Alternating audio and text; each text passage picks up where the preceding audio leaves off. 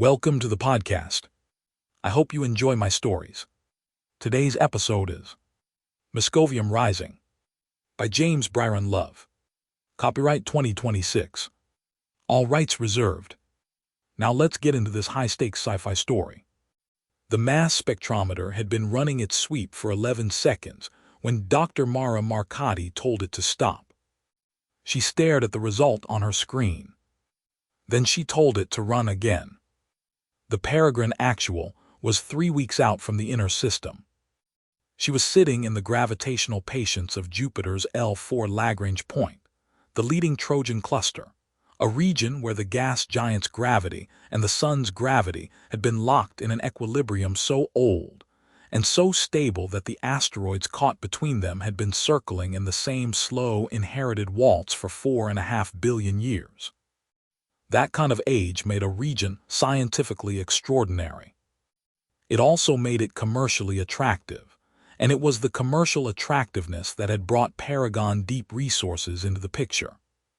Paragon had put the Peregrine Actual and her crew of 19 out here with instruments that cost more than most planetary research budgets and orders that were simple and specific. Find anything worth cutting out of the rock and bring it home. Marcotti was the ship's geophysicist. In practical terms, that meant she was the person who looked at rocks and decided whether they were interesting. She had been doing that job for 6 years across 4 postings, long enough that the data had stopped being data in any conscious sense and had become something closer to language, a vocabulary she read without effort the way a musician read a score.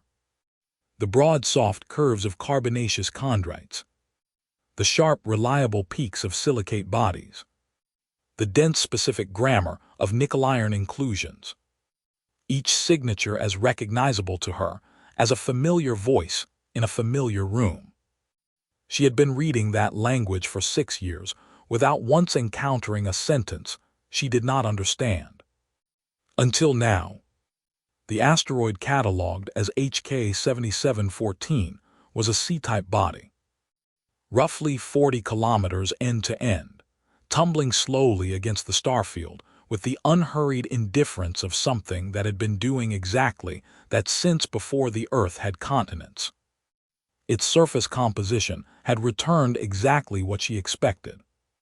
Hydrated silicates, carbon compounds, the standard mineralogical vocabulary of the early solar system, unremarkable in every way that the surface of an ancient carbonaceous asteroid was supposed to be unremarkable.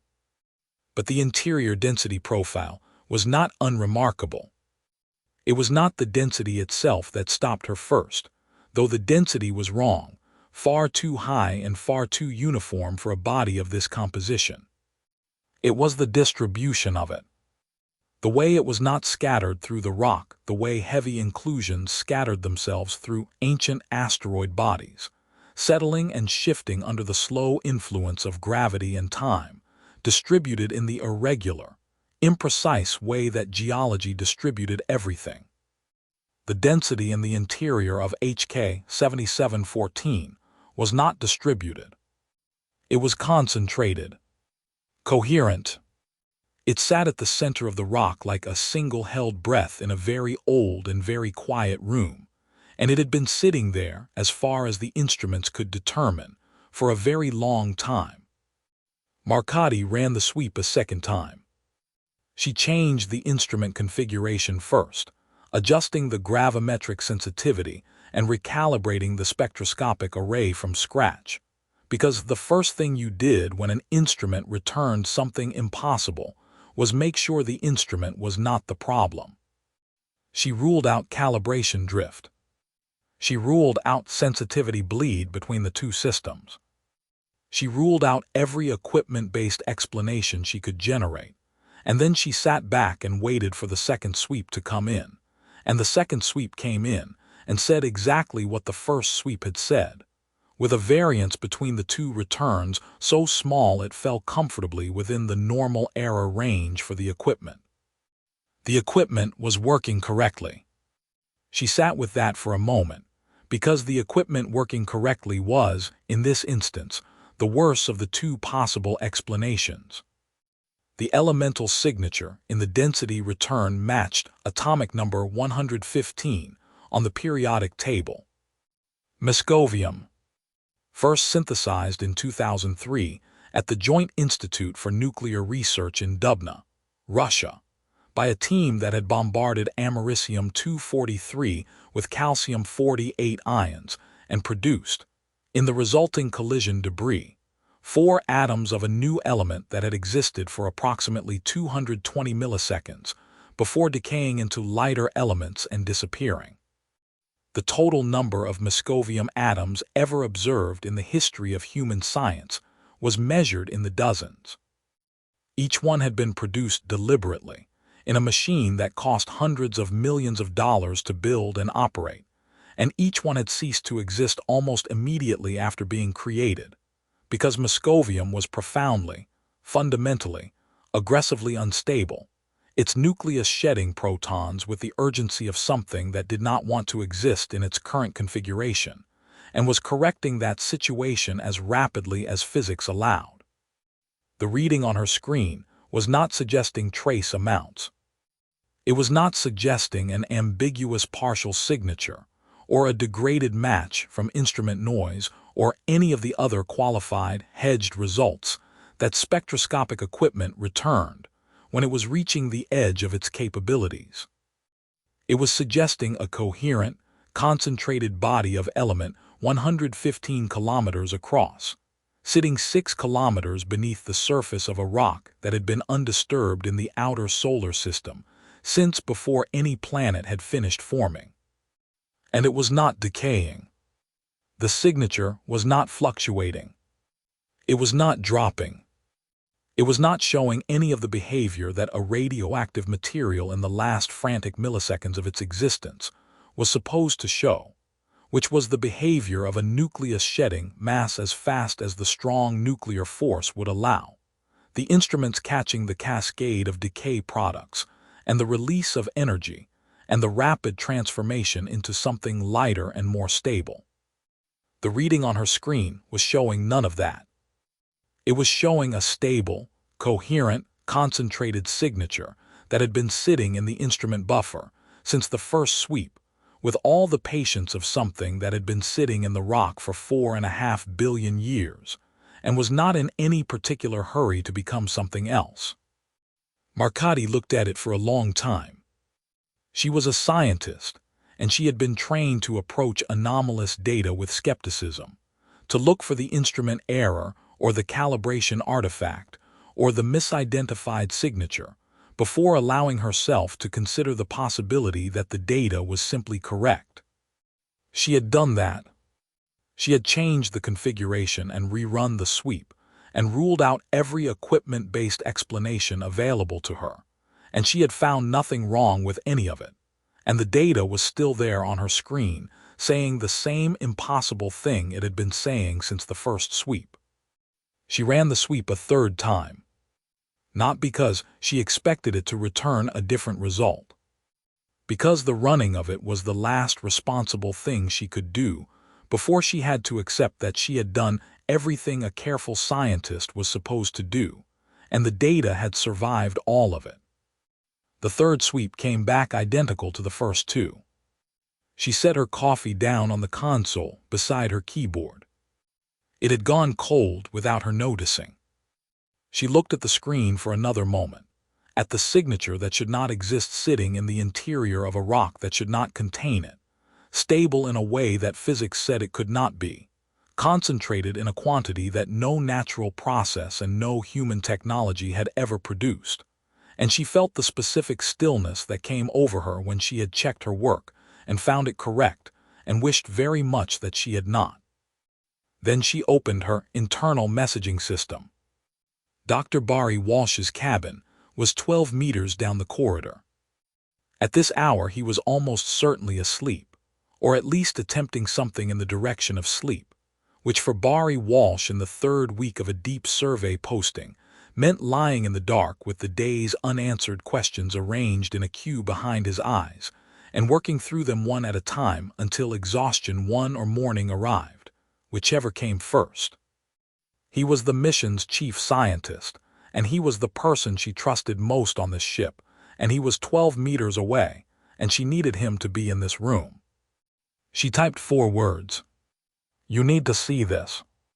She sent it and sat back and looked at the screen and listened to the ship hum around her in the dark. An HK 7714 turned slowly in the starfield on the forward optical feed, ancient and unremarkable and giving nothing away. And the signature on her screen continued to say the same thing it had been saying since the beginning. And Marcotti sat with it and waited for the sound of footsteps in the corridor.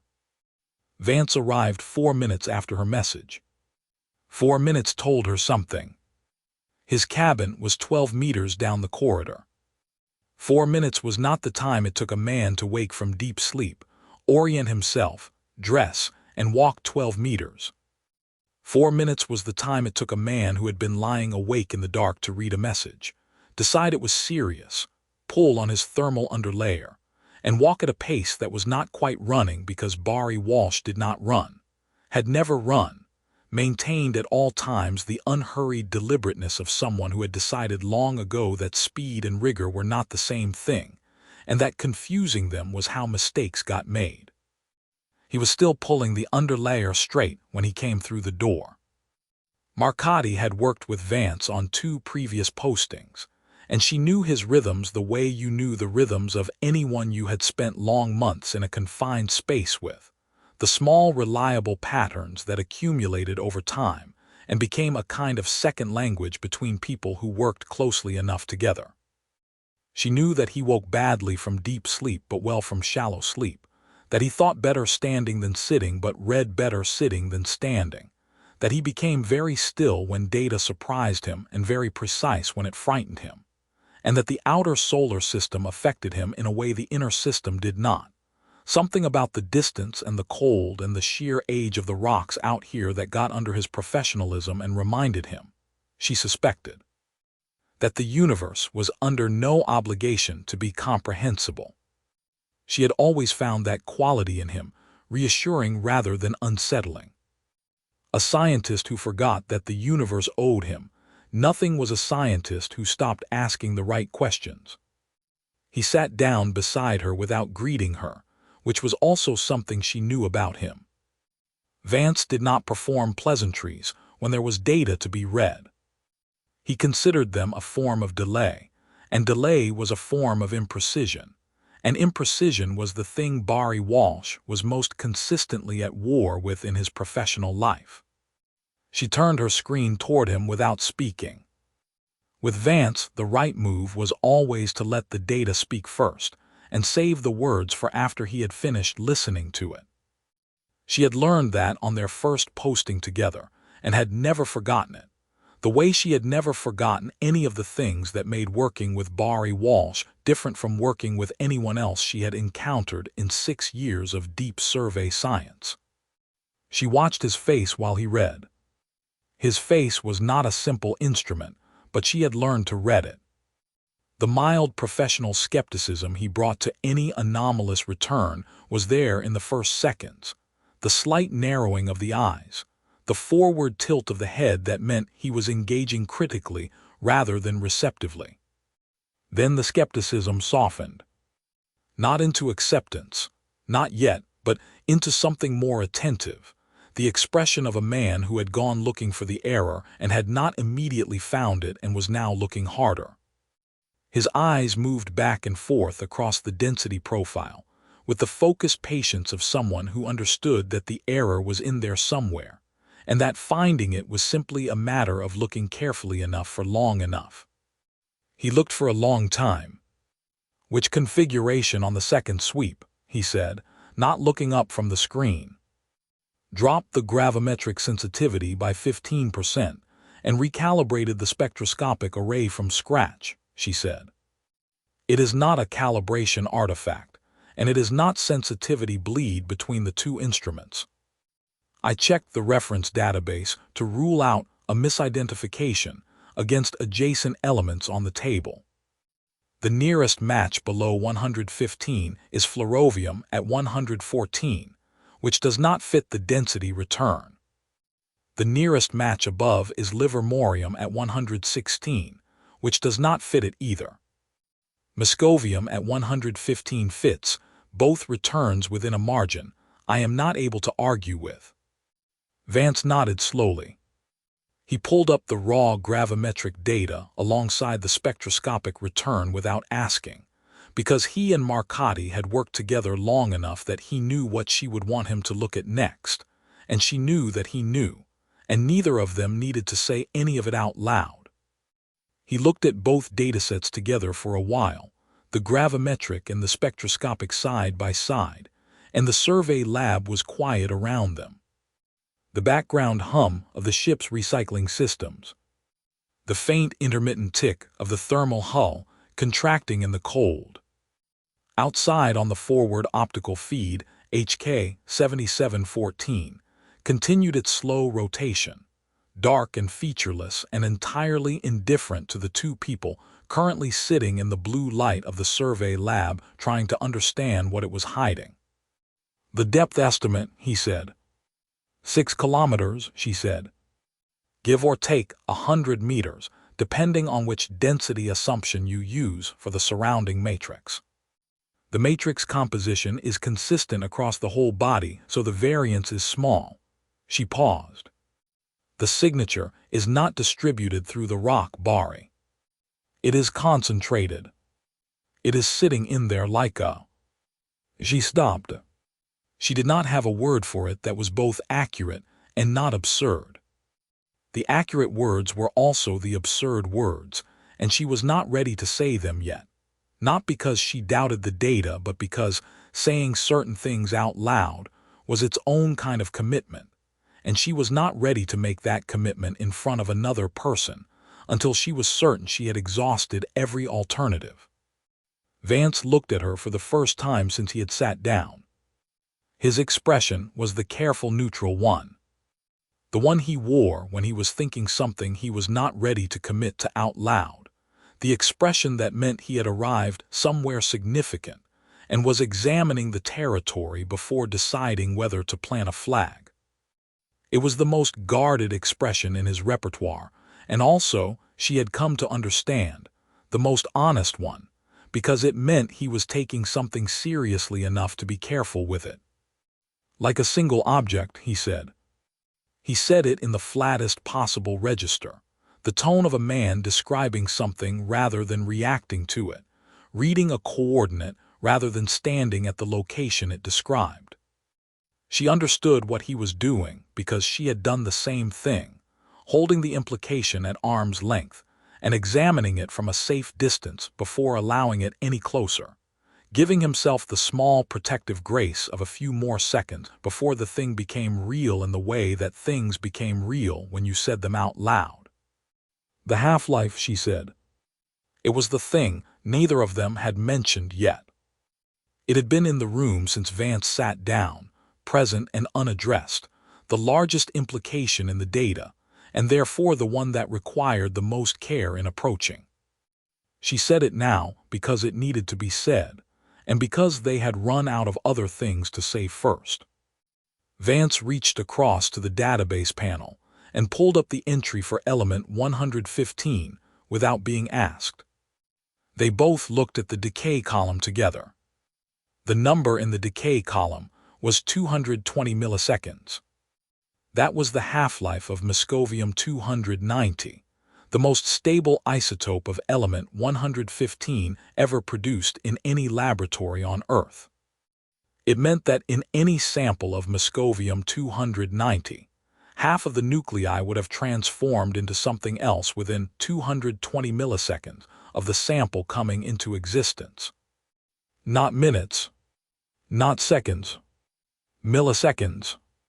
The element did not persist. It appeared briefly in the aftermath of a particle collision, and then it was gone, shed protons, and became something lighter and less interesting, and ceased to be Moscovium entirely. The signature on Marcotti's screen had been sitting in her instrument buffer for 43 minutes. It had not changed by a single detectable increment. That is not consistent with any known isotope of Moscovium, Vance said. He said it with the precision of someone who understood that stating the obvious carefully was sometimes the most rigorous thing a scientist could do, that the careful statement of an obvious conclusion was not redundancy, but discipline, the practice of saying exactly what the data showed and nothing more and nothing less.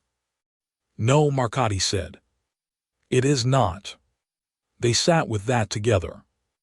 The asteroid turned outside on the optical feed, slow and dark and unhurried, and the survey lab hummed around them, and neither of them reached for an alternative explanation because they had both already looked for one and come back empty, and what was left when every other explanation was exhausted was the data itself. It sat on the screen between them in the blue light of the survey lab, steady and patient, the signature of an element that should not exist in this quantity, in this location, in this state, saying the same impossible thing it had been saying since the first sweep. It showed no inclination whatsoever to stop saying it. Vance took off his glasses and held them in one hand and looked at the screen without them, which meant he had stopped needing precision and had moved into the part of the process that required a different kind of seeing entirely, the part where the numbers were already understood, and what remained was the question of what the numbers meant, and that question did not require glasses. It required something considerably harder to come by. Marcotti picked up her coffee and found it cold and set it back down.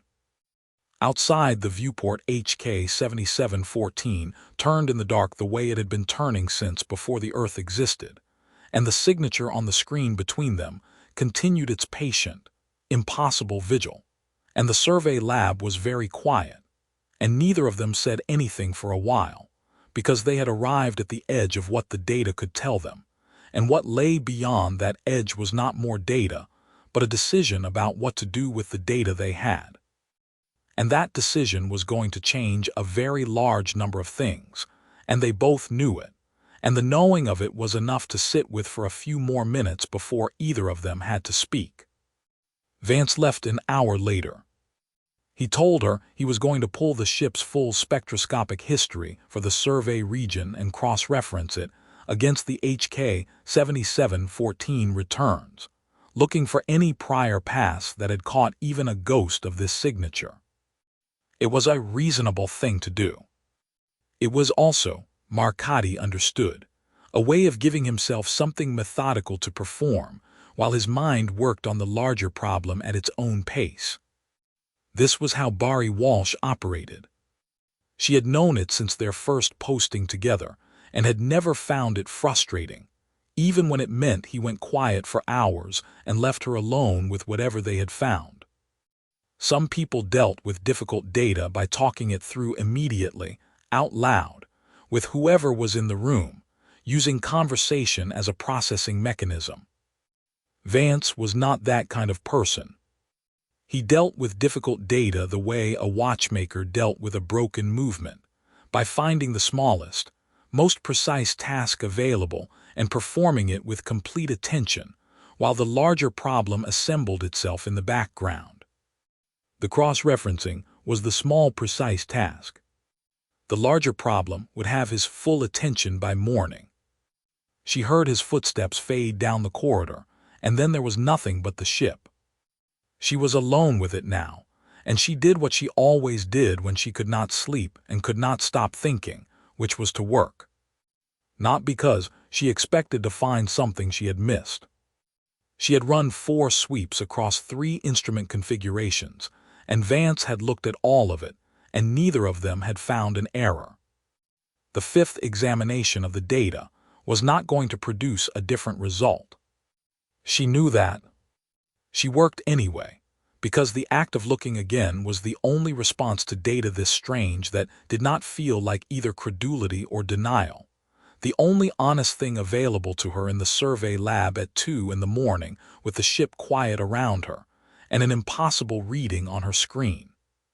She pulled up every instrument return from the HK 7714 sweep and began going through them individually and in combination, working through the gravimetric data first, feeding the successive data layers into the modeling software on her secondary screen, and watching the three-dimensional density profile assemble itself in real time. The shape of it stopped her. She had expected amorphous. She had expected the irregular, gravitationally settled distribution of a naturally accreted concentration of heavy material, the lumpy, imprecise geometry that physical processes produced when they operated over vast timescales without any organizing principle, more sophisticated than gravity and chance. That was what geology looked like. That was what the interior of any ancient asteroid body looked like when you mapped its density in 3 dimensions. Uneven, asymmetric, shaped by the accumulated accidents of 4.5 billion years of minor collisions and thermal cycling, and the slow compaction of material under its own negligible weight. The density signature in HK 7714 was not any of those things. It was round. Not approximately round. Not statistically round in the way that a rough average of many irregular measurements could produce a roughly circular result. Round in a way that the modeling software noticed and flagged automatically, a yellow notation appearing in the corner of her screen before she had finished registering what she was seeing. She leaned forward and read the notation. Geometric anomaly. Surface variance below instrument resolution threshold. She sat back and looked at the ceiling. The notation was the software's way of telling her that the object it had modeled was so perfectly spherical that the instrument could not measure any deviation from perfect sphericity, not because no deviation existed, but because any deviation that existed was smaller than the finest measurement the instrument was capable of making. The software had not been designed to encounter this. It flagged the result as an anomaly because anomaly was the only category it had for something that fell outside the range of values it had been built to process. She ran the geometric analysis again using the backup modeling package, a slower and less intuitive system she kept on the secondary console and used rarely, because redundancy was not paranoia but discipline. The backup system looked at the same raw data and came back with its own language for the same result. Radial surface consistency, 100% within measurement tolerance. 2 independent systems. 2 different algorithms. 1 result.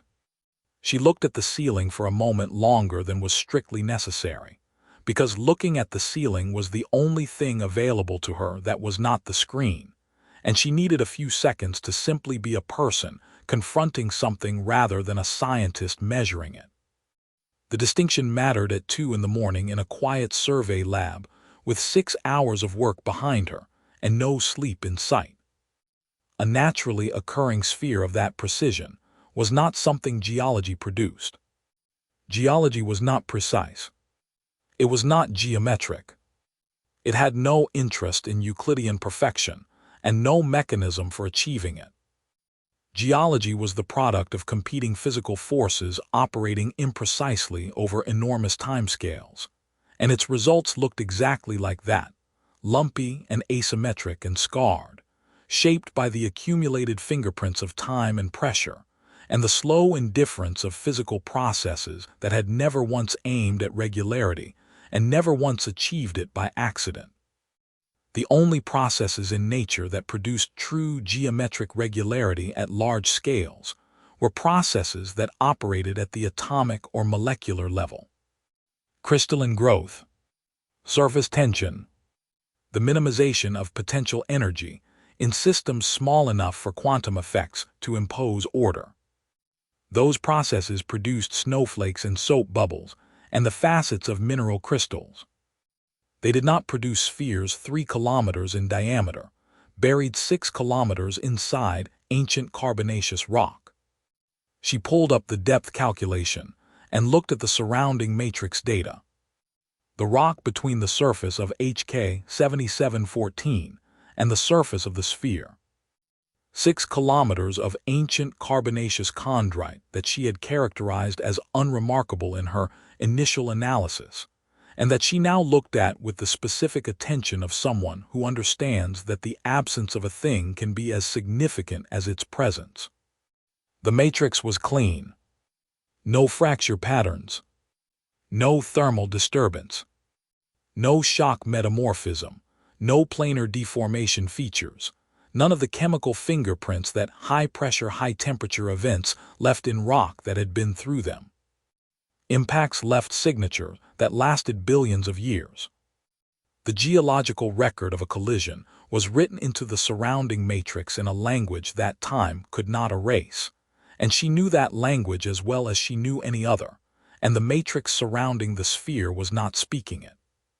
The rock was undisturbed, pristine, as unremarkable in its composition and its structure as rock that had been sitting quietly in the outer solar system since the solar nebula collapsed, touched by nothing, disturbed by nothing, containing no memory of any event violent enough to have placed a 3-kilometer sphere at its center by any mechanism that physics recognized. She sat with that for a long time. Either the clean matrix was meaningless, a coincidence, a geological condition that had a conventional explanation she had not yet identified, or it was the most important thing she had found tonight. The distinction between those two possibilities felt less like a scientific question the longer she sat with it, and more like a philosophical one, the kind of question that had a correct answer, but required more than instruments to find it. The ship's environmental system cycled to its morning setting at 600.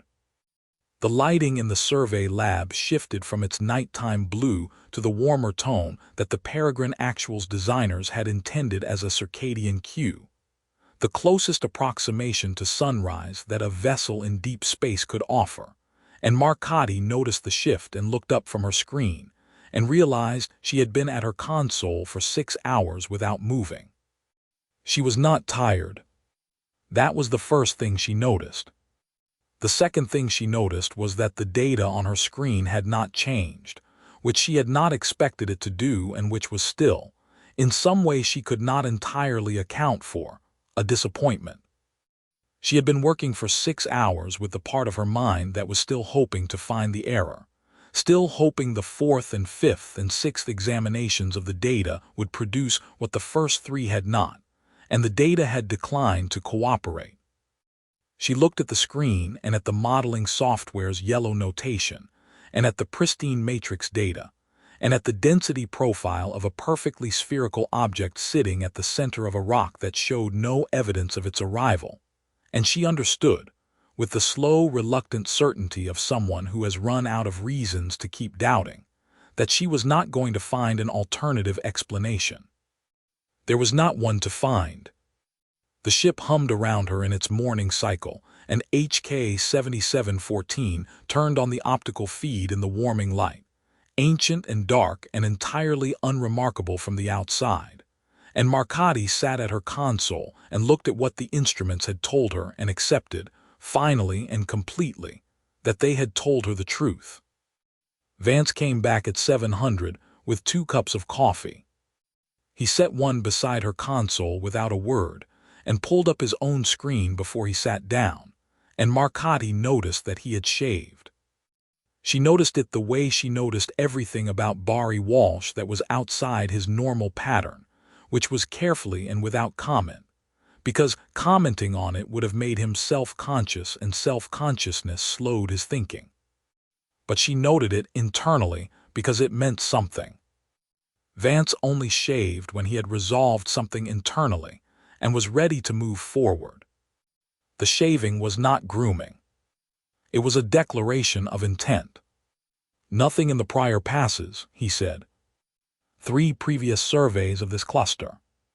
2 by Paragon contractors, and 1 academic sweep from the Ceres observatory team 4 years ago. None of them went deep enough on HK 7714 to catch anything below the surface composition layer.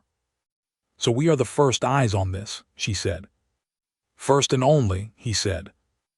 He left a small silence after it.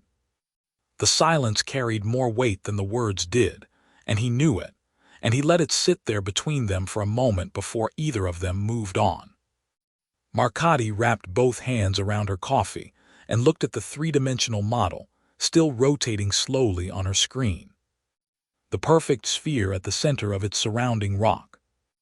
It had the quality of something that had always been there, something that had simply been waiting with the patience of geology for someone to look carefully enough to find it. "I want to run the acoustic tomography," she said. "One seismic charge. Small yield, fired into the northern face well away from whatever is down there. We map the return waveforms and get a proper structural picture of the interior before we do anything else or say anything to anyone." Vance looked at her over the rim of his cup. He had a specific look he used when he was about to raise an objection he already knew she had considered. It was not skepticism exactly. It was more like the expression of a man checking his work against someone else's to see if they had arrived at the same place. "That shows up in the mission log as an active survey event," he said. "Everything shows up in the mission log," she said. "I am not suggesting we hide the survey. I am suggesting we complete it properly before we decide what to tell anyone or how we tell them. Right now what we have is a passive spectroscopic anomaly and a density return that neither of us can explain. What I want before we open our mouths to anyone on this ship is something solid enough that no one can look at the data and say the instruments were confused." Vance turned his coffee cup slowly in his hands. He was thinking it through, which meant he was thinking it all the way through, examining it from every angle with the thoroughness he brought to everything, not because he doubted her, but because thoroughness was how he operated, and he did not suspend it for convenience. "Webb will see the log entry within the hour," he said. Harrison Webb was Paragon's corporate liaison aboard the ship. He was a trim and precise man in his early 50s, with the specific talent of making his presence felt in every room he entered, without appearing to do anything to cause it. His relationship to the scientific work of the mission was purely extractive. He wanted to know what was worth money, and he wanted to know it before anyone else did. He read the mission logs the way a hawk read a field, from altitude continuously, missing nothing. "Webb sees everything," Marcotti said. "That has never once been a reason to do bad science." Vance almost smiled at that. It was as close as he usually got before the first cup of coffee was finished. "No," he said. "It has not." They filed the acoustic survey as a standard interior mapping exercise, because that was what it was. Nobody on the crew looked twice at the log entry. 2 hours later, the seismic charge fired against HK 7714's northern face, a brief silent flash on the optical feed, and the return waveforms began coming in, and Marcotti and Vance sat together and watched the interior of the asteroid render itself in data one layer at a time. The surrounding matrix came in first. The ancient chondritic rock mapped cleanly and consistently, the densities and compositions matching the spectroscopic survey predictions within normal variance. The rock behaving exactly the way ancient carbonaceous rock was supposed to behave when you sent acoustic waves through it, scattering and attenuating and returning in the diffuse, heterogeneous pattern of material that had been accumulating and compacting for billions of years, without any organizing principle beyond gravity. Then at 6 kilometers depth, the waveforms hit the sphere. They came back wrong. Not wrong in the way of instrument malfunction or data corruption, or any of the other categories of wrong that Marcotti had training and experience to address. Wrong in a way that had no category, wrong in a way that stopped her mid-breath and kept her stopped while she looked at what the instruments were reporting and understood that the instruments were reporting it correctly. The waveforms did not scatter. They did not diffract or attenuate or lose coherence. the way acoustic waves lost coherence when they passed through irregular, heterogeneous material. They reflected back in a single coherent arc. Clean. Geometrically perfect. The acoustic equivalent of a mirror, indicating a surface so uniform and so precisely formed that it returned the entire waveform without losing a single measurable unit of energy to internal absorption. Vance read the numbers as they resolved on his screen. His voice had the particular flatness of a man keeping himself very carefully in check, the vocal equivalent of the careful neutral expression, all the feeling pressed down below the surface, where it could not interfere with the precision of what he was saying. 3 kilometers in diameter, he said. Surface variance below instrument resolution. Composition returned consistent with the spectroscopic data across all 4 sweep configurations. He stopped. He looked at the image for a long moment. Mara. The surrounding matrix shows no thermal scarring, no shock metamorphism, no fracture propagation, none of the signatures you would expect if this object arrived here by impact or by any dynamic event. Which means it did not arrive, she said. She understood immediately what he was not quite saying, the implication he was circling rather than stating directly, because stating it directly required committing to it, and neither of them was ready to commit to it without saying it out loud first and hearing how it sounded. The rock did not form around an impactor, she said. The matrix is pristine because nothing disturbed it. Because whatever is sitting down there has been sitting there since before there was an asteroid to sit inside of. Vance looked at her steadily. That is one interpretation, he said. Give me another one, she said. She was not being combative. She was being honest. She had spent 6 hours alone with this data in the blue night lighting of the survey lab looking for another interpretation, approaching it from every methodological angle she could construct, and she had come back empty every time. And if Barry Walsh had found something in the prior survey records that she had missed, she wanted to hear it, wanted it with the specific urgency of someone who has found an answer they do not want and is still hoping for a better one. He did not answer. The not answering was its own kind of answer, and they both knew it, and neither of them said so. They sat with the completed image on the screen between them. The asteroid's interior rendered in false color, the ancient rock in cool blues and greens, and at its center, the sphere in a sharp clean white that the modeling software assigned to surfaces of anomalous geometric regularity. The image was quiet and precise and completely inexplicable, and it was the most important thing that either of them had ever looked at, and they both understood that, and the understanding sat in the survey lab with them like a third presence, patient and large and not going anywhere. Outside, the viewport HK 7714 turned in the dark, the way it had been turning since before the Earth existed. 6 kilometers beneath its surface, the sphere sat in its perfect stillness and gave nothing away, the way it had been giving nothing away for 4.5 billion years, waiting with the patience of something that did not experience waiting because it did not experience anything, that simply existed, and that was enough.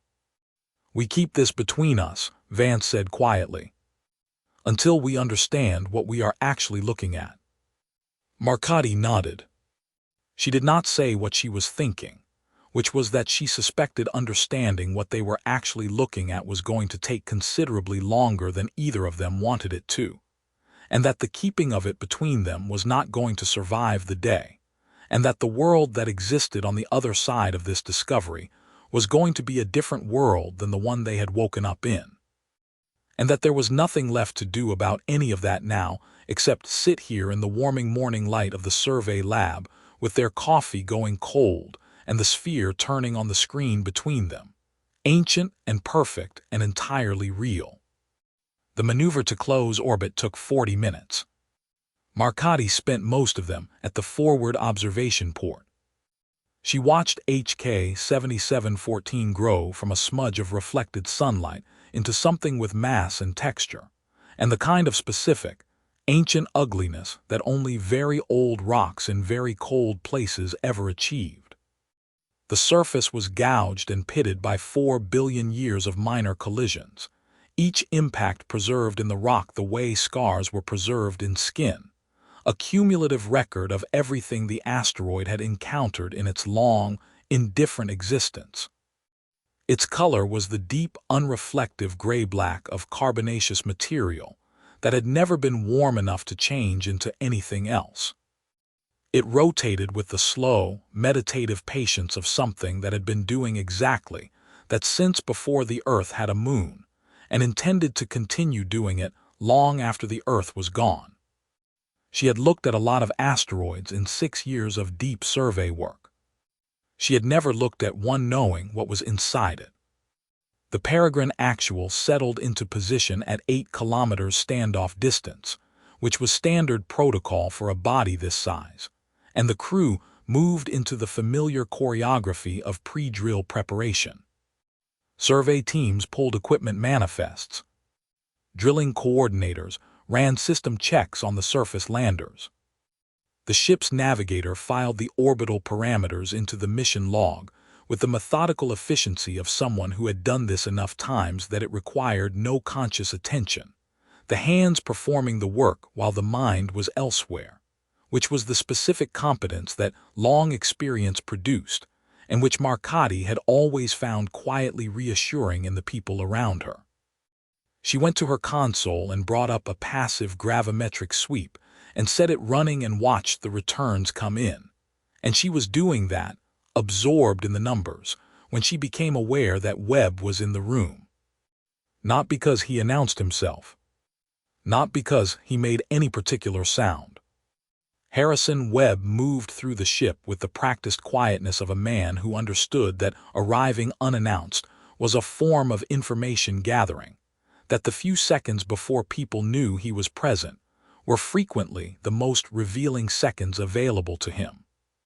She became aware of him the way you became aware of a change in air pressure, not through any specific sensory input, but through some aggregation of small signals below the threshold of conscious identification.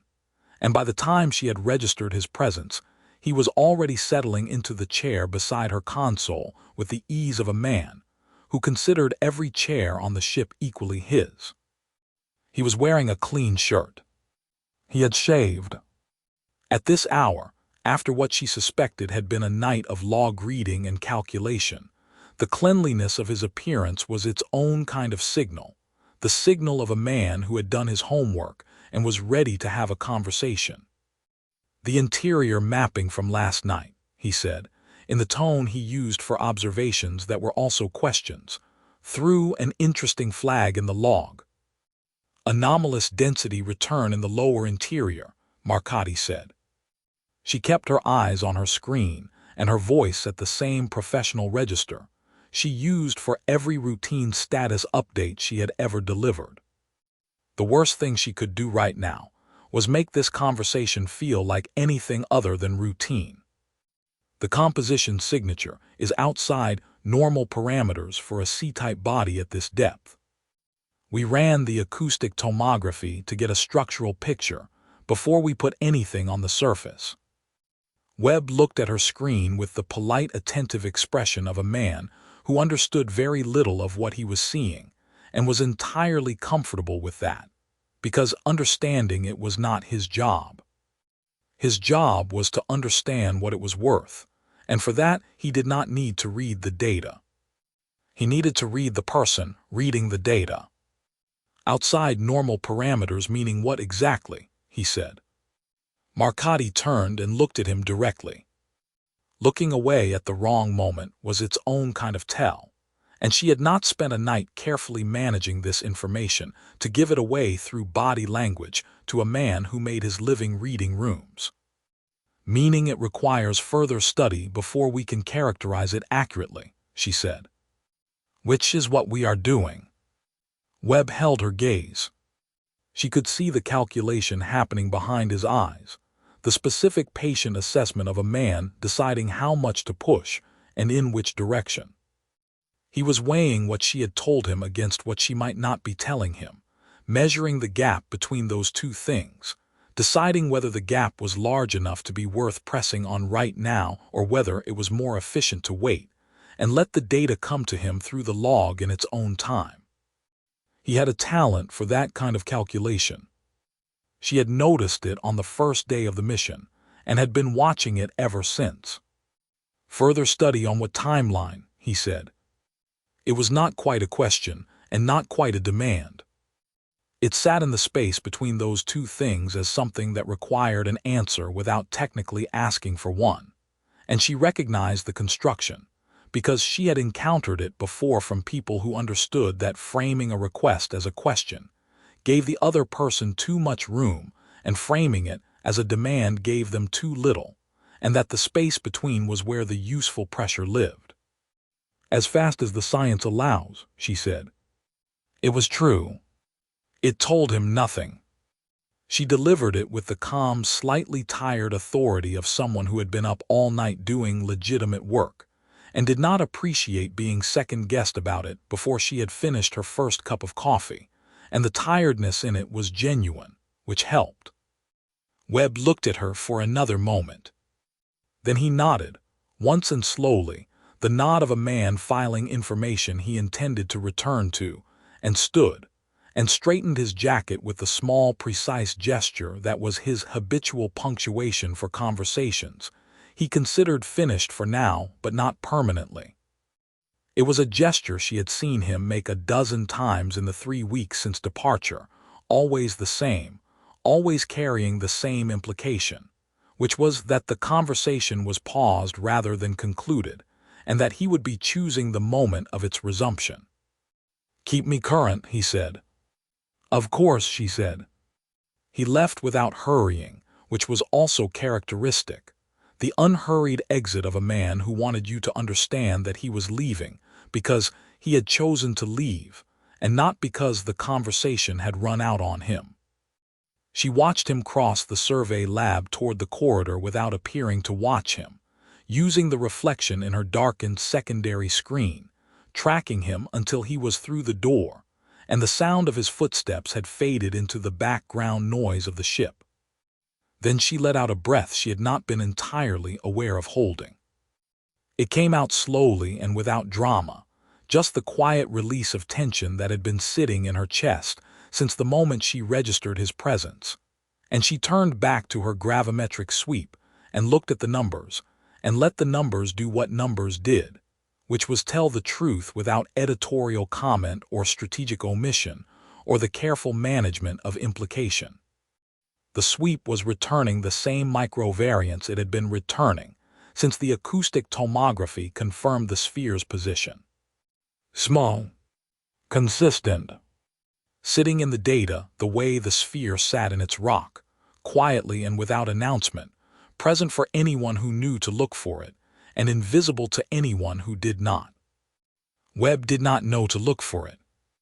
She intended to keep it that way for as long as the science required, and the science required it for as long as she and Vance needed to understand what they were actually dealing with, and understanding what they were actually dealing with was a project whose timeline she had described to Webb with complete accuracy. As fast as the science allowed.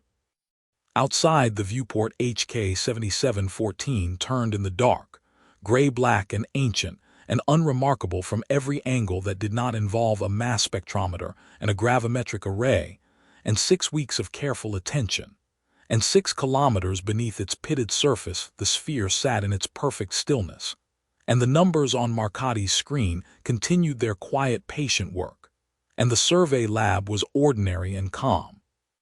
And nothing about it suggested that the most significant scientific discovery in human history was currently rotating slowly in the starfield, 12 meters from the forward observation port. That was, she thought, both the best possible situation and the one least likely to last. The first surface lander touched down on HK 7714 at 1340 ship time.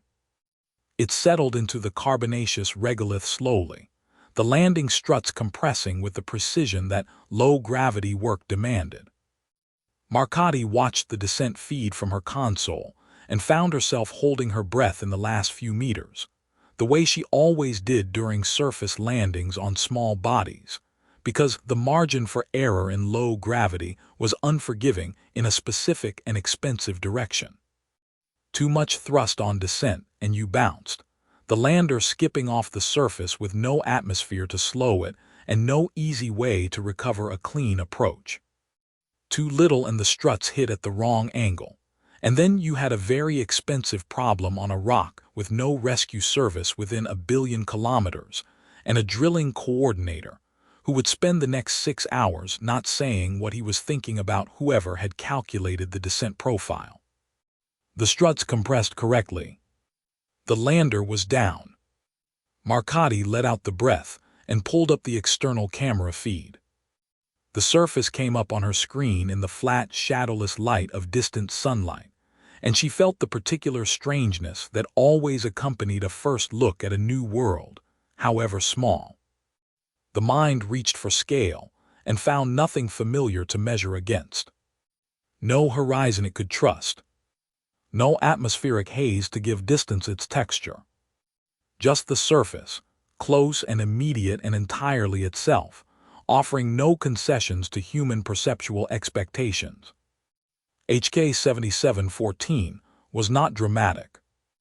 It had none of the sweeping geography that made images of Mars or Titan feel vast and cinematic, none of the visual grandeur that planetary scientists used to justify mission budgets to funding committees who needed to be reminded why any of this mattered. It was close and dark and immediate, a jumble of angular fragments and fine regolith the color of old charcoal, textured by 4 billion years of minor collisions into a surface that looked less like a landscape and more like the floor of something long abandoned. Every impact preserved. Every scar still there. Nothing on HK 7714 had ever been warm enough or wet enough or geologically active enough to erase what time had written into it. It was, she thought, exactly what the oldest thing in the neighborhood should look like. Drilling coordinator George Thomas came down the lander ramp first, which was also exactly what she expected. Rays always went first. It was not a rule, and nobody had ever asked him to do it. It was simply who he was, the specific quality of a man who understood that the person in charge of a team in a hazardous environment set the standard for how the hazard was treated, and that the standard was set by what you did rather than what you said, and that what you did first was go first. 4 technicians followed him in hardsuits, moving across the regolith with the slow, exaggerated care that low gravity demanded. Each footfall was a small negotiation between momentum and the asteroid's negligible pull, the kind of movement that looked effortless on a screen and required constant attention in practice, the body continuously making micro-corrections that it had not evolved to make and had to learn from scratch in every new low-gravity environment.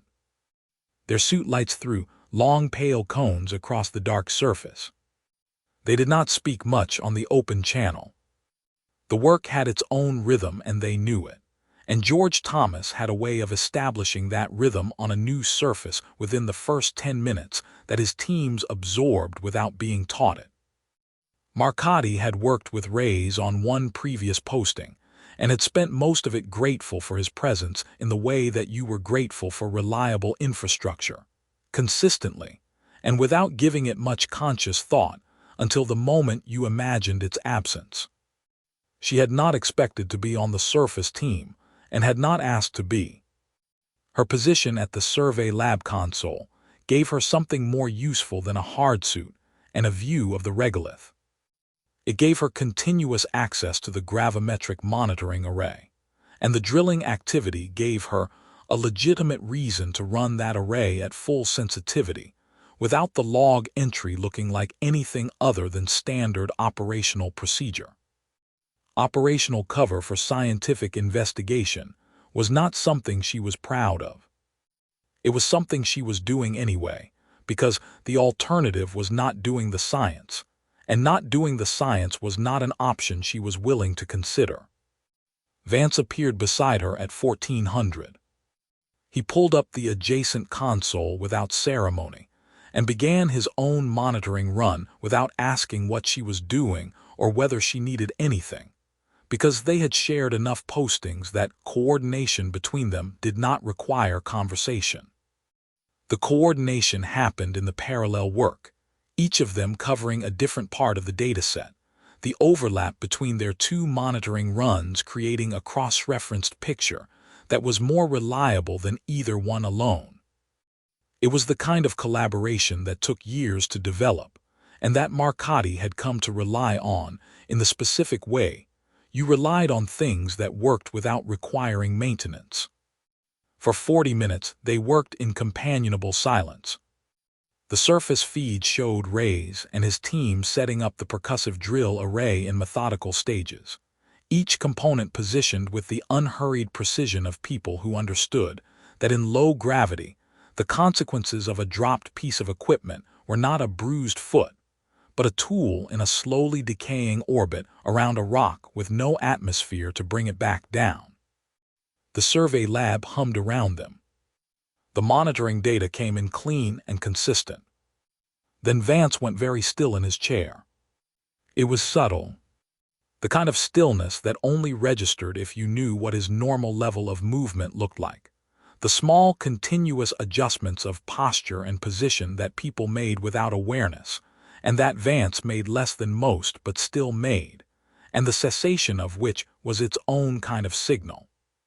"Look at the tidal variance," he said quietly. He angled his screen toward her without pointing at it. Pointing at things drew eyes from across rooms, and there were 3 other people in the survey lab, and this was not a conversation for 3 other people. Marcotti looked. The sphere was generating a gravitational gradient. She saw it immediately once she knew where to look, the faint but consistent microvariance in the gravimetric return, radiating outward from the sphere's position 6 kilometers below the surface, with the clean symmetrical geometry of a point source. Small, far below anything that standard survey instruments running at normal sensitivity would flag. But real and consistent across the entire 40-minute monitoring run, and showing none of the irregular variation that would indicate instrument noise or interference from the drilling activity on the surface. "That should not be detectable," she said. "Not at this mass, not at this depth, not through this density of surrounding matrix." "No," Vance said. "It should not." He looked at the numbers for a moment longer, with the expression he wore when data had confirmed something he had been hoping it would not confirm. "It has been consistent across the entire run. Nothing I can attribute to noise or drilling interference." She understood what he was not saying. A body of this size, even composed entirely of the densest known material, did not produce a gravitational signature measurable at 6 kilometers depth through solid carbonaceous rock. The physics was unambiguous on that point. The numbers in front of her only made sense if the sphere was doing something to the local geometry of space that a normal mass concentration did not do, and could not do, and had never been observed to do. She did not say that out loud. The 3 other people in the survey lab did not need to hear it yet. Vance reached across to his console and saved the monitoring data to a personal encrypted partition. He did it without comment, without looking at her, with the quiet efficiency of someone performing a routine action, except that it was not a routine action and they both knew it. It was the first thing either of them had done since the mission began that could not be explained as standard scientific procedure, and the fact that he did it without discussion told her that he had already decided it was necessary and had simply been waiting for the data to be worth protecting. She would have done exactly the same thing. She noted that without saying it, and Vance did not look at her, and the moment passed into the fabric of the collaboration without requiring acknowledgement. On the surface, Feed Rays and his team were positioning the final components of the drill array, moving with the slow, deliberate efficiency of people who understood their work and the environment it demanded. Rays was crouching beside the primary drill housing, checking the anchor points with the focused attention he brought to every physical task, the same attention regardless of whether the task was routine or unprecedented, because George Thomas did not have a different level of care for different levels of importance. He had one level. It was very high. He applied it to everything. 6 kilometers below his boots, the sphere sat in its ancient quiet. It pulled at the local fabric of space with a force so small that no instrument in the solar system should have been able to measure it at this depth through this density of rock. The numbers on Vance's screen said otherwise. The numbers on Vance's screen were, as far as either of them could determine, correct. And the sphere continued to sit in its ancient quiet, and to pull at the fabric of space, and to be exactly as impossible as it had been since the first spectroscopic sweep, and to show no interest whatsoever in being anything else. Webb called the meeting for 1800. The timing gave him the advantage of having read the afternoon log entries before anyone else had finished their shift. He used that advantage the way he used most advantages. Quietly and without drawing attention to the fact that he was using it at all. By the time the crew filed into the conference room, Webb already knew everything the log contained, had already organized it into a framework that served his purposes, and was already several steps ahead of a conversation that everyone else thought was just beginning. Marcotte had been in enough meetings with Harrison Webb to understand his methodology. She found it neither surprising nor particularly troubling. Webb was good at his job. His job was to extract value from situations on behalf of Paragon Deep Resources, and extracting value required information, and acquiring information before other people acquired it was the most basic competitive advantage available to anyone in any negotiation. She did not resent him for it. She simply factored it into her assessment of every interaction they had, the way you factored wind into a navigation calculation. It was a condition of the environment, not a moral failing. The conference room on the Peregrine Actual was not large. 8 people around the table filled it comfortably. 9 filled it less so. Marcotte took a seat near the middle, beside Vance, who had arrived before her, and had chosen the seat with the best sightline to both the display panel and the door, which was the seat Barry Walsh always chose in rooms where something important was going to happen. Captain Yolanda Ferris arrived last. She came through the door with the economy of movement that came from long years in confined spaces, no wasted gesture, no unnecessary settling in, nothing performed for the benefit of the people already in the room. She sat at the head of the table with the straight-backed stillness that was simply how she occupied space, and the room felt slightly more organized the moment she entered it, the way rooms felt more organized when the person who was actually in charge of them arrived, and the people who had been filling that role in her absence could stop. Webb stood at the display panel at the room's narrow end. He had pulled the acoustic tomography results from the log, and rendered them in the same false-color format Marcotte used, which told her he had spent time with the data before the meeting and had made deliberate choices about how to present it. The cool blues and greens of the surrounding matrix filled the screen. At the center, the sphere sat in its sharp, clean white, geometrically perfect and completely inexplicable, and the image had the quality that good data always had, which was the quality of something that did not need anyone to advocate for it because it spoke for itself. The room looked at it. "This is what the interior mapping shows," Webb said. He let the image sit for a moment before he continued, which was a presentational choice, she noted. Webb understood silence as a tool. A discrete object, approximately 3 kilometers in diameter, at a depth of 6 kilometers below the surface. The composition return identifies it as element 115. He said the last part without inflection, as though the number were unremarkable. Marcotti understood why. He had looked it up, had read enough to understand what the number meant, and had understood that inflecting it would make him look like someone performing surprise rather than someone in command of the facts. Webb did not perform. He managed. Dr. Yuki Tanaka leaned forward in her chair. She was 34 years old and the mission's nuclear physicist, and she had the specific quality of attention that people had when their area of expertise had just been directly addressed by a piece of data that contradicted everything their expertise was built on. She was not alarmed. She was precise. There was a difference, and Tanaka always embodied it. The composition return cannot be correct as stated, she said.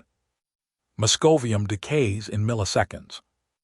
An object of this size, composed of element 115, should not exist.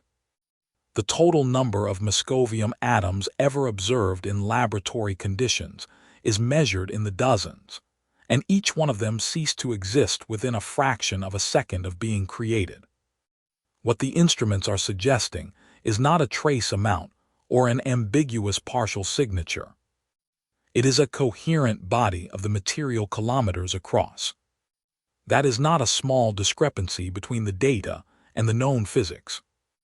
It is a fundamental contradiction. And yet the instruments say it does, Webb said. Tanaka looked at him with the patient precision of someone correcting a misquotation that mattered. The instruments say the signature matches element 115, she said. What the instruments cannot tell us is why it is stable, or how long it has been here, or what it will do when we interact with it. She paused. Those are not small questions, Mr. Webb. They are the questions that determine whether anything we do next is responsible or reckless. Webb nodded as though he found this reasonable. Marcotti had seen that nod before. It meant he had already decided the objection was not an obstacle and was simply waiting for the objection to finish, so the meeting could proceed to the part he had come for. He turned slightly. Dr. Vance, in your assessment, what does proper scientific procedure look like from this point forward? Vance recognized the question immediately. She could see it in the small shift of his posture, the almost imperceptible straightening that meant he had identified something and was adjusting his position accordingly. The question was an invitation to define the boundary of his own authority before Webb redrew it for him, a negotiating technique dressed as a request for expertise, and Vance was not a man who missed that kind of thing. A full remote sensing suite, Vance said. His voice was level and specific, the voice of a man stating a position rather than opening a discussion. Passive monitoring across all instrument arrays, extended over a minimum of 72 hours before any physical contact with the object or its immediate surrounding matrix. We do not put a drill anywhere near that anomaly until we have a baseline understanding of its behavior under observation. We do not know what this object is. We do not know how it will respond to being disturbed. Proceeding without that knowledge is not caution. It is negligence. 72 hours, Webb said. At minimum, Vance said. The two words sat in the room between them like a door being held firmly shut, and Webb looked at the image on the display with the expression of a man performing consideration while actually performing calculation, and then he looked at Ferris. Ferris had said nothing since the meeting began. She was a tall woman in her mid-50s, with the weathered, unhurried quality of someone who had spent more years in deep space than in gravity wells, who had accumulated those years not by luck or institutional favor, but by being consistently the most competent person in the room, and consistently the last person to feel the need to demonstrate it. She had a habit of listening to an entire room before she spoke. Some people mistook it for reticence. Marcotti had understood within the first week of the mission that it was efficiency. Ferris did not speak until she knew exactly what she wanted to say, and she always knew exactly what she wanted to say, and the waiting was simply the interval between the knowing and the saying. Something passed between Ferris and Webb in the moment their eyes met. It was not a conversation and not quite a negotiation, but it had the texture of both, compressed into a few seconds of held gaze, and the small adjustment of Webb's expression that indicated he had read something in hers and was updating his expectations accordingly. "Dr. Vance gets his 72 hours, Ferris said. Her voice had the quiet finality of a decision that had been made before the meeting began, and was now simply being communicated to the people who needed to know it. No drilling within 4 kilometers of the anomaly coordinates until the passive monitoring is complete, and the science team has submitted a written assessment of the findings." She looked at Webb without any particular expression, the look of a person delivering information rather than seeking a response. "That assessment goes to you, and to Paragon simultaneously with the science team's own records. Nothing arrives at Paragon before it arrives here." Webb accepted this with a nod that was precisely calibrated. Gracious enough to avoid looking like concession. Brief enough to signal that he considered the arrangement temporary. It was a nod she had seen politicians use, the nod of someone accepting a condition they intended to renegotiate at the earliest available opportunity. "Of course, Captain," he said, and began closing down the display. The meeting ended without drama, which was how meetings with Ferris tended to end, the decisions clear, and the room emptying with the purposeful efficiency of people who had things to do and now knew what they were.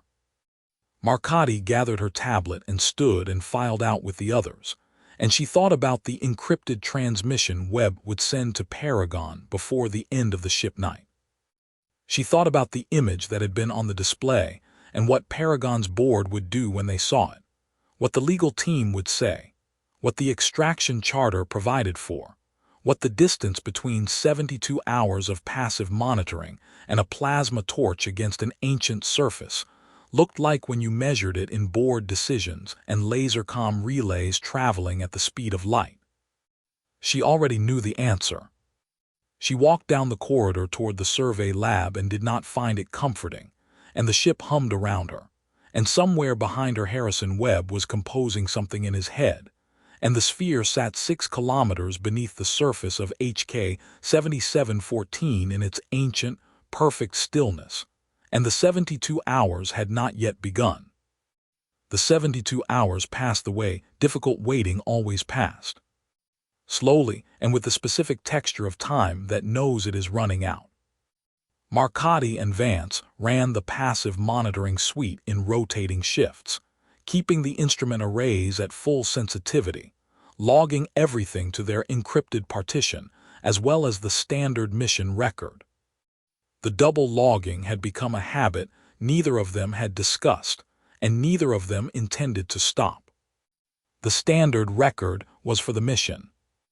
The encrypted partition was for something else, something they had not named yet, but that both of them understood was necessary in the way that certain things were necessary before you could articulate why. Tanaka joined them on the second day.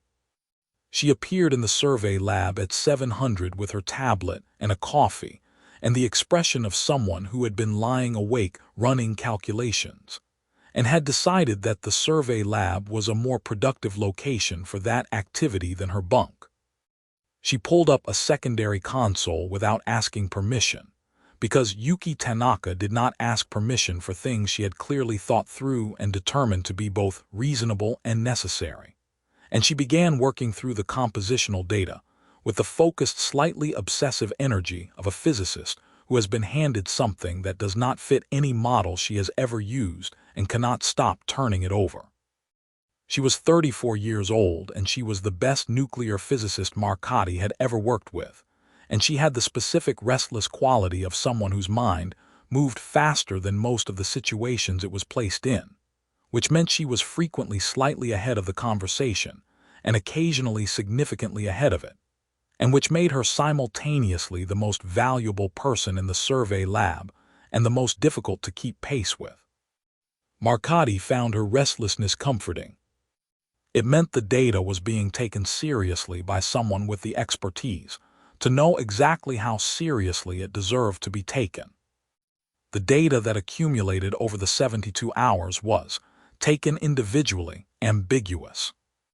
Each instrument return could have been explained by some combination of instrument variance, local geological conditions, or the ordinary unpredictability of a poorly understood object.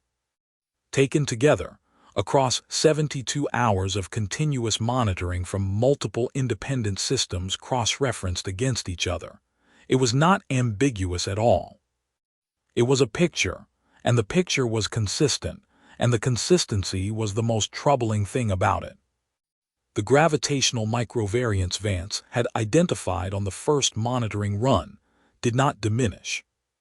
It did not fluctuate. It held steady across the entire observation period, the same value at the end of the 72 hours as it had been at the beginning, radiating outward from the sphere's position, with the patient symmetry of something that had been doing exactly that for a very long time and would continue doing it whether anyone was watching or not. Tanaka ran 3 independent calculations on the energy implied by that variance and got the same answer each time. She ran a 4th with different assumptions about the surrounding matrix density and got the same answer again.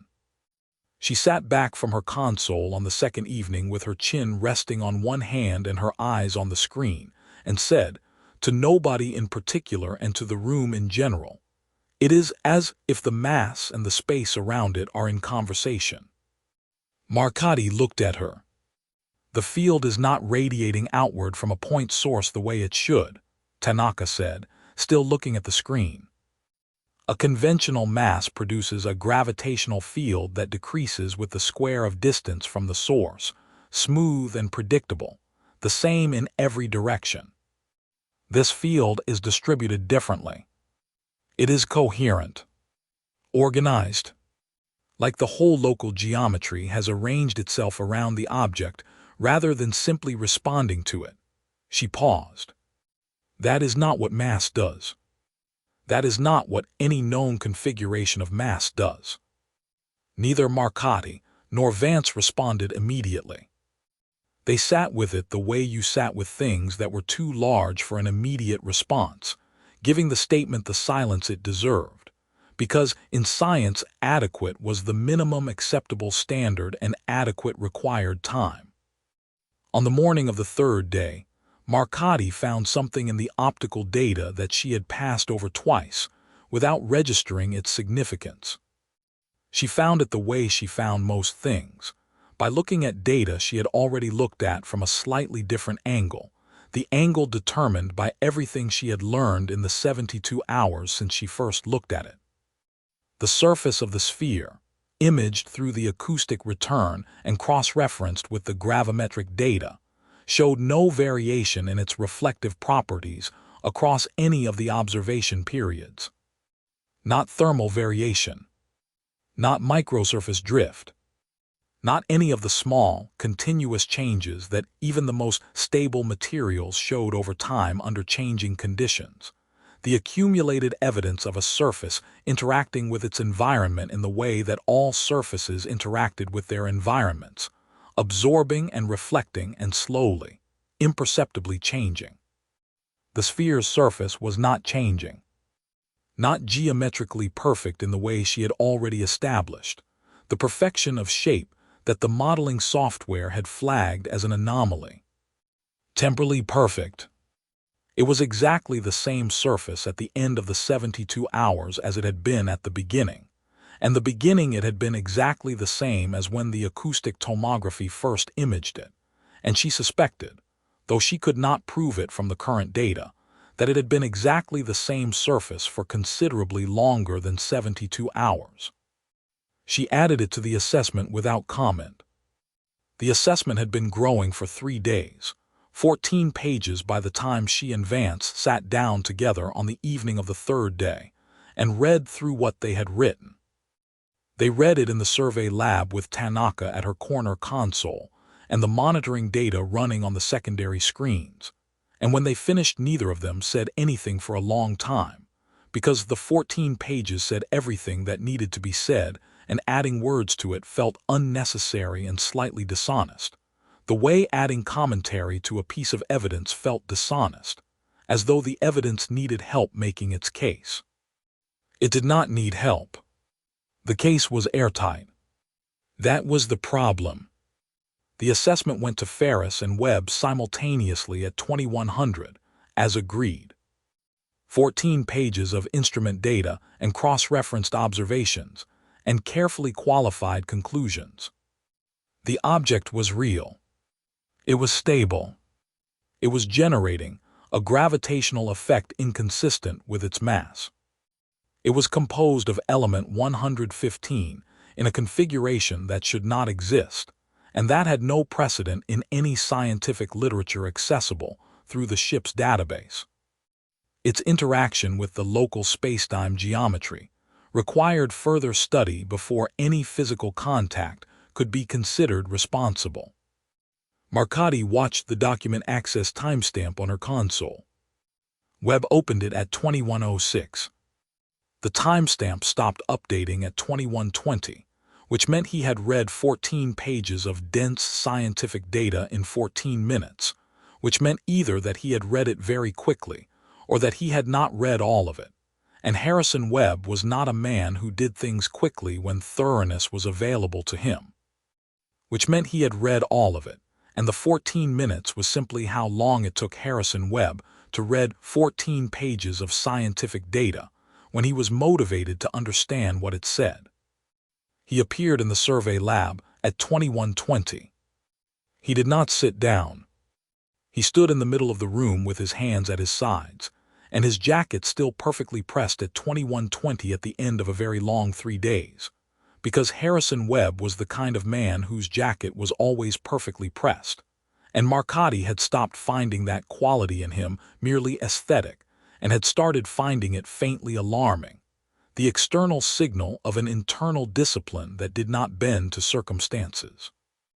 Paragon's board convened this afternoon, he said. On the basis of the preliminary data I transmitted 2 days ago. They have reviewed the extraction charter and the mission parameters, and their position is that the object represents a discovery of sufficient commercial significance to warrant immediate progression to physical survey. He paused for exactly the right amount of time. That means drilling. Vance looked at him steadily across the console. The assessment recommends against physical contact at this stage, he said. Explicitly and with detailed reasoning. The assessment has been noted, Webb said. 3 words. They sat in the room with the specific weight of 3 words that meant something had been read and set aside, that the careful qualified scientific language of 14 pages had been processed and classified, and assigned to a category that did not affect the outcome. And Marcotti felt something move through her that was not quite anger and not quite fear, but had elements of both. Harrison. Vance kept his voice level, which cost him something. She could hear it costing him. We do not know what this object will do when we breach its surface. We do not know what it is doing to the space around it, or why, or whether disturbing it will change that in ways we cannot predict or control. That uncertainty is not a reason to proceed. It is a reason to wait. Webb looked at him. His expression was not unkind. That was the thing about Webb that she found most difficult to hold onto when she was trying to maintain a straightforward assessment of him. He was not unkind. He was not cruel. He was simply operating within a framework that assigned different values to different things than the framework Vance was operating within, and the collision between those frameworks produced outcomes that felt like cruelty without containing any. That is precisely why Paragon wants it opened, Webb said. Because what it might be worth intact is considerable. He paused. What it might be worth understood is beyond calculation. He left without waiting for a response. His footsteps faded down the corridor, and the survey lab was quiet. Marcotti looked at Vance. Vance looked at the assessment on his screen, the 14 pages of careful science that had been noted, and she could see what the noting of it had done to him, the specific quality of stillness that came over Barry Walsh when something had happened that he had known was going to happen, and had hoped would not, and had known that hoping would not change anything. He closed the document without speaking. Outside, the viewport HK 7714 turned in the dark, ancient and unhurried, and 6 kilometers below its surface, the sphere sat in its perfect, temporally invariant stillness. And the 72 hours were over, and what came next was no longer something either of them could delay or argue against or document carefully enough to prevent. It was simply what came next. The heavy drilling equipment came down on the second lander at 600. 3 days after Webb's visit to the survey lab. Marcotti watched the unloading feed from her console and thought about that interval, 3 days, the distance between a corporate decision and its physical consequences, the time it had taken Paragon's board to become tungsten carbide rotary heads descending through the cold toward the surface of an ancient rock. The machinery was substantial, even by deep survey standards. The rotary heads alone were the size of small vehicles, their cutting surfaces faced with tungsten carbide inserts arranged in a pattern that had been refined over decades of asteroid mining to maximize penetration right through the hardest materials the outer solar system produced. The hydraulic percussion units were designed to transmit force through rock at depths, where the surrounding pressure wanted to close the bore the moment you stopped cutting. The bore casing system was an engineering solution to the specific problem of keeping a shaft open through fractured material at temperatures and pressures that made the walls want to become floor. It was equipment built for nickel iron cores and silicate bodies and basalt formations, and every other variety of geological obstacle the outer solar system had produced in 4.5 billion years of planet formation and collision and thermal evolution. Nobody had built it for this. Reyes supervised the equipment positioning from the surface, his voice coming through the open channel in the calm, specific cadences of a man conducting an operation he had conducted many times before and intended to conduct correctly. He was compact and deliberate, and had been drilling asteroid interiors for 15 years, and he approached every new bore site with the same methodical calm regardless of what the pre-drill survey had shown. The calm not of a man who did not take things seriously, but of a man who had learned that seriousness expressed as agitation was useless, and that the only productive form of seriousness was attention. Marcotti had worked with Reyes on 2 previous postings. She had always respected that quality in him. She found it slightly unnerving now, because Reyes was positioning his equipment with the professional ease of a man who did not yet fully understand what was 6 kilometers below his boots, and she did not know how to tell him without telling everyone else within earshot at the same time, and the time for telling everyone within earshot had not yet arrived and might not arrive on any schedule she controlled. Vance appeared in the survey lab at 6:30. He had his formal objection already written. 3 pages, single-spaced on his tablet, and he stood beside her console and held it out without preamble, which meant he wanted her to read it before he submitted it, which meant he valued her judgment on it, which meant it mattered to him that it was good. It was good. It was the best 3 pages of scientific argument she had read in years. Precise and measured and airtight in its reasoning, building its case from the instrument data outward, establishing each premise before resting any weight on it, arriving at its conclusion through a sequence of steps that was both logically inevitable and entirely fair to the complexity of what they were dealing with.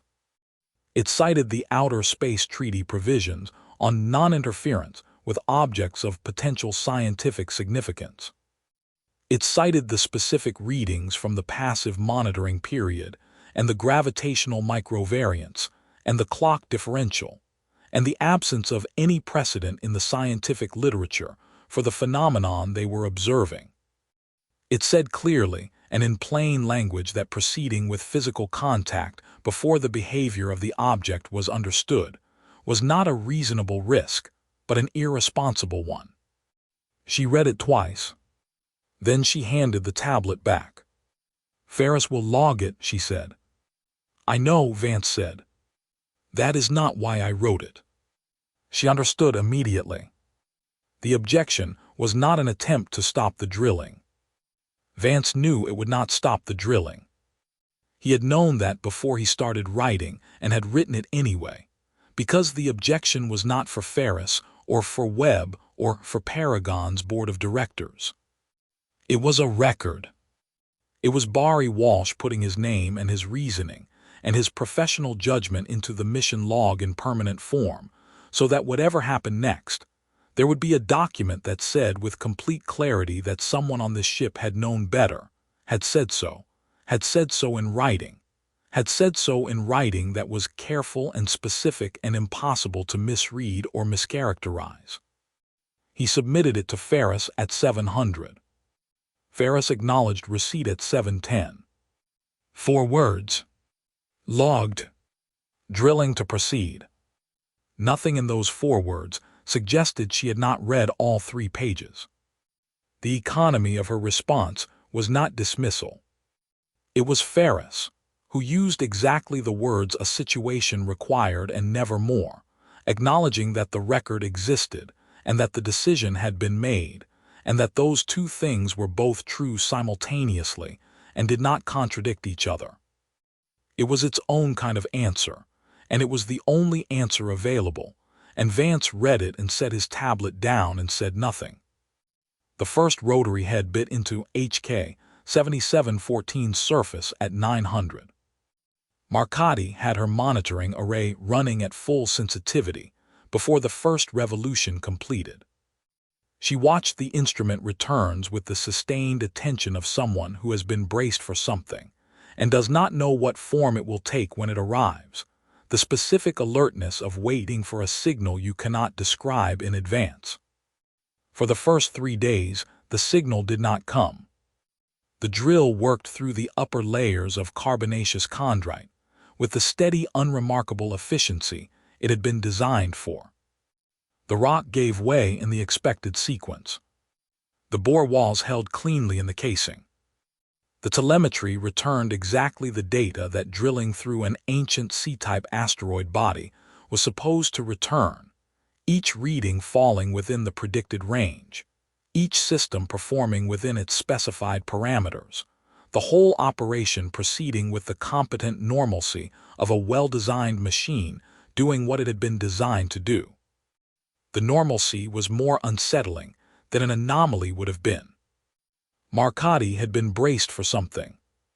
She had been braced for it since the first spectroscopic sweep, since the acoustic tomography image resolved the sphere in its clean white at the center of the false color display, since the clock differential appeared in the timekeeping data, and she had sat with it through the night before telling Vance. She had been carrying a sustained alertness for 3 weeks, and the normalcy of the drill telemetry had nowhere to go. The tension had nowhere to discharge. It simply accumulated day by day, as the bore went deeper and the rock continued to be rock and nothing happened. "It is just rock," Reyes reported at the end of the 3rd day. His voice carried the mild satisfaction of a man whose equipment was performing well and whose bore was proceeding on schedule. Clean bore, good wall integrity, composition consistent with the pre-drill survey all the way down. No surprises. "Thank you, George," Marcotti said.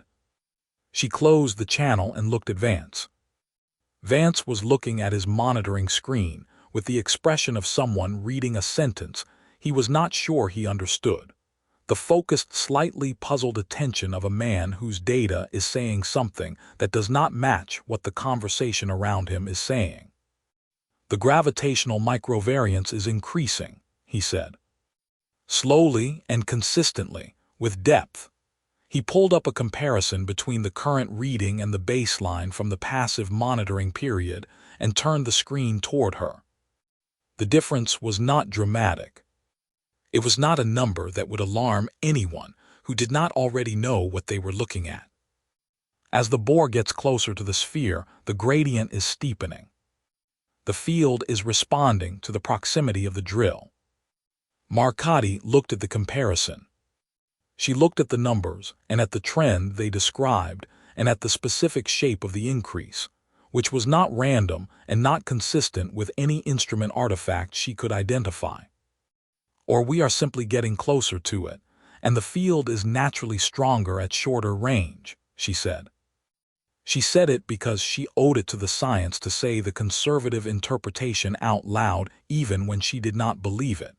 Because the conservative interpretation was part of the discipline, the practice of not allowing what you expected to find to determine what you reported finding. "Yes," Vance said. "That is also possible." He did not sound as though he believed it either.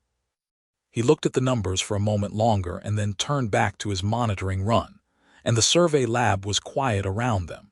And outside the viewport, HK 7714 turned with its familiar indifference.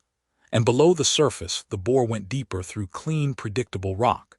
And 6 kilometers down the sphere, waited with the patience of something that had been waiting for 4.5 billion years, and found a few more days entirely unremarkable.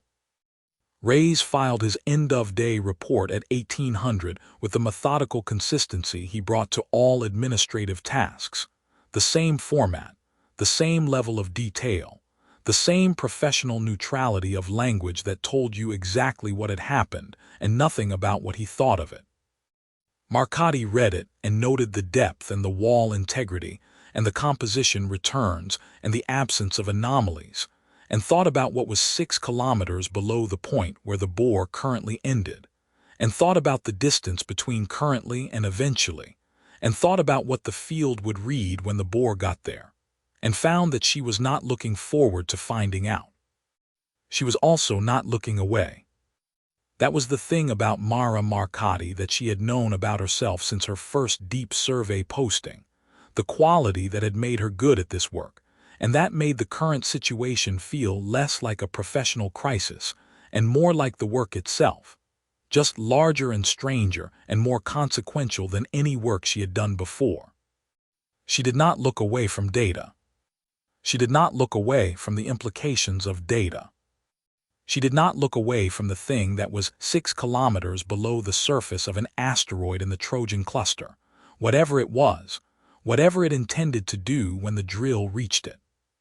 She turned back to her console and watched the bore depth counter increment by another meter, and the monitoring data ran its quiet, patient returns, and the drill went deeper, and somewhere below all of it the sphere sat in its ancient stillness, and did not know the drill was coming and would not know when it arrived and had never known anything and never would, and the knowing of that, the absolute impersonal indifference of it, settled into her chest and stayed there. Reyes had a habit of humming when he worked. Not music exactly. Just a low, tuneless sound he produced without apparent awareness, the auditory equivalent of the calm he carried everywhere, a signal that the work was proceeding and the man doing it was at ease with the work and with the environment it demanded. The surface team had long since stopped noticing it, the way people stopped noticing the environmental hum of a ship's recycling system. It was simply part of the atmosphere George Thomas created around himself, as reliable and as unobtrusive as his competence. He was not humming on the 11th day. The bore had reached 5.8 kilometers at 3:40. Reyes had pulled the night shift himself because he always pulled the shift that mattered, the one where the depth gauge was closing on something significant, where the last few hundred meters were converting from abstract numbers on a progress report into the physical reality of a drill bit approaching whatever was waiting at the bottom. 15 years of drilling asteroid interiors had taught him that those last meters were where the surprises lived, and that surprises were best encountered by the most experienced person available, which on this surface team was him, and which was not a judgment he made about himself with any pride, but simply with the accuracy that 15 years of evidence supported. He was watching the telemetry with the complete focused attention that the last few hundred meters demanded when the drill stopped. At 3:47, 5.8 kilometers depth. Not seized. Not stalled. Not the grinding resistance of a harder rock layer that required a reduction in thrust and a change in the cutting angle. Not the sudden torque drop that meant the bit had punched through into a void and was spinning in empty space. It stopped the way a clock stopped. Completely and immediately, mid-revolution, as though the concept of continuation had simply been removed from the available options, and the telemetry screen in front of Ray's went from a dense column of operational data to a single repeated value across every instrument channel simultaneously. 0. He sat with it for a moment. Not in shock. George Thomas did not do shock. He did assessment, and the assessment began immediately and proceeded in the order that 15 years of experience had established as correct, which was to pull back before you pushed forward, and to establish what you still had before you worried about what you had lost. He pulled the drill back 40 centimeters and held it there. The telemetry returned to normal immediately. Every channel reporting correctly. The bit undamaged, which was the first thing he checked and which mattered most, because a damaged bit at 5.8 kilometers depth was a problem of a different order than an anomalous reading. The motor load nominal. The bore pressure steady. The casing holding cleanly. He ran a full diagnostic, and the diagnostic went through every system on the drill unit in sequence, and found nothing wrong with any of them, which was either reassuring or was the most troubling result the diagnostic could have returned, depending on how you thought about it. Ray's thought about it for approximately 10 seconds. Then he keyed the ship channel. "Survey lab," he said. "You have anyone awake up there?" Marcotte was awake. She had not slept past 311 days, a fact she had not mentioned to anyone, and that had expressed itself in the specific economy of her movements and the specific quality of her attention, both of which had become more rather than less precise as the sleep deficit accumulated, which was something that happened to certain people under certain kinds of pressure, and which she had learned about herself on her second deep survey posting, and had never found entirely reassuring. "I'm here, George," she said. "What have you got? I need you to tell me what your instruments show at 5.8 kilometers depth," he said. His voice was level, the voice he used for operational reports regardless of their content, the voice of a man who had decided long ago that the quality of information was not improved by the emotional register in which it was delivered. "Because mine just told me something I don't have a category for." She was already looking. The monitoring array had caught the contact event in real time, the data sitting on her screen waiting for her attention. A single sharp spike across the gravimetric and spectroscopic channels at the moment the bit touched the sphere, the kind of spike that instruments produced when they encountered something outside their calibrated range and attempted to report it anyway. Then the same flat zero that Ray's had seen on his telemetry. Then the immediate return to normal the moment he pulled back, every channel recovering cleanly, as though the zero had been an instruction rather than a failure. "I see it," she said. "Hold your position. Don't advance the bit again until I get Vance." She woke Vance with a message rather than a call because Vance woke better with text than with sound, a detail she had learned on their second posting together, and had filed away with the other small specific knowledge that accumulated between people who worked long missions in close quarters, and paid enough attention to each other to notice things that were not operationally necessary to notice, but that turned out to matter anyway. He was in the survey lab in 6 minutes. His hair was uncombed. He was already reading her monitoring capture on his tablet while he walked through the door, his eyes moving across the data with the focused speed of a man who has been woken for something serious and is treating it accordingly. He looked at the spike. He looked at the zero. He looked at the return to normal. He set the tablet down on the console with the careful deliberateness of a man making sure his hands had something steady to do, and he stood there for a moment looking at the data on her screen, and she watched his face do the thing it did when a situation had just become more serious than it had been, which was become more still, the gravity of the thing pressing him down into a deeper and more fundamental version of himself, the version that was all attention and no performance. He touched it, Vance said. Bit made contact at 5.8 kilometers, she said. Consistent with our depth estimate for the sphere's upper surface. The spike is real. The zero is real. The recovery is real. None of it is instrument malfunction. Vance sat down and pulled up the full telemetry record from Ray's drill unit. He went through it the way he went through everything, systematically and without rushing, starting at the beginning and working forward, not skipping ahead to the anomaly because skipping ahead meant making assumptions about where the relevant information was, and Vance did not make assumptions when the data was available to be read in full. He read it in full. It took 9 minutes. The survey lab was quiet around them, the ship doing its nighttime things, the environmental system cycling, the hull making its occasional thermal adjustments, the small domestic sounds of a vessel in deep space that had long since become background and were only audible now because neither of them was filling the room with anything else. Every channel zeroed simultaneously at contact, Vance said finally. He said it with the precision of someone constructing a statement they intend to stand behind completely. Not a cascade failure, where one system fails and takes adjacent systems with it. Not a sensor dropout, where a single instrument loses its reference signal. Not an electrical fault propagating through the system, which would show as a sequential failure with a detectable propagation time. Simultaneous. Every instrument on that drill unit reading 0 at the exact moment the bit reached 5.8 kilometers. He looked at her.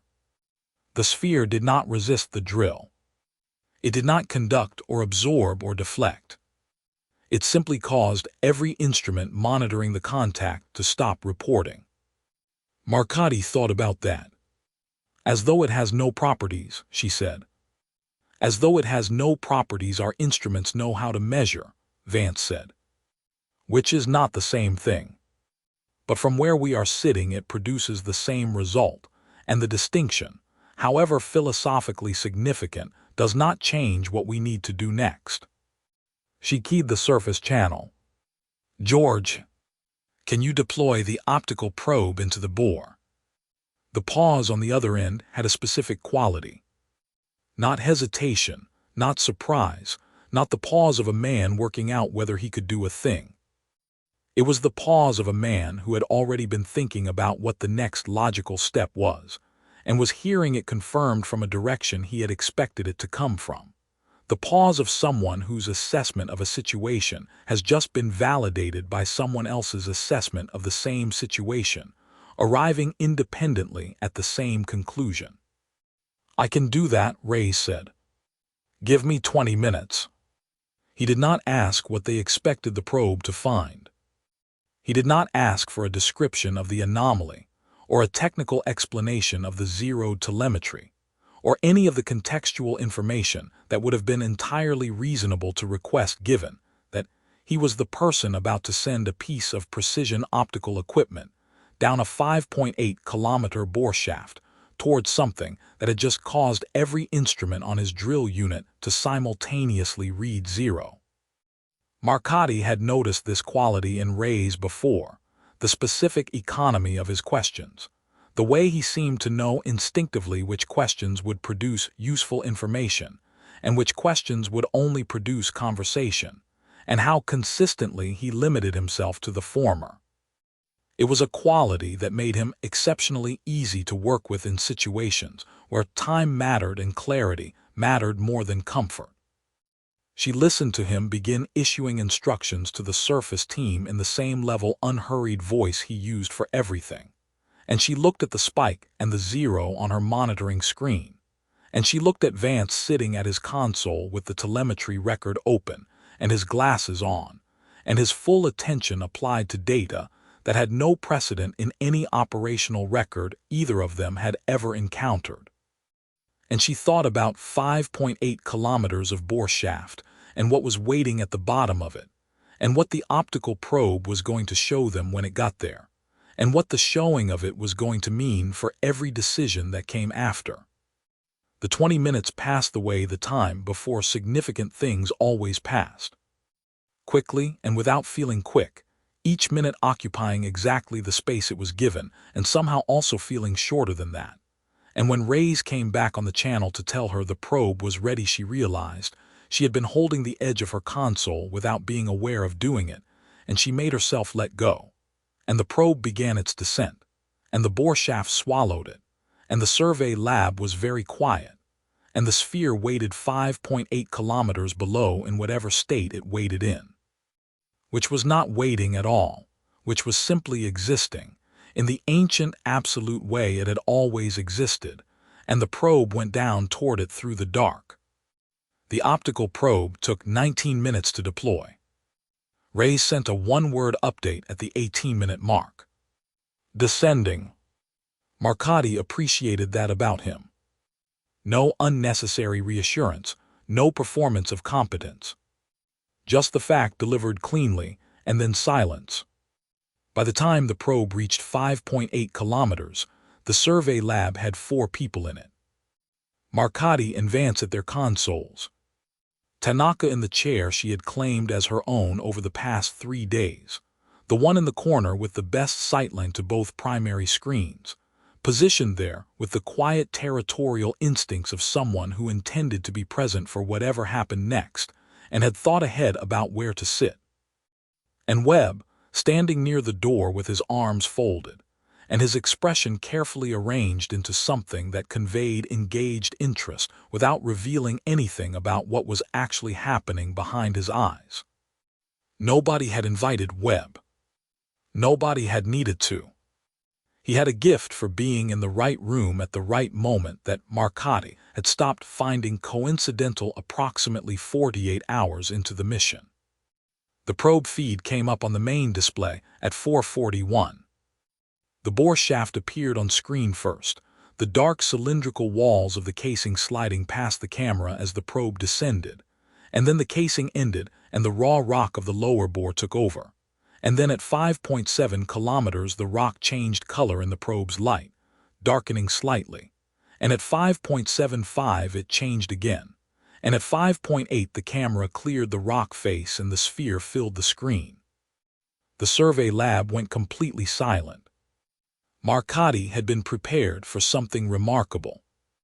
She had been living with the data for weeks, and she understood intellectually what the probe would find.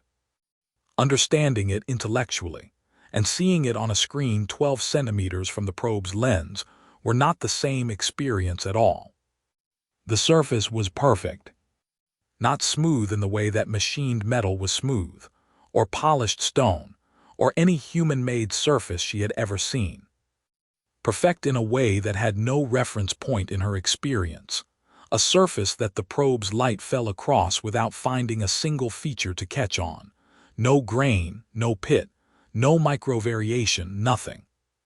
The light simply reflected back, clean and complete, as though the sphere's surface were not a physical thing at all but an idea of a surface, the mathematical definition of one rendered in material that had agreed to behave accordingly. God, Tanaka said softly. It was not a religious statement.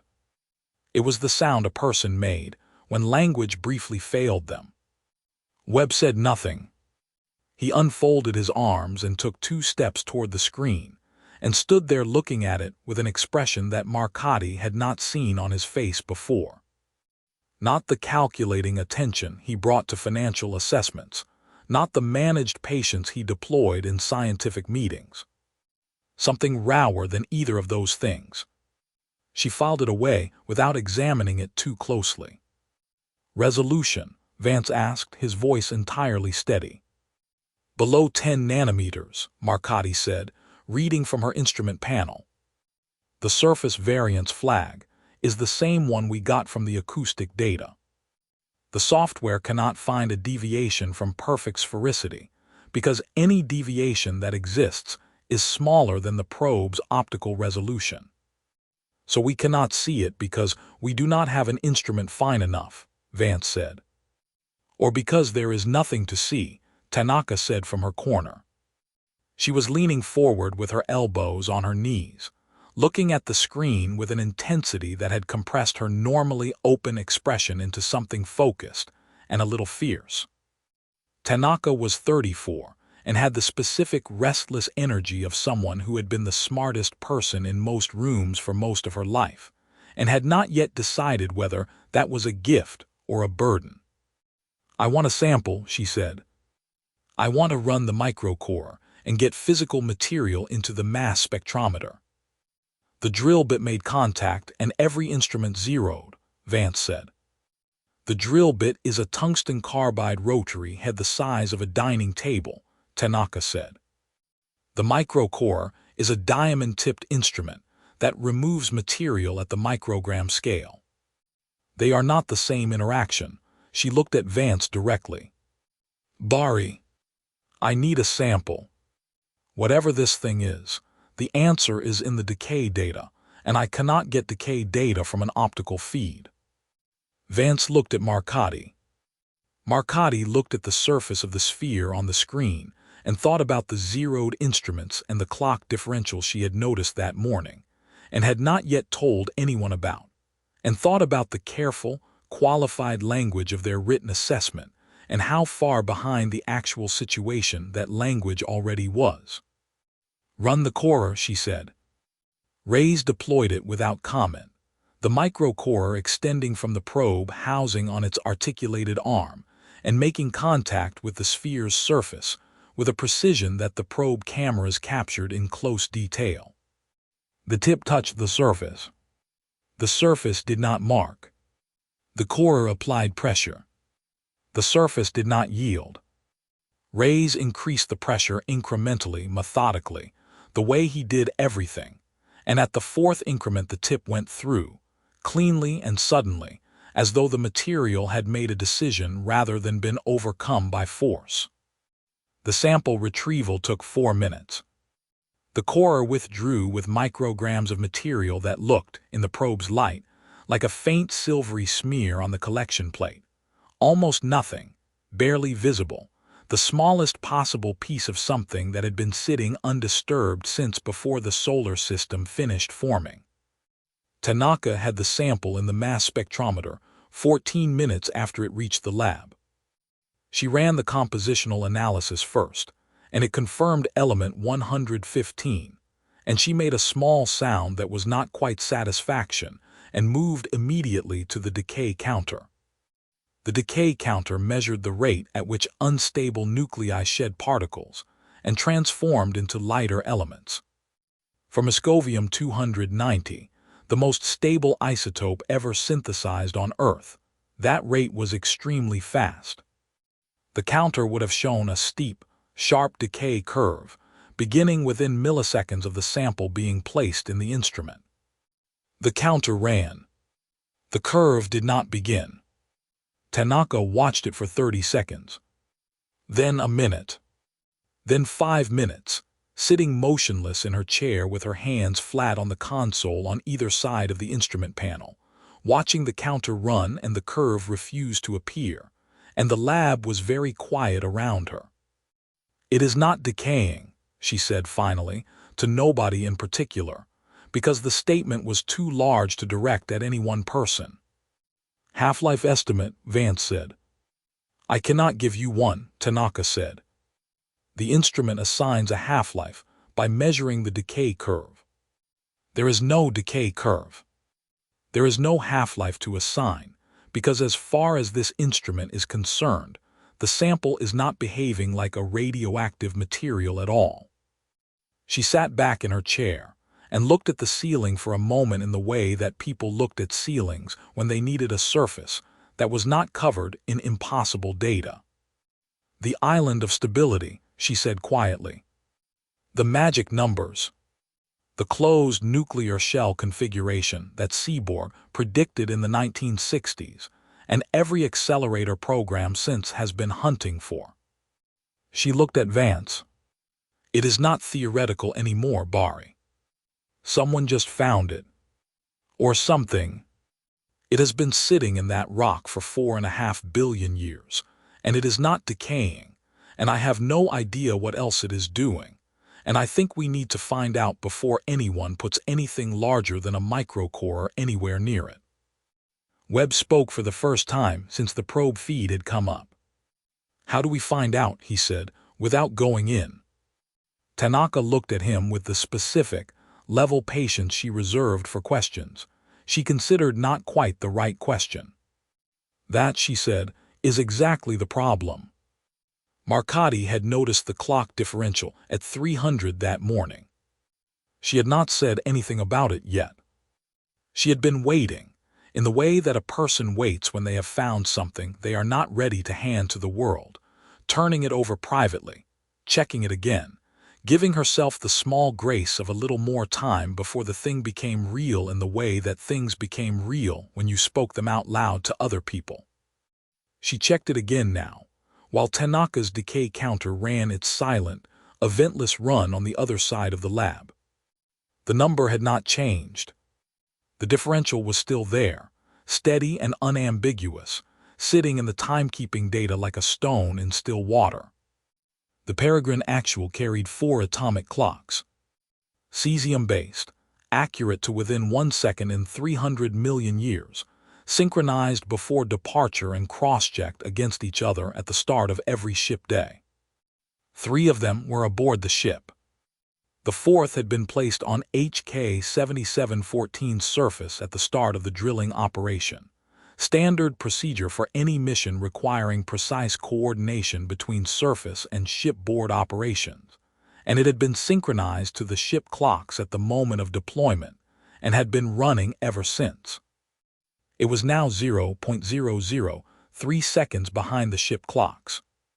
Not a malfunction. She had checked the surface clock's diagnostic log, and it was operating perfectly, its internal mechanism performing exactly as designed. Not a synchronization error. Not a transmission lag. A genuine, physical difference in the rate at which time was passing at the surface of HK 7714, compared to the rate at which it was passing 8 kilometers above it aboard Peregrine Actual. She had learned the relevant physics as an undergraduate, and had taught it once as a graduate teaching assistant, and had never once expected to measure it in the field. Einstein's general theory of relativity was explicit on the point. Clocks ran slower in stronger gravitational fields. The effect was real and measurable, and had been confirmed countless times, most famously in the Pound-Rybka experiment of 1959, which had measured gravitational time dilation across a vertical distance of just 22 meters in a Harvard University building using gamma rays, and more practically in the GPS satellite network, whose orbital clocks ran faster than surface clocks by exactly the amount relativity predicted, and had to be corrected for continuously, or the positioning system would accumulate errors of kilometers per day.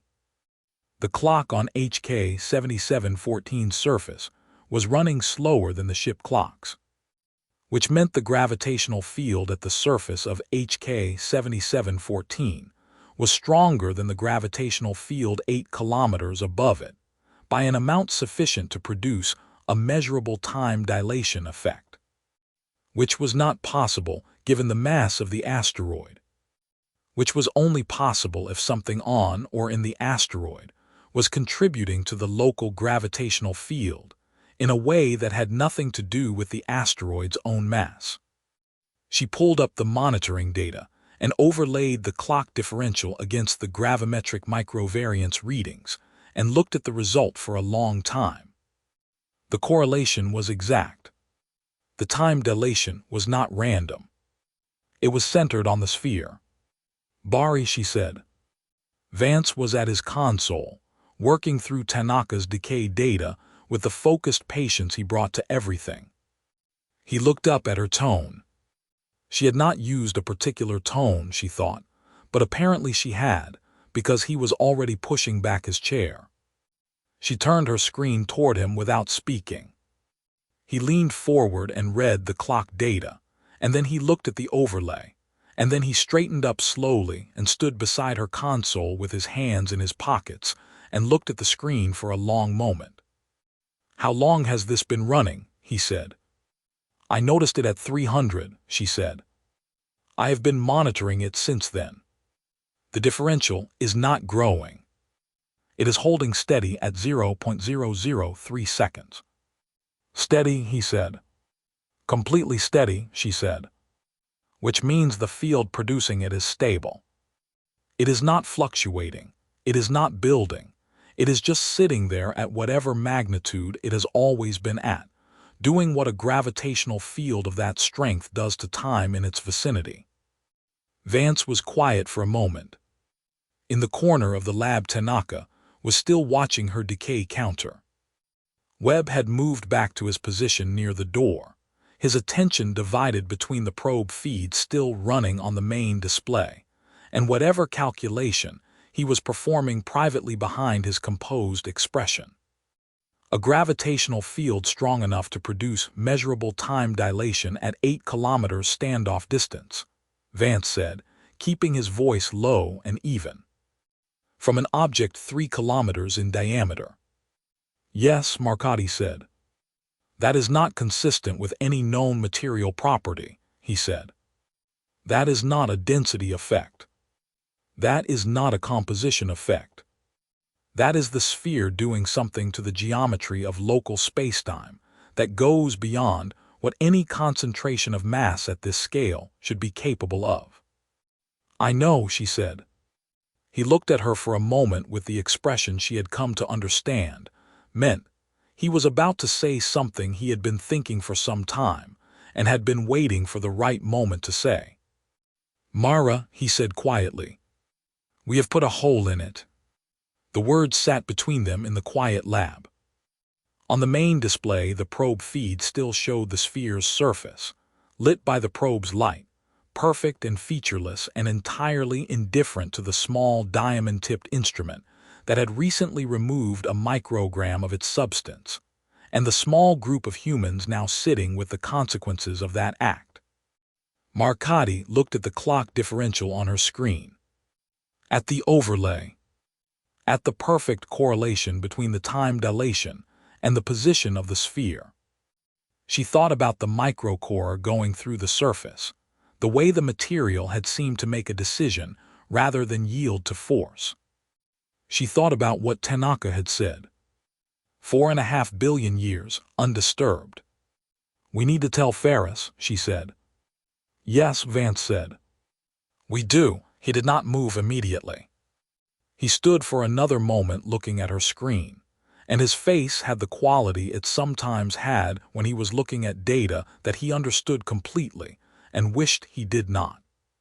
"The question," he said, "is whether telling Ferris changes anything at all." Marcotti did not answer that, because she already knew that it did not, and saying so out loud felt like closing a door she was not ready to close. Outside, HK 7714 turned in the cold dark, and the sphere sat at its center, and the clock on its surface ran 3 milliseconds behind the rest of the universe, and the hole in its outer layer was very small, and the survey lab was very quiet, and nobody in it was ready for what came next. Webb's cabin was the smallest private space on the ship that still qualified as private. 6 square meters. A bunk, a fold-down desk, a single viewport the size of a dinner plate. He had personalized it in the way that people personalize spaces they expected to inhabit for months. A small framed photograph on the shelf above the desk. His daughter at maybe 7 years old, squinting into summer sunlight somewhere green and warm and very far from here. A ceramic coffee mug with a chip in the rim that he had owned for 11 years and traveled with everywhere. A single paperback book, its spine cracked from multiple readings, that he kept on the desk but rarely opened anymore. He sat at the fold-down desk with his transmission terminal open and the cursor blinking, and did not type anything for a long time. The photograph was not there by accident. Webb was not a sentimental man by nature, but he was a precise one, and he understood that the choices a person made about their immediate environment were a form of argument, a position taken about what mattered, and the photograph was his position. Her name was Diane. She was 14 now, living with her mother in Vancouver, and she called him on the first Sunday of every month with the dutiful regularity of a teenager who had been raised to honor an obligation, even when the obligation was complicated. He thought about Diane sometimes when he was composing transmissions to the board. Not consciously, just a peripheral awareness, the way you were peripherally aware of weather. He began to type. The transmission was addressed to the full board, 7 names, plus the legal team lead and the chief financial officer. Webb had been writing these transmissions for 9 years, and he understood their grammar precisely. Boards responded to clarity, to specificity, and to the careful management of implication. You told them what you knew. You told them what it meant. You did not tell them what to feel about it, because boards did not trust feelings, but you arranged the facts in an order that made the feeling inevitable. He described the object. 3 kilometers in diameter. 6 kilometers below the surface of HK 7714.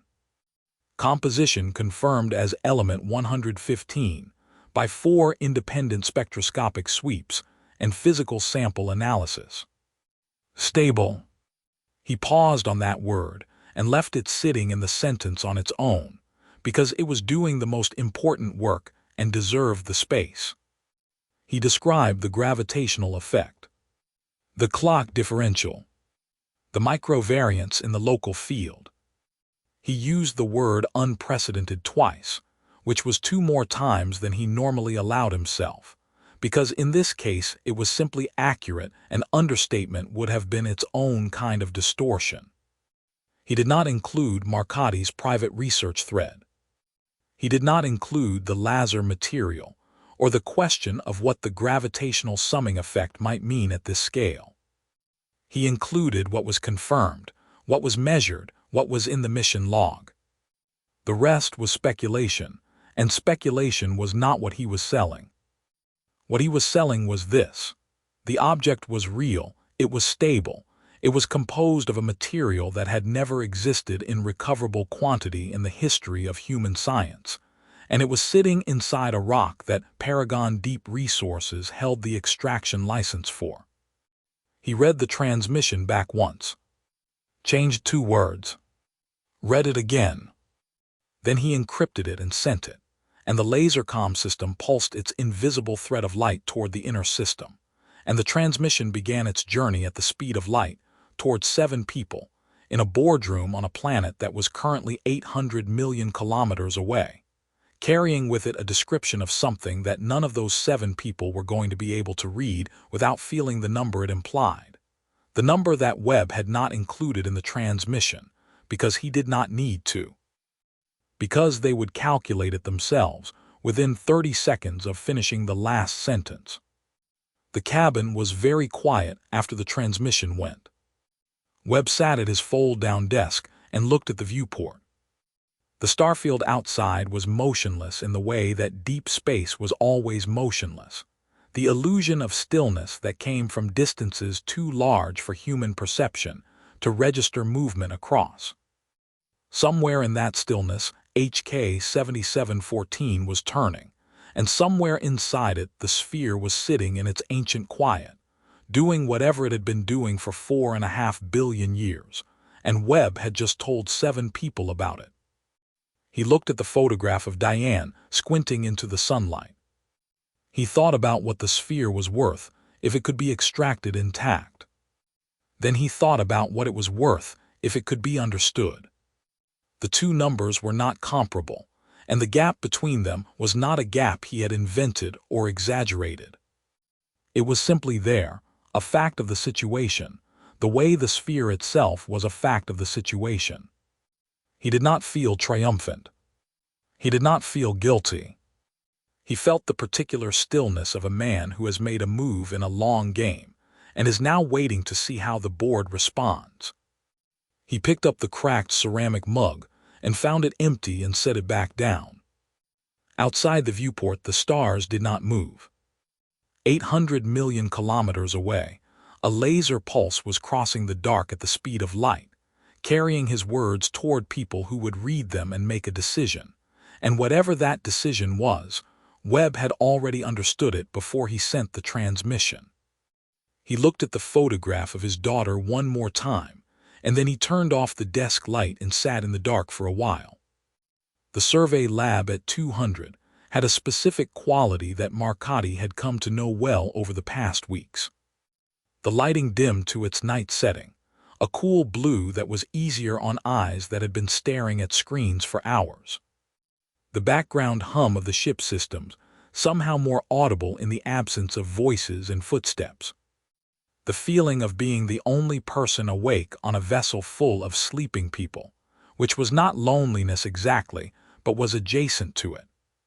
She had 6 papers open on her primary screen and 3 on her secondary, and a legal pad covered in handwritten notes beside her keyboard, which was how she worked when something mattered enough that she did not trust the thinking to a screen alone. Writing by hand slowed her down. Slowing down was sometimes the most rigorous thing a scientist could do. She had started with the foundational material. Seaborg's original 1966 paper predicting the island of stability. The nuclear shell model, as developed through the 1970s and refined since. The experimental data from every super-heavy element synthesis attempt from Einsteinium onward. The thin, difficult literature of a field that worked at the absolute edge of what particle accelerators could produce, and what detection equipment could measure before the thing being measured ceased to exist. The island of stability was not a metaphor. It was a precise prediction of nuclear physics. The shell model described how protons and neutrons arrange themselves in energy levels inside a nucleus, analogous to the way electrons arrange themselves in shells around it, and at certain numbers, the magic numbers 2, 8, 20, 28, 50, 82, 126, a shell was completely filled, and a filled shell meant exceptional stability, the same way a filled electron shell meant a noble gas that refused to react with anything. The prediction was that somewhere in the super-heavy range, a nucleus with the right combination of magic number protons and neutrons would sit at the peak of the island, stable not for milliseconds but for timescales that made milliseconds seem like a bad joke. Nobody had found it. Until now. She sat with that for a moment, and then she opened the Lazar file. She had been resisting it for 3 days. Robert Lazar was not a name that appeared in peer-reviewed literature without quotation marks and a footnote explaining the context, and the context was not flattering to serious scientific inquiry. In 1989, Lazar had claimed, in a television interview that became one of the most widely circulated pieces of UFO folklore in American history, that he had worked at a classified facility near Area 51 and had there encountered spacecraft propelled by a reactor using element 115 as fuel, an element that at the time did not appear on any periodic table because it had not yet been synthesized. Moscovium had been synthesized 14 years later, in 2003, which the laser community had treated as vindication, and the scientific community had treated as coincidence. Marcotte was not interested in the spacecraft. She was not interested in the classified facility or the folklore or the television interview. She was interested in one specific claim that Lazar had made about the physics, buried in the interview transcript beneath layers of detail she had no way to evaluate, a claim about what element 115 would do at sufficient mass and stability. She found the passage and read it again. Lazar had claimed that the element generated a gravitational field through its nuclear geometry. Not through its mass, not through the conventional gravitational effect of any concentration of matter, but through something specific to the structure of the nucleus itself, a property that emerged from the arrangement of protons and neutrons at the magic number configuration, and that produced a distortion of spacetime at the subatomic level, around each individual nucleus, tiny and unmeasurable in isolation but coherent, and coherence was the key word. Because coherent distortions added together rather than canceling out, and if you had enough nuclei arranged in the right configuration, the individual subatomic distortions would accumulate, would build on each other until the effect crossed the threshold from quantum to classical, from unmeasurable to measurable, from theoretical to the thing sitting on Marcotte's screen right now. She looked at the clock differential data. 0.003 seconds. Measurable. Real. Centered precisely on the sphere. She looked at the Lazar transcript. She was a scientist, and she knew what the Lazar material was, and she knew what the peer review community would say if she cited it in a paper. And she also knew that the clock on HK 7714's surface was running 3 milliseconds behind the rest of the universe, and that the only framework she had found in any literature, peer-reviewed or otherwise, that described a mechanism for that effect at this scale, was sitting in a 37-year-old television interview transcript on her secondary screen. She wrote that down on the legal pad, in her own handwriting, not on the screen. The survey lab hummed around her. She turned to a fresh page and began working through the mathematics of the summing effect, starting from first principles, building it from the ground up without reference to Lazar or to anyone else, just the physics as she understood it and the data as she had measured it. And she worked for 2 hours without stopping, and at the end of those 2 hours she sat back and looked at what she had written and felt the particular cold clarity of someone who has just derived an answer they were hoping the mathematics would not support. The summing worked. The numbers were consistent with the clock differential. A sphere 3 kilometers in diameter, composed of Moscovium at the island of stability configuration, with each nucleus generating a subatomic spacetime distortion that summed coherently across the entire mass, would produce exactly the gravitational anomaly she had measured. Not approximately. Exactly. She sat with that for a long time. Then she thought about what happened to the summing effect when you put a hole in the sphere.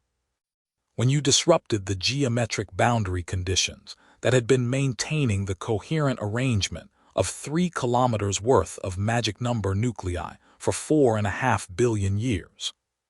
When you changed the shape of the thing that was doing the summing. She wrote one more line on the legal pad and underlined it twice. Then she put the pen down and looked at what she had written, and the survey lab hummed around her in the blue night lighting, and outside the viewport HK 7714 turned in the dark with its impossible secret intact for perhaps the last time, and Marcotte sat very still in her chair and thought about what came next, and did not find the thinking comforting. Paragon's response arrived at 11:40 the following morning, 14 hours and 22 minutes after Webb's transmission had left the ship. Marcotte knew the exact time because she had been watching the comm panel the way you watched something you were dreading, with the specific attention of a person who understood that the watching would not delay it but could not seem to stop. The response was not addressed to the science team. It was addressed to Webb, copied to Ferris, and its subject line read simply, RE. HK 7714 Interior Anomaly Extraction Charter Reference 7, 4, B. She did not have access to Webb's private communications. She did not need it. Ferris called a meeting within the hour, and the document Webb placed on the conference table screen told her everything the subject line had already implied. It was 4 pages of legal language, precise and dense, and entirely without ambiguity. Charter Reference, B, covered the discovery of anomalous materials during licensed extraction operations, and was unequivocal on the point. Any material of potential commercial value encountered during a licensed survey fell under Paragon's extraction rights, and the mission crew was contractually obligated to proceed with recovery operations without undue delay. The phrase undue delay appeared 3 times. The legal team had clearly understood that delay was the most likely form of resistance and had addressed it accordingly. The final paragraph instructed Webb to proceed with full physical breach of the object's outer surface, using whatever means the ship's equipment allowed, and to do so at the earliest operationally feasible moment. Ferris read it at the head of the table with the unhurried attention she brought to everything, and when she finished, she set the tablet down and looked at Webb. "You knew what they would say before you sent it," she said. It was not an accusation. It was an observation, delivered with the flat precision of someone who found accuracy more useful than anger. "I knew what the charter allowed them to say," Webb said. "That is not the same thing." "Is it not?" Ferris said. Webb looked at her steadily. "Yolanda, I have been doing this for 9 years. I have sat in rooms with science teams on 6 different missions, and I have watched extraordinary things get buried in institutional caution until the moment passed and the opportunity was gone and nothing came of any of it. I am not the villain of this story." It was the most direct thing Marcotti had ever heard Webb say, and it landed differently than she expected. She looked at him across the table and saw something she had not seen in his face before. Not remorse exactly. Something more complicated than remorse. "The Outer Space Treaty," Vance said. He had a document open on his tablet, and he placed it on the table beside Paragon's response, with the deliberate calm of a man making an argument he had prepared carefully. Article 9. Signatories are required to conduct exploration of celestial bodies, so as to avoid harmful contamination and adverse changes to the environment of celestial bodies. The object we have found is of extraordinary scientific significance, and we do not yet understand what interacting with it does to the local environment. He looked at Ferris. "That is not a theoretical concern. We have measured time dilation at 8 kilometers standoff distance. We have a sample that does not decay. We have a gravitational anomaly that has no conventional explanation. Proceeding with breach under these conditions is not caution. It is prudence. The Outer Space Treaty is a framework agreement," Webb said. "It has no enforcement mechanism, and Paragon's legal team has already addressed the contamination provisions in the charter language."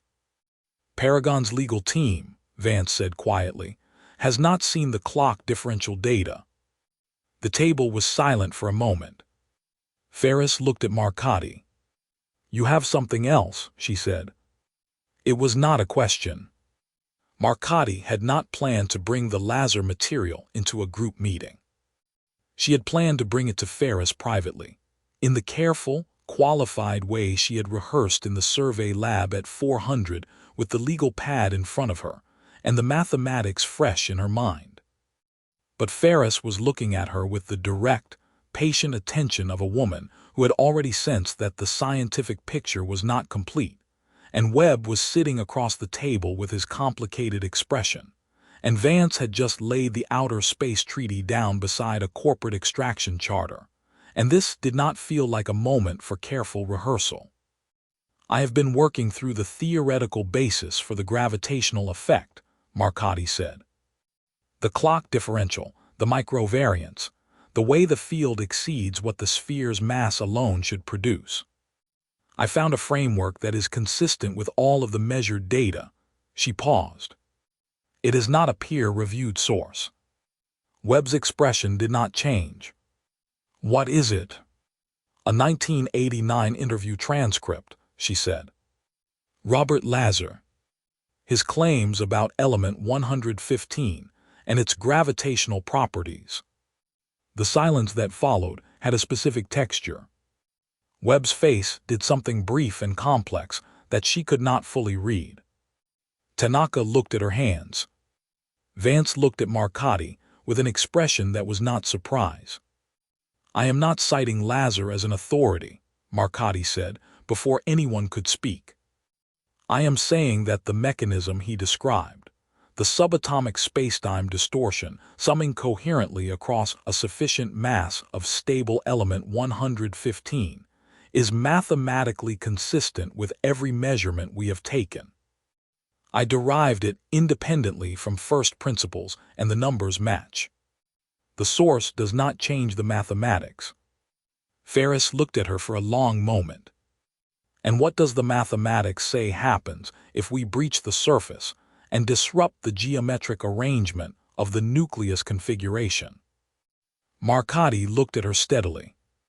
"I do not know precisely," she said. "That is the honest answer. What I know is that the sphere has been maintaining a coherent gravitational structure for 4.5 billion years, and that the coherence depends on the integrity of the boundary geometry, and that we have already put one small hole in it, and that the clock on the surface is running 3 milliseconds slow, and that I would like very much to understand what a larger hole does before we make one." Ferris nodded once. She looked at the two documents on the table. Paragon's 4 pages of legal language and Vance's copy of the Outer Space Treaty, sitting beside each other in the conference room light. Then she looked at Webb. "Give me an hour," she said. Webb picked up Paragon's response from the table and stood. "Of course, Captain," he said, and left, and the room felt different after he was gone, though Marcotti could not have said precisely why. Ferris called Webb back into her quarters 63 minutes later. Not the conference room. Her quarters. Marcotti learned this from Reyes, who had seen Webb walking the corridor with the specific purposeful neutrality of a man who knew where he was going and did not want to appear to be in a hurry getting there. Reyes had mentioned it, the way Reyes mentioned most things, briefly and without editorializing, and Marcotti had sat with the information and understood what it meant. Ferris had made her decision and was delivering it privately before it became official, which meant the decision was not one she wanted debated in a room full of people. The order came through on the mission log at 1347. Marcotti read it at her console. It was precise and conditional in the way that Ferris's orders always were, and she read it 3 times to make sure she had the conditions right, because the conditions were the only part that mattered now. Breach would proceed using the plasma torch. Full monitoring suite active throughout the operation, every instrument array at maximum sensitivity. Marcotti and Vance at their consoles for the duration. Any reading outside predicted parameters and the operation stopped immediately. No exceptions, no override. Vance's written objection remained in the mission log, unretracted and uncontested. The order did not ask him to feel differently about the decision. It simply made the decision. Vance was at his console when she looked up from the screen. He had read it too. He was sitting very still with his hands flat on the desk in front of him, looking at nothing in particular, and she recognized the posture as the one he adopted when he had run out of moves and was making his peace with that. "The conditions are real," she said. "She means them." "I know she means them," he said.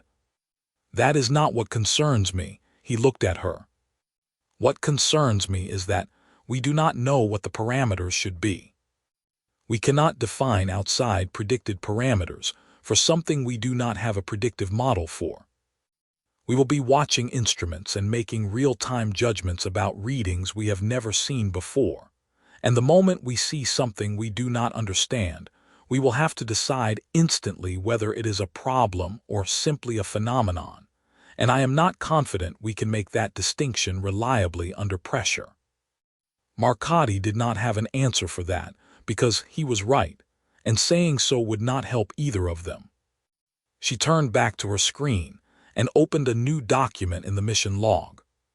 Not the scientific record, not the instrument data or the observational notes, or the formal objection that Vance had already filed. A new document, a personal addendum, a category the mission log software allowed, but that she had never used in 6 years of deep survey work because there had never been anything she needed to say that did not belong in the scientific record. She sat for a moment with the cursor blinking and thought about what she wanted to say and who she was saying it to. Then she wrote. She wrote that the object designated HK 7714S was the most significant scientific discovery in human history, and that everyone aboard the Peregrine Actual understood that, including the people who were proceeding with the breach. She wrote that the decision to breach was not made by stupid people or by careless ones, and that the institutional and contractual pressures that had produced it were real and not entirely without reason. She wrote that she had spent the previous night working through the mathematics of what the sphere was doing to local spacetime, and that the results had frightened her in a way that no data had ever frightened her before, not because the mathematics was uncertain, but because it was not. She wrote that she believed the sphere's stability depended on the integrity of its outer boundary geometry, and that disrupting that geometry carried consequences she could not fully predict and did not believe anyone could fully predict, and that this uncertainty was not a reason to proceed but a reason to stop, and that she had said so clearly and on the record and had been overruled, and that she was writing this not as a protest but as a record. Because if something went wrong, she wanted there to be a document that described clearly what had been known, and when it had been known, and what had been done with that knowledge. She wrote that the sphere had been sitting undisturbed inside HK 7714 for 4.5 billion years, which was approximately the age of the solar system, which meant it had been there before the Earth had finished forming, before the oceans existed, before the first self-replicating molecule had found its way into existence in some warm, shallow sea on a young planet. And that something about that fact seemed to her to demand a quality of care that the extraction charter did not provide for. She stopped and read what she had written. Then she wrote one more thing. She wrote that she hoped she was wrong, that she hoped the breach proceeded without incident, and that the sphere yielded its secrets cleanly, and that the science that came out of it justified the decision to proceed, and that she would be very glad to have this document sit unread in the mission log archive for the rest of time, a record of a concern that turned out to be unfounded. She submitted it and sat back and looked at the screen, and felt the specific quiet of someone who has said the thing they needed to say and cannot unsay it, and is not sure whether that feels like relief or exposure. Vance had been reading it over her shoulder. She had known he was there for the last 3 paragraphs and had not asked him to move. When she submitted it, he straightened up and went back to his console without comment, which was the most respectful thing he could have done. At 1500, the plasma torch was logged out of the equipment bay. At 1520, the second lander carried it down to the surface of HK 7714, where Reyes received it with his usual unhurried competence and began moving it toward the bore site. At 1600, Marcotti brought her monitoring array to full sensitivity and checked every instrument channel, and found them all functioning correctly, reading the local environment with the precision they had been built for, measuring a universe that was about to be changed by a decision made in a small room on a ship 8 kilometers above a dark and ancient rock. The clock on the surface of HK 7714 read 1600 ship time. The clock aboard the Peregrine actual read 1600 ship time and 3 milliseconds. The sphere waited in the dark below, as it had always waited, and the plasma torch moved across the surface toward the bore site, and the survey lab was very quiet, and outside the viewport the stars did not move. The plasma torch was not a delicate instrument. It had been designed to cut through nickel-iron asteroid cores, material that ranked among the hardest and most heat-resistant substances the solar system produced in bulk, and it did that job by generating a focused plasma stream at approximately 20,000 degrees Kelvin, which was roughly 3.5 times the temperature of the surface of the Sun. It was loud in the way that serious industrial equipment was loud, a deep, resonant roar that transmitted through the rock and up through the boots of anyone standing within 50 meters of it, and it smelled, even through a hardsuit's filters, of ozone and hot metal, and the particular sharp chemical note of ionized atmosphere. Reyes had operated plasma torches on 11 different asteroid bodies over 15 years. He knew the sound and the smell and the way the rock responded, the immediate ablation, the spray of molten material, the clean widening cut that told you the torch was working, and the material was behaving the way material was supposed to behave when you applied 20,000 degrees Kelvin to it. He stood 6 meters back from the bore opening and watched the torch operator, a young technician named Julie Matthews, make first contact with the sphere's surface, and he waited for the rock to respond. It did not respond. Akaffer was 26 and had been on 2 deep survey postings, and had the physical confidence of someone who had learned a difficult skill young and knew it well. She handled the torch with the easy authority of long practice, and in the first seconds of contact, her body language showed nothing except professional concentration. Then slowly, something else entered her posture. A subtle stiffening. A stillness that was not the stillness of focus, but the stillness of confusion. "Reyes," she said, not taking her eyes off the contact point. "I am not getting ablation." "I see it," Reyes said. "Hold the position." "The surface temperature reading at the contact point is ambient," she said. 20,000 degrees Kelvin, and the surface is reading ambient. "I hear you," Reyes said. "Hold the position." In the survey lab, Marcotti had both gravimeter feeds and the full spectroscopic array running on her primary screen, and the bore camera feed on her secondary. She could see the torch contact point clearly on the camera. The sphere's surface, where the plasma met it, showed nothing. No glow. No melt. No material displacement. The torch was applying energy at a rate sufficient to cut through a meter of nickel iron per minute, and the surface was absorbing it, or reflecting it, or doing something with it that produced no measurable thermal signature whatsoever. "Barry," she said. "I see it," Vance said from the console beside her. He was watching the thermal return from the bore sensors, with an expression that had gone very quiet. "The energy is not being conducted into the surrounding matrix either. It is not heating the rock around the contact point. It is simply not appearing anywhere in the thermal data." 20,000 degrees Kelvin, Marcotti said. "Going somewhere we cannot measure." Tanaka was at her corner console, running the spectroscopic return from the bore sensors through 3 different analysis configurations. She did not look up. "The surface composition at the contact point is unchanged," she said. "No phase transition, no ionization signature, no emission lines consistent with material at elevated temperature.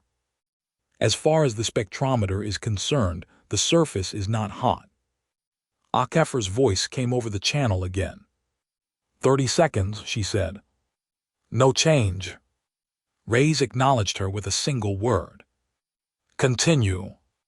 He was watching the contact point with the focused, patient attention of a man who had learned long ago that equipment told you the truth if you watched it carefully enough and waited long enough for the truth to arrive.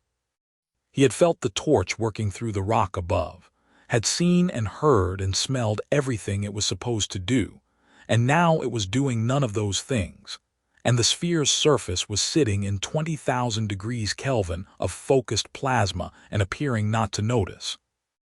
And George Thomas, who had been drilling asteroid interiors for 15 years, and who did not alarm easily, was standing 6 meters from the bore opening with his arms folded, and his jaw set, and a feeling in his chest that he did not have a professional name for.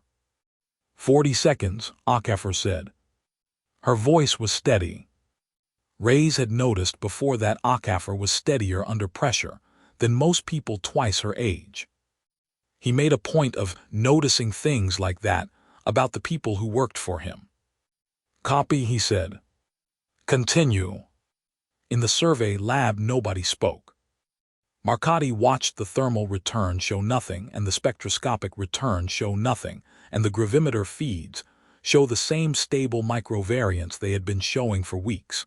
And the bore camera showed a plasma torch burning against a surface that was not burning, and the seconds counted up on the mission timer in the corner of her screen, and the sphere sat in its ancient quiet 6 kilometers below the surface of HK 7714, and did not appear to find any of this particularly interesting. The mission timer read 47 seconds. In the survey lab, Marcotti watched the thermal return show nothing, and on the surface, Reyes stood with his arms folded, and the feeling in his chest that had no professional name, and the torch burned and the surface did not burn, and the 48th second began. The material parted. Not the way metal parted under a plasma torch, not with the spray of molten droplets and the widening cauterized cut that 20,000 degrees Kelvin produced in every other substance Akafer had ever worked with. It parted the way a decision was made. Cleanly, completely, without resistance or residue, the contact point opening along a line so precise that the bore camera captured it in perfect focus, and Marcotti stared at the feed and felt her throat tighten. Reyes, Akafer said. Her voice had changed. Not panic. Something quieter and more fundamental than panic. The torch went through. I see it, Reyes said. Pull back to safe distance and hold. Akafer pulled the torch back, and the breach point stayed exactly as it was, a circular opening in the sphere's surface perhaps 12 centimeters across, its edges as clean as a mathematical definition of an edge, no heat discoloration, no material deformation, no sign that anything had been cut rather than simply decided. Reyes walked forward 4 steps and crouched beside the bore opening and looked down at it, and then looked at the breach point on his helmet camera feed, and then stood back up. Survey lab, he said. The breach point is clean. No ablation residue. No thermal marking on the surrounding surface. The edges are geometrically perfect. He paused. It looks like it wanted to open. In the survey lab, nobody responded to that immediately because nobody had a response that felt adequate. Marcotti was watching the gravimeter feeds. Both of them.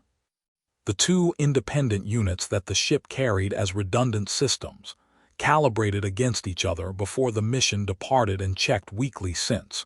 Units that by design and by physics should have been returning identical readings at this distance from any mass. They were not returning identical readings.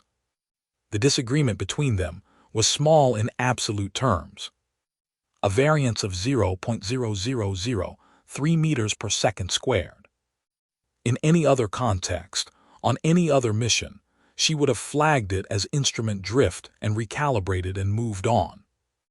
In this context, she pulled up the calibration history for both units and went through it in 90 seconds flat and found nothing wrong with either instrument. And then she sat with the variance on her screen and understood what she was looking at. "Barry," she said. Vance was already looking. "The gravimeters are disagreeing," he said. "By a margin that is not instrument error," she said. "No," he said. "It is not." The two gravimeters were positioned at different points on the ship, separated by 40 meters of hull. They were reading the same gravitational field from slightly different positions, the way two people standing at different points in a room experience the same room from different angles. And they were disagreeing because the gravitational field they were reading was not uniform, was not the smooth, distance-dependent gradient that any conventional mass produced, but was structured, was varying across the 40 meters between the two instruments in a way that produced a measurable difference in what each one reported. "The field has changed since the breach," Marcotti said. "It was stable before. The microvariance was consistent and symmetrical for weeks. Now the two gravimeters are reading differently, which means the field is no longer symmetrical." "The boundary geometry," Vance said. "The breach disrupted it," Marcotti said. "The coherent arrangement of the nucleus configuration depended on the integrity of the outer surface, and we have put a 12-centimeter hole in it, and the field has redistributed in response." Tanaka spoke from her corner without looking up from her console. "The spectroscopic return from the breach point is showing emission lines," she said. "Faint, but they were not there before the breach. The material at the edge of the opening is doing something it was not doing when the surface was intact." "What kind of emission lines?" Vance said. "That is the question," Tanaka said, "because they do not match any known emission spectrum in the database, and I have checked it 3 times, and I am going to need more time with this data before I can tell you what they mean, and I do not think we have as much time as I would like." Rays came back on the channel. "Survey lab. Do you want me to proceed with secondary bore expansion or hold position?" Marcotti looked at Vance. Vance looked at the gravimeter feeds. The two numbers sat on the screen beside each other, small and precise and irreconcilable, and the breach point on the camera feed showed its perfect 12-centimeter circle against the sphere's featureless surface, and the emission lines Tanaka had found were faint but real and getting no fainter. "Hold position, George," Marcotti said. "Do not approach the breach point. Get your team back to the lander and hold there." A pause. "Understood," Rays said, and she could hear in that single word that he had already been thinking the same thing, and was relieved that someone with a title had said it first. Vance pulled up the clock data without being asked. He looked at it for a moment and then turned his screen toward Marcotti, and she looked at the number on it, and the number was not 0.003 seconds anymore, and it was not stable, and the survey lab felt suddenly very small and very far from anywhere that could help them. The clock differential was 0.019 seconds and climbing. Marcotti had the timing data on her primary screen and the gravimeter feeds on her secondary, and she was moving between them with the focused, slightly mechanical efficiency of someone who has shifted out of fear and into the part of themselves that knows how to work, because working was the only thing available to her right now, and she intended to do it well. Vance pulled his chair beside hers without asking. He sat down and looked at the clock data and did not say anything for a moment, and she appreciated that about him, the way he understood that some numbers needed a few seconds of silence before they could be talked about. "It was stable at 0.003 for weeks," she said. "The breach happened 40 minutes ago, and it has increased by a factor of 6. "And it is not plateauing," Vance said. "No," she said. The rate of increase is itself increasing. Whatever the breach did to the field geometry, it did not produce a new stable configuration. It produced a dynamic one. Vance looked at the gravimeter feeds. The disagreement between the two units had grown since the breach.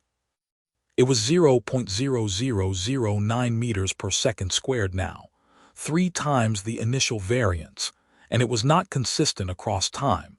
It was fluctuating, the two readings moving relative to each other in a pattern that was not random, but that she had not yet had time to characterize. The field is not just asymmetrical, she said. It is changing. The redistribution is ongoing. Tanaka appeared at her shoulder. She had printed the emission line data on actual paper, which was something Marcotti had never seen her do before, and she held the printout with both hands and looked at it with the expression of someone who has been staring at a problem long enough that the problem has started to stare back. I have been through the entire emission database, Tanaka said. Every known element, every known molecular compound, every exotic state in the literature. The lines from the breach point do not match any of them. She set the printout on the console between them. They are not close matches with anomalous shifts. They are not degraded matches from instrument noise. They are simply not in the database. Unknown emission lines from a breach point in a stable element 115 configuration that has just been disrupted, Vance said. Yes, Tanaka said. Which means the material at the edge of the breach is transitioning into a state that has no entry in our reference data, which means it is a state that has never been observed, which means I cannot tell you what it is doing or what it will do next. She looked at Marcotti directly. Mara, I think the breach has initiated a phase transition in the surface material. A phase transition to what? Marcotti said. I do not know, Tanaka said, and the 3 words carried the specific weight of a statement made by someone who was very rarely in the position of not knowing and found it deeply uncomfortable. That is precisely the problem. Josh Treadstone appeared in the survey lab doorway at that moment. He was the ship's surgeon, a tall, quietly spoken man from Lagos who had the particular stillness of someone who spent his professional life in rooms where panic was contagious, and had learned very early that the most useful thing he could do in any crisis was to not contribute to it.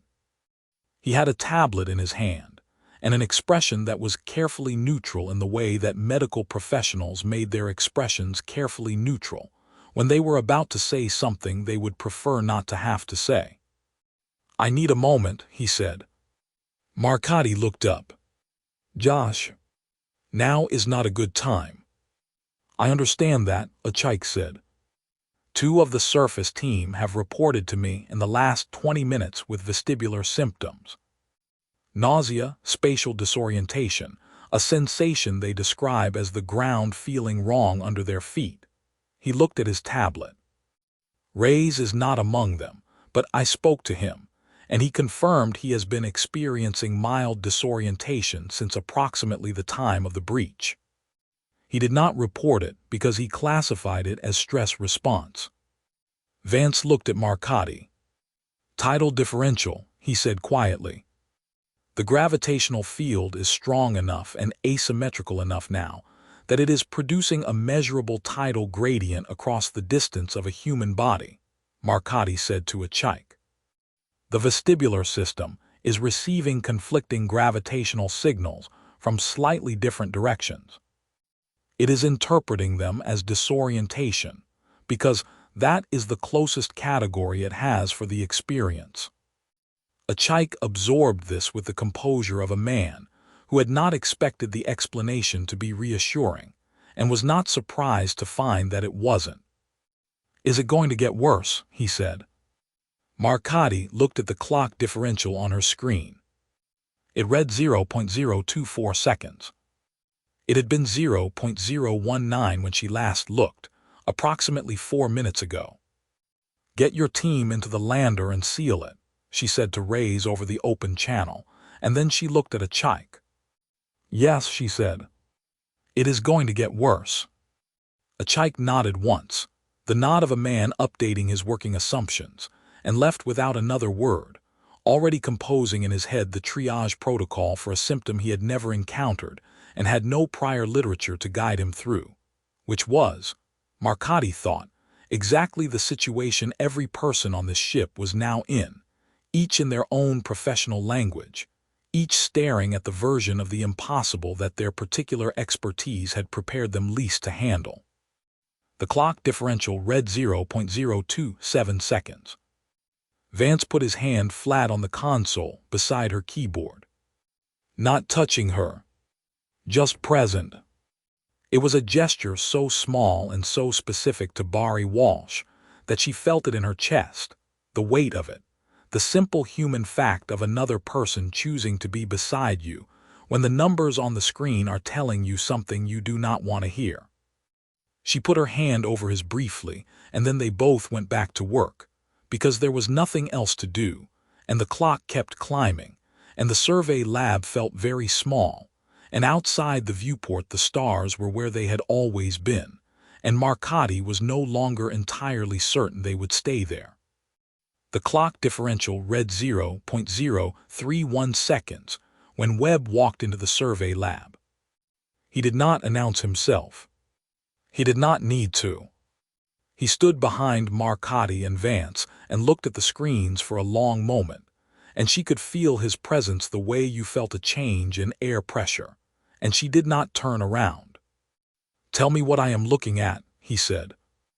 "The clock on the asteroid surface is running slower than the ship clocks," Marcotti said. The differential was stable at 0.003 seconds before the breach. "It has been climbing since the torch went through, and it is not plateauing." "In plain language," Webb said. She turned around then, because plain language deserved eye contact. "The sphere is generating a gravitational field strong enough to dilate time at the surface of the asteroid," she said. "Einstein's general relativity describes this precisely. Clocks run slower in stronger gravitational fields. The GPS satellite network corrects for it continuously, or the positioning error would accumulate at kilometers per day.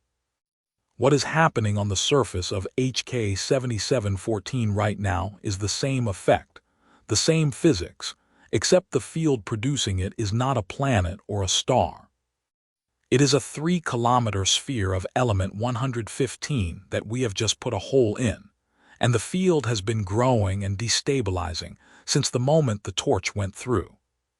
Webb was quiet for a moment. "Growing by how much?" "It has increased by a factor of 10 in 40 minutes, she said. "And the rate of increase is not linear."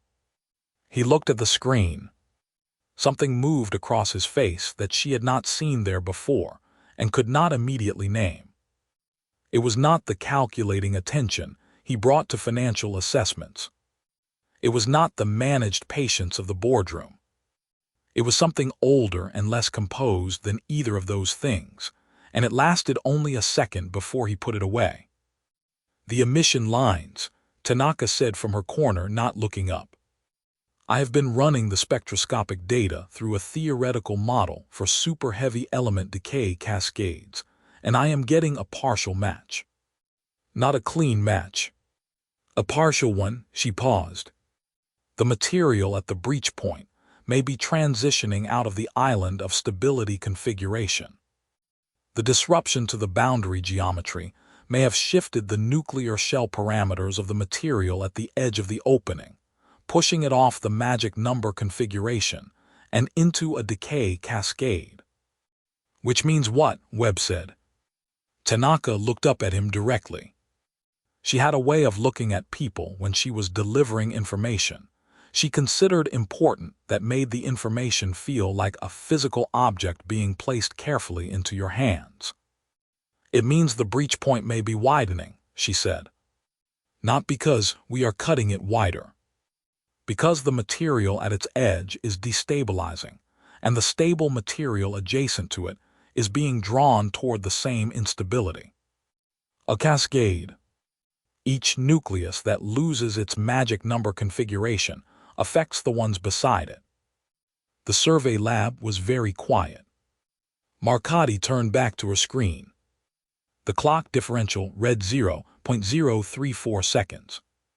The gravimeter variance between the two ship units was 0.0014 meters per second squared and still climbing.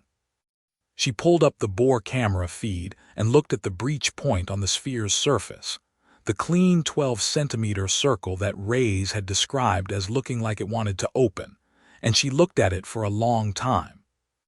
It was larger than 12 centimeters. She had not noticed it changing because the change was slow and the camera resolution made precise measurement difficult. But she pulled up the image capture from 40 minutes ago and overlaid it against the current feed, and the difference was unambiguous. The breach point was wider. Not dramatically, not catastrophically, but measurably, the edges having moved outward by approximately 2 centimeters in every direction. The geometry of the opening still perfect, still clean, still showing no sign of thermal damage or material deformation, simply larger than it had been. She showed it to Vance without speaking. He looked at it and then looked at her, and then looked at it again. "George," she said over the channel, "I need you to confirm your team is in the lander and sealed." "Sealed and holding," Reyes said. "What are we looking at up there?" She thought about how to answer that. She thought about George Thomas crouched at the bore opening looking at the breach point, and saying it looked like it wanted to open. The observation of a practical man with 15 years of experience who had no theoretical framework for what he was seeing, and had simply described it accurately with the language he had. She thought about Akaffer holding the torch steady for 47 seconds with the professionalism of someone twice her age. She thought about Achaik already building a triage protocol for a symptom that had no prior literature. "We are looking at a field that is growing," she said. "Stay sealed. Do not open the lander for any reason until I tell you otherwise." "Understood," Reyes said, and she could hear in his voice that he had already known the answer before he asked the question, because George Thomas always seemed to know the shape of a situation before anyone with a title got around to describing it to him. She pulled up her personal addendum in the mission log. The document she had written in the hour before the plasma torch was moved into position, the one that Vance had read over her shoulder and had not tried to talk her out of. She read the last paragraph she had written, the one about hoping she was wrong, about wanting this document to sit unread in the archive for the rest of time as a record of a concern that turned out to be unfounded. She added one line to it. She wrote the time, 16:43 ship time, 43 minutes after the breach, and she wrote the clock differential, 0.034 seconds and climbing, and she wrote that the breach point was widening without further intervention, and that the gravitational field was growing and asymmetrical and dynamic, and that in her judgment the situation had passed the point that Ferris's stop condition had been intended to address. Then she saved it and closed it and looked at Vance. "We need Ferris," she said. Vance was already standing. The clock differential read 0.037 seconds. Outside the viewport, the stars held their positions in the dark, patient and indifferent and very far away, and 6 kilometers below the surface of HK 7714, the breach point sat in the sphere's ancient surface and continued, quietly and without hurry, to grow. The 3 days after the breach had a specific quality that Marcotti recognized from other difficult moments in her career. Not panic, not crisis, something more sustainable and more corrosive than either of those things. The quality of people who have seen something go wrong and have not yet seen how far wrong it intends to go, and who are filling the waiting time with work because work was the only honest response available to them. Ferris had restricted surface operations entirely within 2 hours of Marcotti's call to the bridge on the evening of the breach. No surface landings, no drone operations within 3 kilometers of HK 7714, continuous monitoring at full sensitivity, all findings logged in real time. The order was precise and immediate, and carried no editorial comment about the decision that had led to the situation requiring it. That was Ferris. She did not relitigate. She assessed and she acted and she moved forward, and Marcotti respected that quality in her even when the forward motion was into territory none of them had mapped. The clock differential had climbed to 0.041 seconds in the hours after the breach, and then, sometime in the early morning of the following day, had stopped climbing. It did not return to its pre-breach level. It simply found a new number and held it. The way a fever broke and left the patient changed but stable, and the gravimeter variance had done the same thing, settling at a level that was deeply anomalous by any normal standard and apparently normal by the standards the sphere was now setting.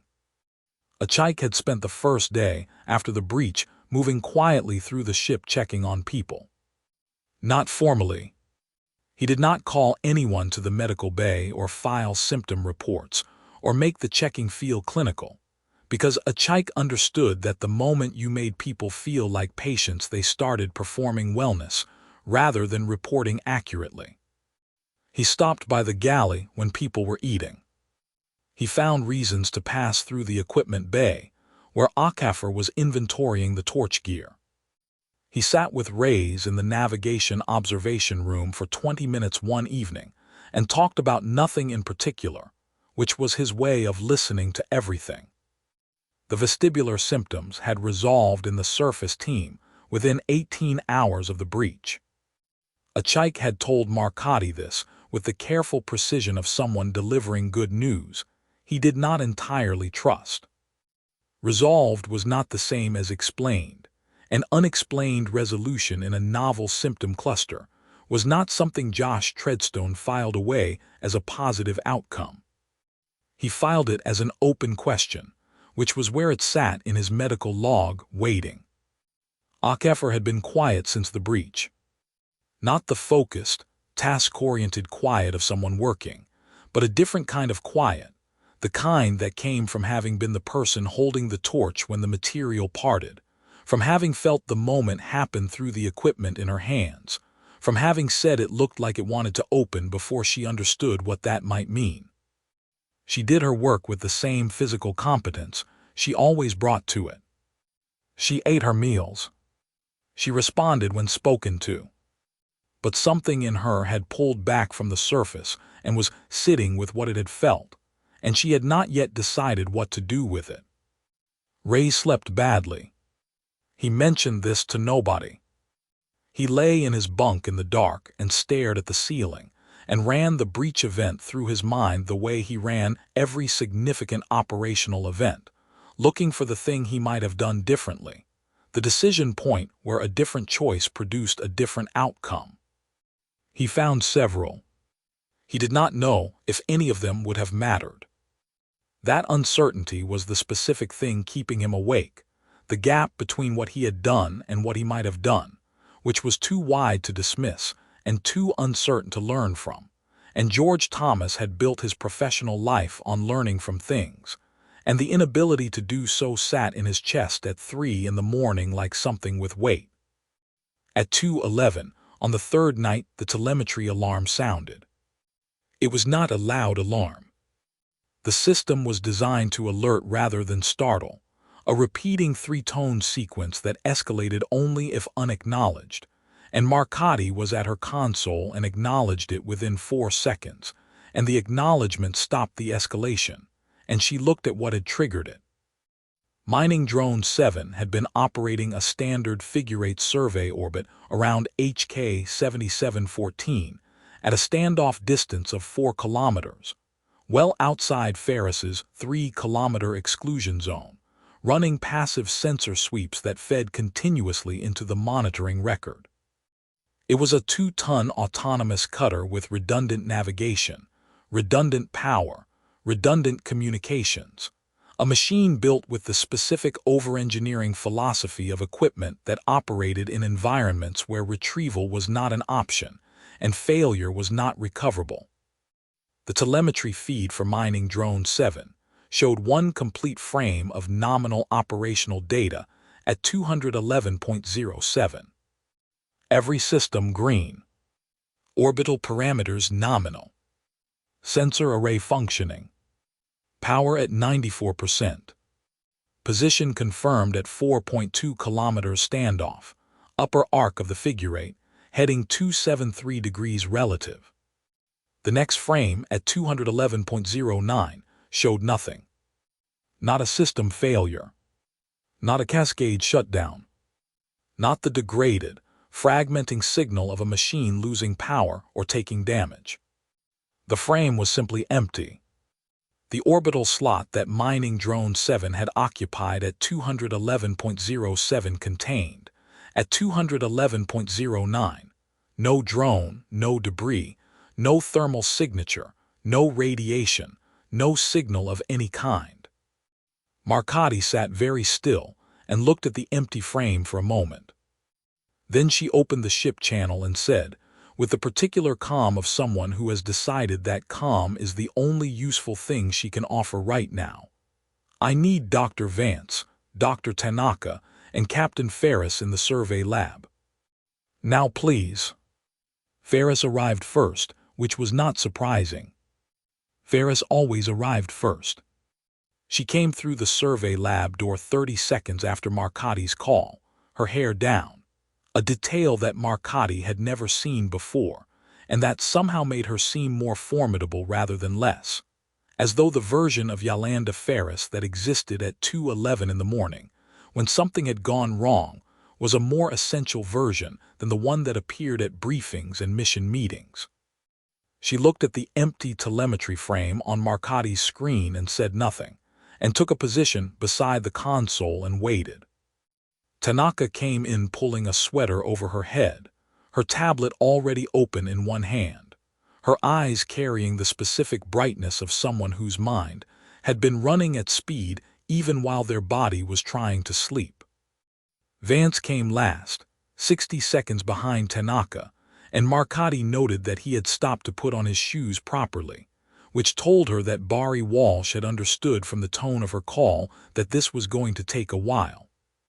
"Mining Drone 7, Marcotti said, and pulled the telemetry up on the main display. Present at 211.07. Absent at 211.09. No collision, no power failure, no thruster anomaly, no debris, no thermal signature, no radiation of any kind." The room looked at the two frames side by side on the display. The first frame dense with operational data. The second frame empty in a way that felt less like absence and more like erasure. "Pull the full telemetry history for the last 24 hours, Vance said. Marcotti had already pulled it. She put it on the secondary display, and Vance moved to it immediately, starting at the beginning and working forward with the systematic patience that was his natural operating mode regardless of the hour or the circumstances.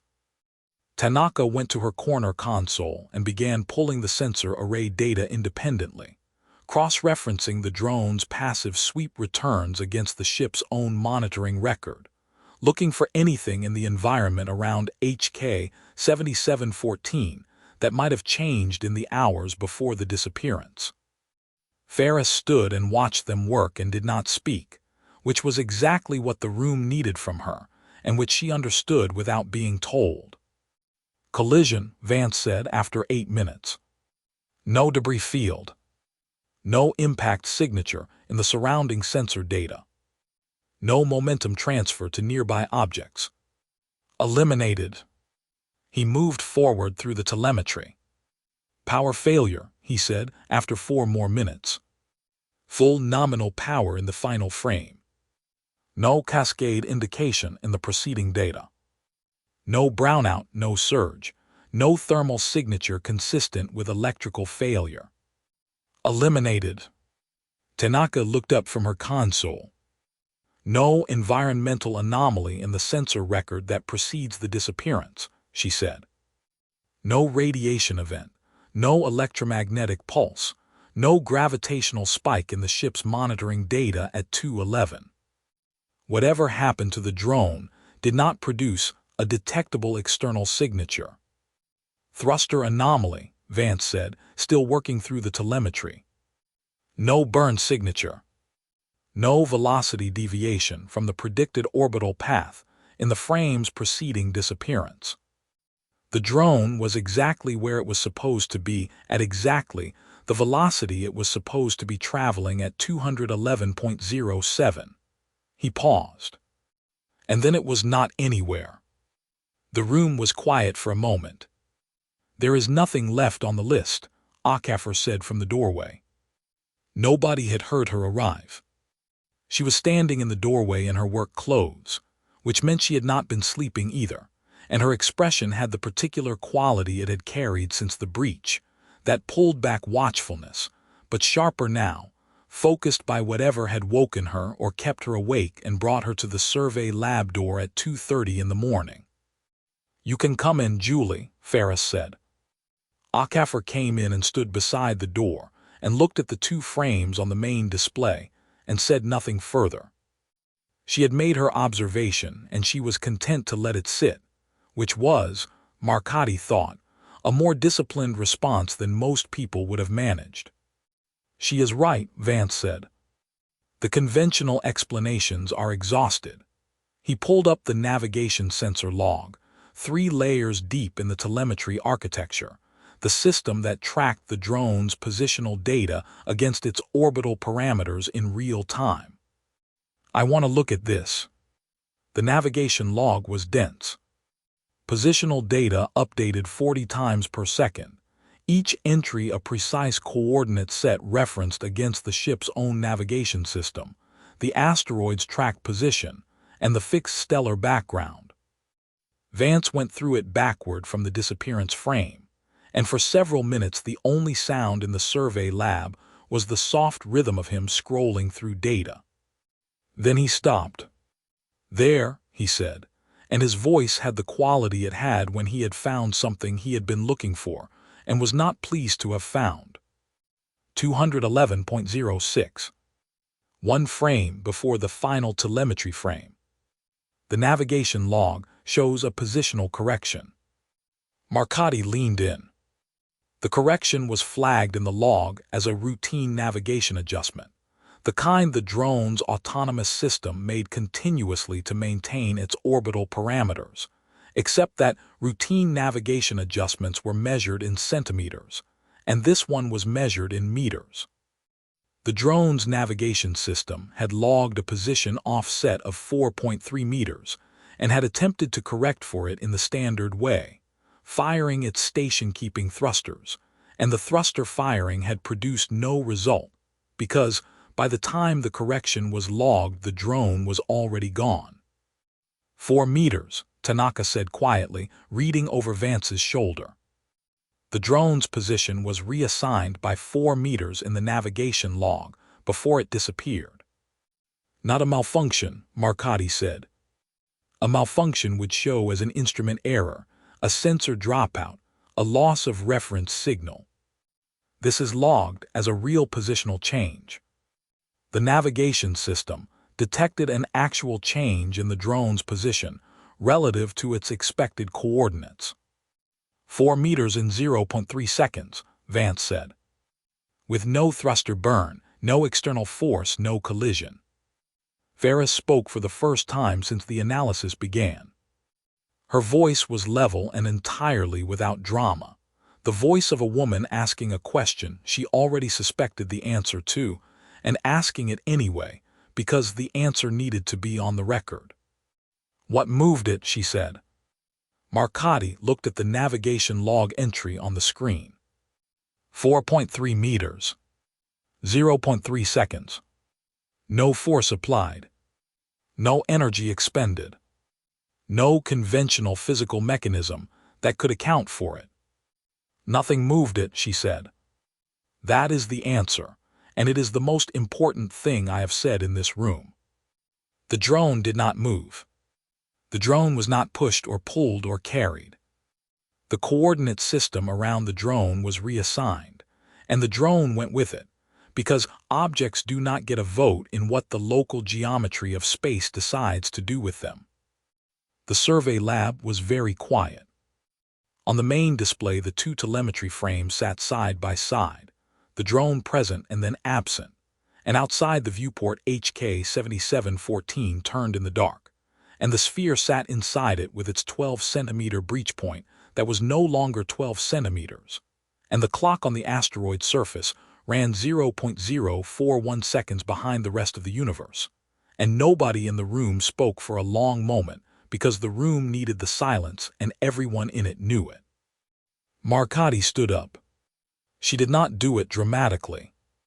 She pushed her chair back and stood up and moved to the main display because explaining something this large required being on her feet, required the physical act of standing in front of the thing she was describing and gesturing at it with her hands, because she had learned over years of teaching and presenting that the body was part of the argument, and that sitting down while delivering information of this magnitude felt dishonest, like whispering something that needed to be said at full volume. "I need to explain what the navigation log is telling us," she said. "And I need everyone in this room to stay with me through the physics, because the physics is the only thing that makes the rest of it comprehensible." She looked around the room. Ferris, standing beside the console with her arms at her sides. Vance in his chair, turned to face her. Tanaka in her corner with her tablet face down on the console beside her, which meant she was giving Marcotte her full attention, which from Tanaka was a significant gesture. Akefer near the door, still and watchful. Webb, who had appeared in the doorway at some point in the last 10 minutes without anyone noticing, leaning against the frame with his arms folded. She began with Einstein. Not apologetically, not with the qualifier that she knew this was a lot, but directly, because the room deserved directness, and because the people in it were capable of following her. "General relativity describes gravity not as a force, but as a geometry," she said. "Mass curves spacetime, and objects follow the curves. What we experience as gravitational attraction is actually objects following the straightest possible path through curved space. This is not metaphor. This is the precise mathematical description of how gravity works, confirmed by every experiment run since 1915, including the GPS system that every navigation computer on this ship depends on." She pulled up a simple diagram on the secondary display. A grid representing flat spacetime, then the same grid deformed by a central mass into the familiar, curved well shape. "Now," she said. In 1994, a physicist named Miguel Alcubierre published a solution to Einstein's field equations that described something that had previously been considered impossible. He described a configuration of spacetime in which a bubble of flat space was surrounded by a region of contracted space at the front and expanded space at the rear. An object inside the bubble would experience no acceleration, no time dilation, no violation of any local physical law. But the bubble itself could move through the surrounding spacetime at any velocity, including velocities exceeding the speed of light, because the bubble is not moving through space. The space itself is moving. She looked at the room. Webb had unfolded his arms. "The Alcubierre metric requires exotic matter with negative energy density to maintain the bubble geometry," she said. "We have no such material and no way to produce it, and the metric has remained a mathematical curiosity for 30 years. I am not telling you the sphere is an Alcubierre drive. It is not. But what the Alcubierre solution demonstrates is that Einstein's equations permit configurations of spacetime in which matter is displaced from one coordinate to another, without traversing the intervening space. The geometry changes. The object goes with it. No force is applied. No energy is expended in the conventional sense. The coordinate simply becomes a different coordinate. She paused and looked at the navigation log entry, still visible on the secondary display. 4.3 meters. 0.3 seconds. The sphere is producing a related effect, she said. Not an Alcubierre bubble. Something more localized, more irregular, a consequence of the disrupted boundary geometry of the nuclear configuration rather than a designed or stable spacetime metric. But the underlying phenomenon is the same. The local geometry of space around HK 7714 is being reorganized by the sphere's gravitational field, and that reorganization is not uniform and not predictable. And in the 0.3 seconds before mining drone 7 disappeared from the telemetry, its navigation system detected a 4-meter coordinate offset, because the coordinate system it was sitting in had shifted by 4 meters. She stopped. The drone did not malfunction, she said. The drone did not collide with anything. The drone did not lose power or suffer a thruster anomaly. The space the drone was occupying was moved to a different location, and the drone went with it. And where that location is cannot be determined from the telemetry, because the telemetry ended when the local coordinate system ended, and we have no instrument that can follow an object through a spacetime displacement event, because we have never had a spacetime displacement event to follow an object through. The room was quiet. Akefer spoke first. She spoke from her position near the door in the same quiet, direct way she had spoken since the breach, the voice of someone who had decided that the distance between what was being said in careful scientific language and what it actually meant was a distance worth closing. So it could be anywhere, she said. The drone. It could be anywhere. Yes, Marcotti said. Anywhere meaning anywhere in the solar system, Akefer said. Or anywhere meaning anywhere. Marcotti looked at her steadily. I do not know the magnitude of the displacement, she said.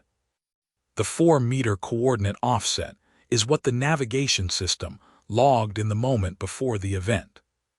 What happened during the event itself, the scale of the displacement, the destination coordinate, I cannot determine from the available data. Akefer nodded slowly. She looked at the empty telemetry frame on the main display for a moment, the frame that showed the orbital slot where a 2-ton machine had been, and then she looked at the floor, and something in her face settled into a new configuration, a recalibration happening visibly, the expression of a person updating their understanding of what kind of situation they are in. Vance spoke quietly from his chair.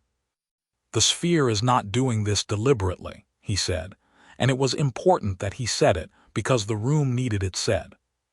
There is no agency here, no intent, no design function being executed. What we are observing is a consequence of our interference with a natural phenomenon. The spacetime distortion is a product of the disrupted nuclear geometry, propagating outward from the breach point in ways that are irregular and unpredictable, because the disruption itself was irregular. We are not dealing with a machine or a weapon or a technology. We are dealing with physics that we triggered and do not know how to stop. Webb pushed off the doorframe and took 2 steps into the room. Can it reach the ship? He said. It was exactly the right question and exactly the wrong person asking it. And Marcotti understood in that moment that Harrison Webb had been standing in the doorway running his own analysis since he arrived, and that the question he had just asked was not the first question he had considered, but the one that had survived his filtering, the one he had decided was worth the exposure of asking out loud. She looked at the gravimeter feeds on her console. She looked at the clock differential. She looked at the distance between the ship's current position and HK 7714, 8 kilometers of space that had seemed adequate 3 days ago and felt considerably less adequate now. The displacement effect is currently localized to the immediate vicinity of the asteroid, she said. The drone was operating at 4 kilometers standoff. We are at 8. She paused, because the next part needed to be said carefully and completely and without softening. The effect is growing. The boundary of the anomalous region has been expanding since the breach at a rate that is not linear. At current expansion rates, it will reach our position in approximately 72 hours. The survey lab was very quiet. Webb looked at her for a moment, and then he looked at Ferris, and for once his expression was entirely unmanaged, the calculation behind his eyes visible and unguarded. And what she saw there was not the composed assessment of a corporate liaison managing a difficult situation, but the specific, unadorned fear of a man who has just understood that the thing he set in motion is larger than he is. Ferris looked back at him without expression, and then she looked at Marcotti, and then she looked at the main display where the 2 telemetry frames sat side by side in the blue light of the survey lab, the drone present and then absent, and the asteroid turning outside the viewport, patient and dark, and entirely indifferent to the people orbiting it and the thing growing inside it. Ferris took exactly 30 seconds before she spoke. Marcotti had counted them. Not consciously, not deliberately, but the way you counted things in a silent room when the counting was the only thing available to do with the part of your mind that was not sitting very still and waiting.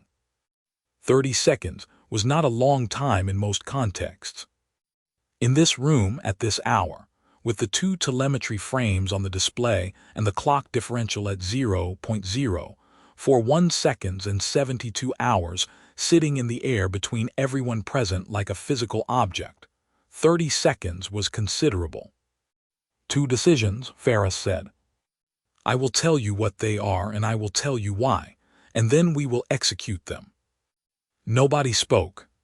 First, we move the ship to a standoff distance of 20 kilometers, effective immediately. Navigator gets us there on the most direct burn that does not take us through the anomalous region boundary. I want the new position established within the hour. She looked at Marcotti. 20 kilometers gives us margin against the 72-hour expansion estimate. I want continuous monitoring of the boundary throughout the burn and after.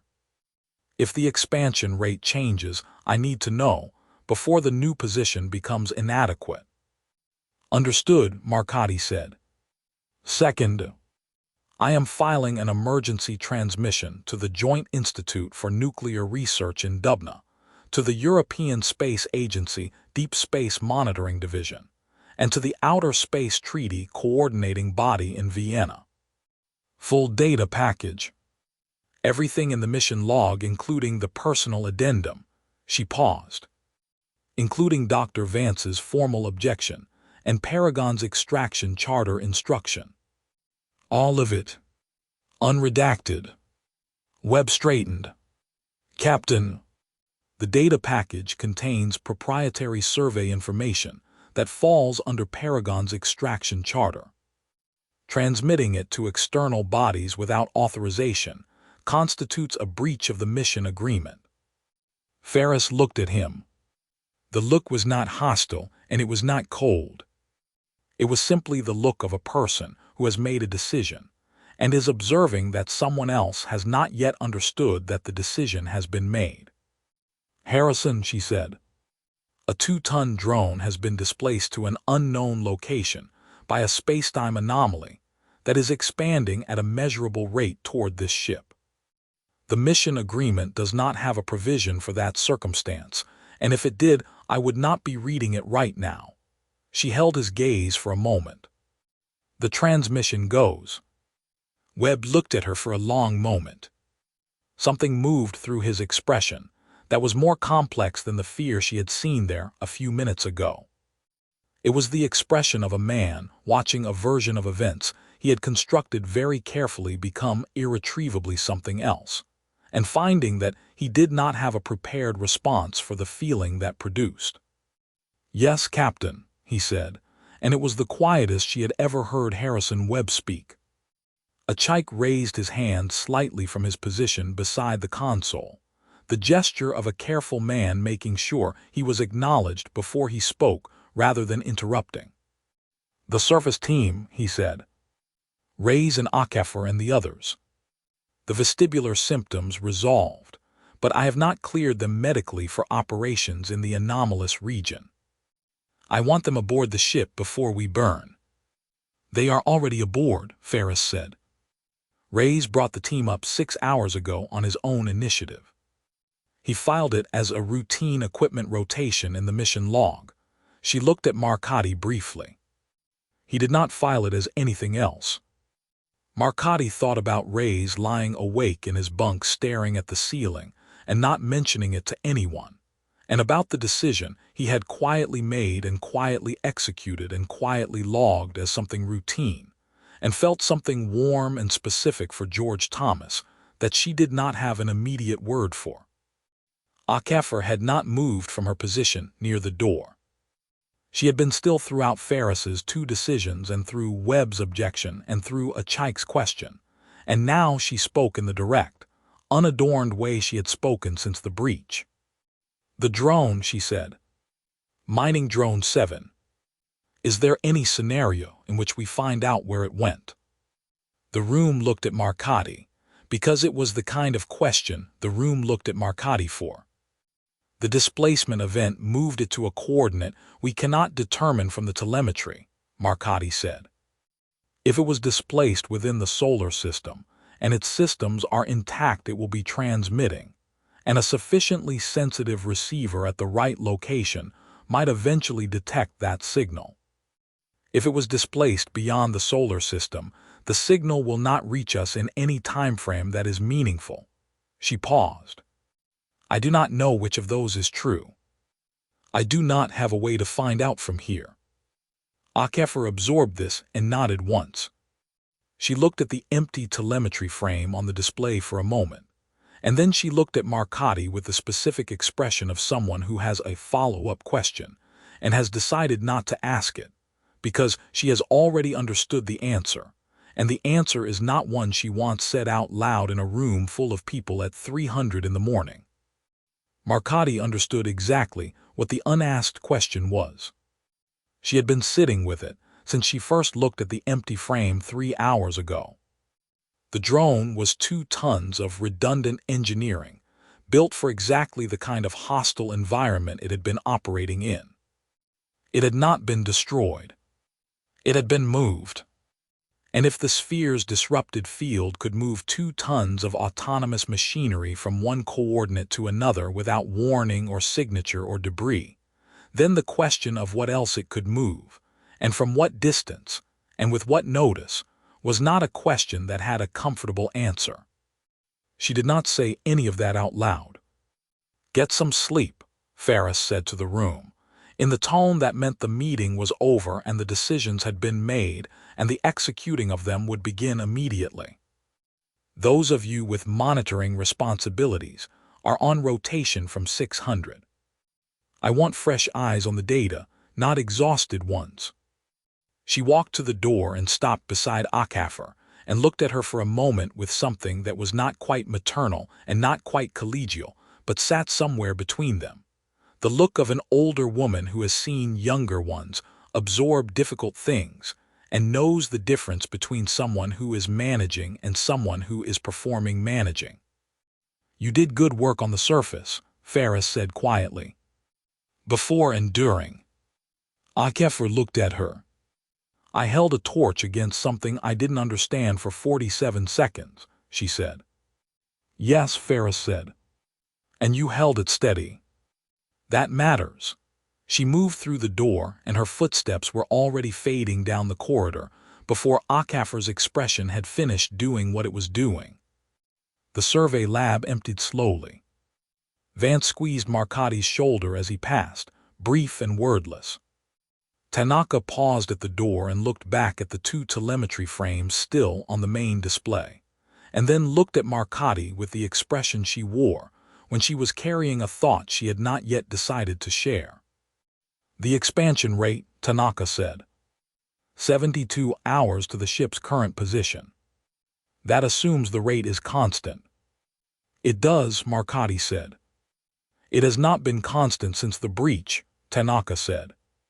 No, Marcotti said. It has not. Tanaka nodded and left. Marcotti was alone in the survey lab. The two telemetry frames sat on the main display. The clock differential held at 0.041 seconds. The gravimeter feeds ran their quiet, continuous disagreement. 2 decks above her, the navigation system had begun its burn calculation. The first movement the Peregrine Actual had made away from HK 7714 since they arrived. She sat at her console and watched the monitoring data. She thought about 72 hours. She thought about what constant meant and what not constant meant. Outside the viewport, the asteroid turned in the dark. The survey lab was very quiet. Marcotti did not go to sleep.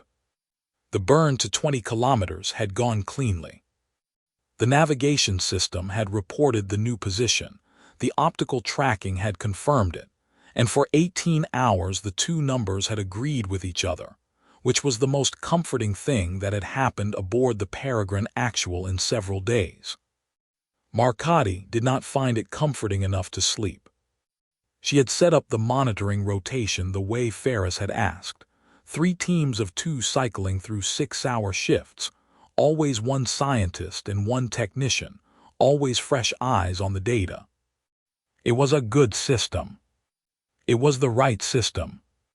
She followed it for exactly 1 rotation before she started coming back to the survey lab between her own shifts, pulling up the monitoring feeds on her personal tablet in her bunk, lying in the dark with the numbers running on the screen above her face.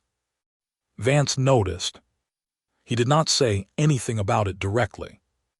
He simply started leaving a fresh coffee on her console when his shift ended, and hers began, appearing in the survey lab doorway for 30 seconds to hand it over and look at her with the specific expression that meant he had something to say and had decided not to say it, and then leaving.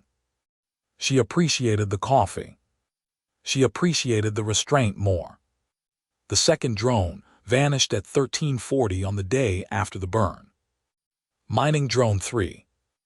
Operating at 6 kilometers standoff, outside the original anomalous region boundary, but inside the revised boundary that Marcotti had been tracking since the first disappearance. The telemetry told the same story as Drone 7. 1 complete frame of nominal operational data. The next frame empty. No debris, no signature, no explanation that fit any conventional physical framework. Reyes took the loss of Drone 3 with the same contained, methodical response he brought to every operational problem.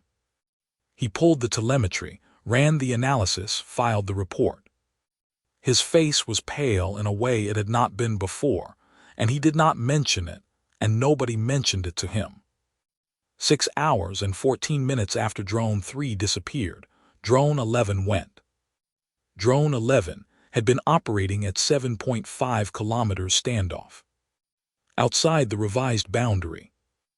Marcotti had been watching it specifically because its position outside the boundary had made it a reference point, a marker she was using to track where the anomalous region ended and normal space began.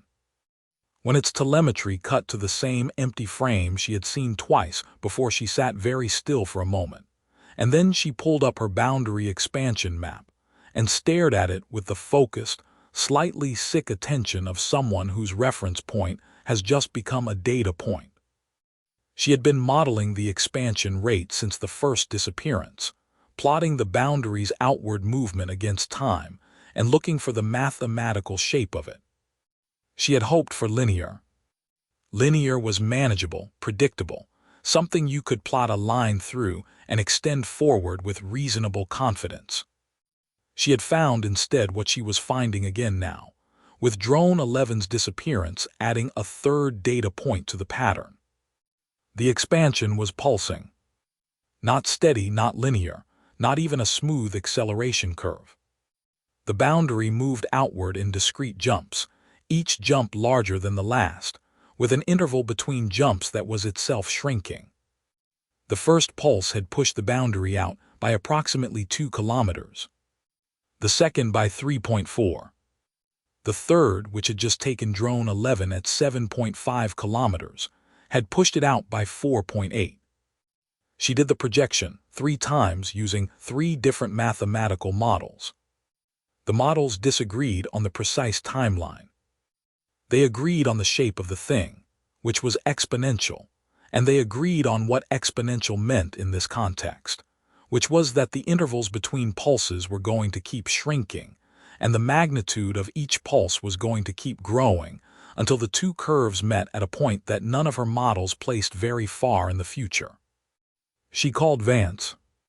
He arrived in 4 minutes, which told her he had not been sleeping either, and she showed him the map and the projection without preamble, because Barry Walsh did not need preamble and this was not a moment for it. He looked at the projection for a long time. He looked at the 3 data points and the curve they described and the point where the curves converged. His face did the thing it did when he was thinking something he was not ready to say, and then he said it anyway because they were past the point where not saying things was a useful strategy. The pulses are correlated with the breach point expansion, he said. Look at the timing. He pulled up the breach point measurement data alongside the boundary expansion record and overlaid them, and the correlation was immediate and exact. Each outward pulse of the anomalous region boundary had occurred within minutes of a measurable expansion of the breach point in the sphere's surface. Every time the breach widens, the boundary jumps. The 2 phenomena are not independent. They are the same phenomenon at different scales. Marcotti looked at the overlay. The breach is driving the expansion, she said. The breach is driving the expansion, Vance said. And the breach is widening on its own. We are not touching it. We are not adding energy to it. The cascade Tanaka described is proceeding without any further intervention from us. Marcotti looked at the projection curve. She looked at the point where the intervals converged. She looked at the current position of the Peregrine actual on the boundary map, 20 kilometers from HK 7714. Sitting in what the instruments currently classified as normal space. How long, she said, meaning the ship, meaning their position, meaning the thing neither of them had said yet. Vance looked at the projection. If the pulse interval continues to shrink at the current rate, he said, and then he stopped and looked at the numbers again, and the survey lab was very quiet. Myra, we need to tell Ferris now. Ferris listened to the boundary expansion data without interrupting. She stood at the main display in the survey lab with her arms at her sides and looked at the overlay Vance had built. The breach point expansion correlated exactly against the boundary pulse sequence, and her face did what it always did when she was processing difficult information, which was nothing. Absolutely nothing. Ferris's face in a crisis was the most neutral surface Marcotti had ever tried to read. When Vance finished, she was quiet for a moment. The comms buoy at 7 kilometers, she said. Is it still reporting? Marcotti checked. Last signal was 14 minutes ago, she said. Position nominal at that time. Watch it, Ferris said and left. She was back on the bridge within minutes, and Marcotti could hear her through the open ship channel issuing quiet, specific instructions to the navigation team, adjustments to the monitoring protocol, changes to the drone exclusion boundary, the methodical machinery of command operating at the speed the situation required. Marcotti turned back to her console and watched the comms buoy feed and ran her boundary projection and drank the coffee Vance had left her and waited. The comms buoy reported at 7 kilometers for another 40 minutes. Then its position feed updated. The offset was 40 meters. Not a drift. Not a gradual movement consistent with orbital mechanics or thruster malfunction. A discrete jump, The same signature as the drone disappearances, but larger. The buoy's anchored coordinate reassigned by 40 meters in a single position update. And then the signal stopped, and the feed went to the same empty frame that had become the most familiar and most unwelcome image on Marcotti's screen. She logged it and opened the ship channel. "Captain, the comms buoy at 7 kilometers has reported a 40-meter position offset and gone silent." A pause. "Logged," Ferris said. "Continue monitoring." Marcotti continued monitoring, and 40 minutes after the buoy went silent, she was looking at the forward telescope feed when the stars moved. It was subtle, the kind of thing that required knowing exactly where to look and what to look for, which she did, because she had been watching the stellar background near HK 7714 since the breach, and had a precise catalog of where every visible star in the field should be sitting. The shift was arcseconds, fractions of a degree, the kind of angular displacement that would be invisible to any observer not specifically measuring against a reference catalog. She was specifically measuring against a reference catalog. 3 stars in the immediate vicinity of HK 7714 had shifted from their catalog positions. Not moved, because stars at this distance did not move on any timescale a human instrument could detect. Shifted in their apparent positions, their light bent by the gravitational field between them and the telescope, arriving at a slightly different angle than the geometry of the solar system said it should. Gravitational lensing. She understood it the way she understood most things, from the ground up, from first principles. Einstein's general relativity predicted that mass curved spacetime, and that light, following the straightest possible path through curved spacetime, would appear to bend around massive objects. The prediction had been dramatic and specific, and had been confirmed in one of the most celebrated experiments in the history of science, the 1919 solar eclipse expedition led by Arthur Eddington, who had photographed stars near the limb of the eclipsed sun, and found them displaced from their catalog positions by exactly the amount Einstein's equations predicted. The photographs had made Einstein famous overnight, and had established general relativity as the best description of gravity the human mind had yet produced. What Eddington had measured in 1919 required the mass of the sun to produce a detectable effect. What Marcotti was measuring now was being produced by a 3-kilometer sphere of element 115, buried in a rock in the Trojan cluster. She called the full senior crew to the survey lab, and did not wait for everyone to find seats before she began.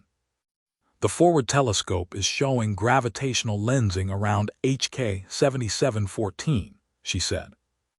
3 stars in the immediate field have shifted from their catalog positions by arcseconds inconsistent with any known gravitational body in this region. She pulled the telescope feed onto the main display beside her reference catalog, the current star positions and the expected star positions overlaid in 2 colors. The displacement was visible even without measurement. This is the same phenomenon Einstein predicted in 1915 and Eddington confirmed in 1919.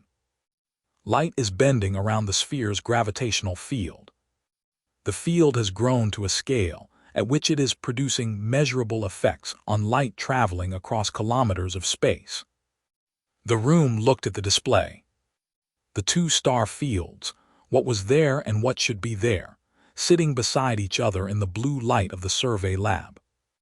"How large does a gravitational field have to be to bend light detectably?" Ray said. He was standing near the back of the room with his arms folded, and his voice was level, and his face was pale in the specific way it had been pale since Drone 3 disappeared. "Normally," Marcotti said, "you need a star. Something with a mass measured in units of solar masses, hundreds of thousands of times the mass of the Earth." She looked at the display. "The sphere's mass is negligible by those standards." What it is doing to spacetime is not a function of its mass in the conventional sense. It is a function of the nuclear geometry, the coherent summing of subatomic spacetime distortion across the entire 3-kilometer configuration, and that effect has been growing since the breach disrupted the boundary conditions. Growing toward what? Reyes said. It was the right question, and it had no answer that would satisfy anyone in the room, including Marcotti, so she answered it the only way she honestly could. I do not know where it stops, she said. I do not have a model that tells me that.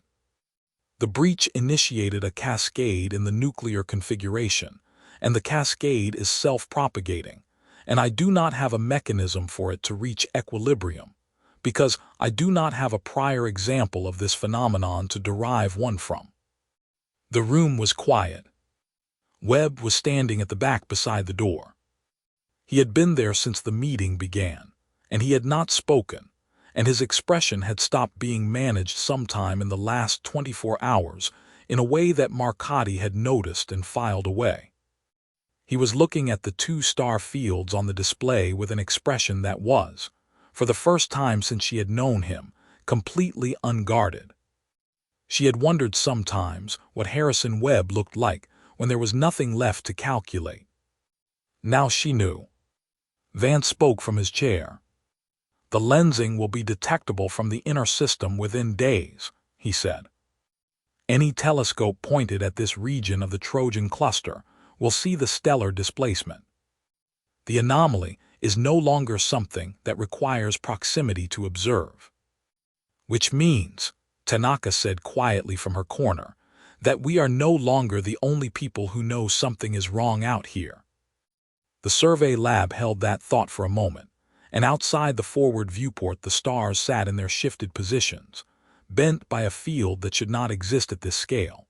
And HK 7714 turned in the dark 12 kilometers closer than the navigation system currently believed it to be, and the boundary of the anomalous region sat at its present position for now, and the interval before the next pulse was shrinking. The first report came from a technician named Dav Osai.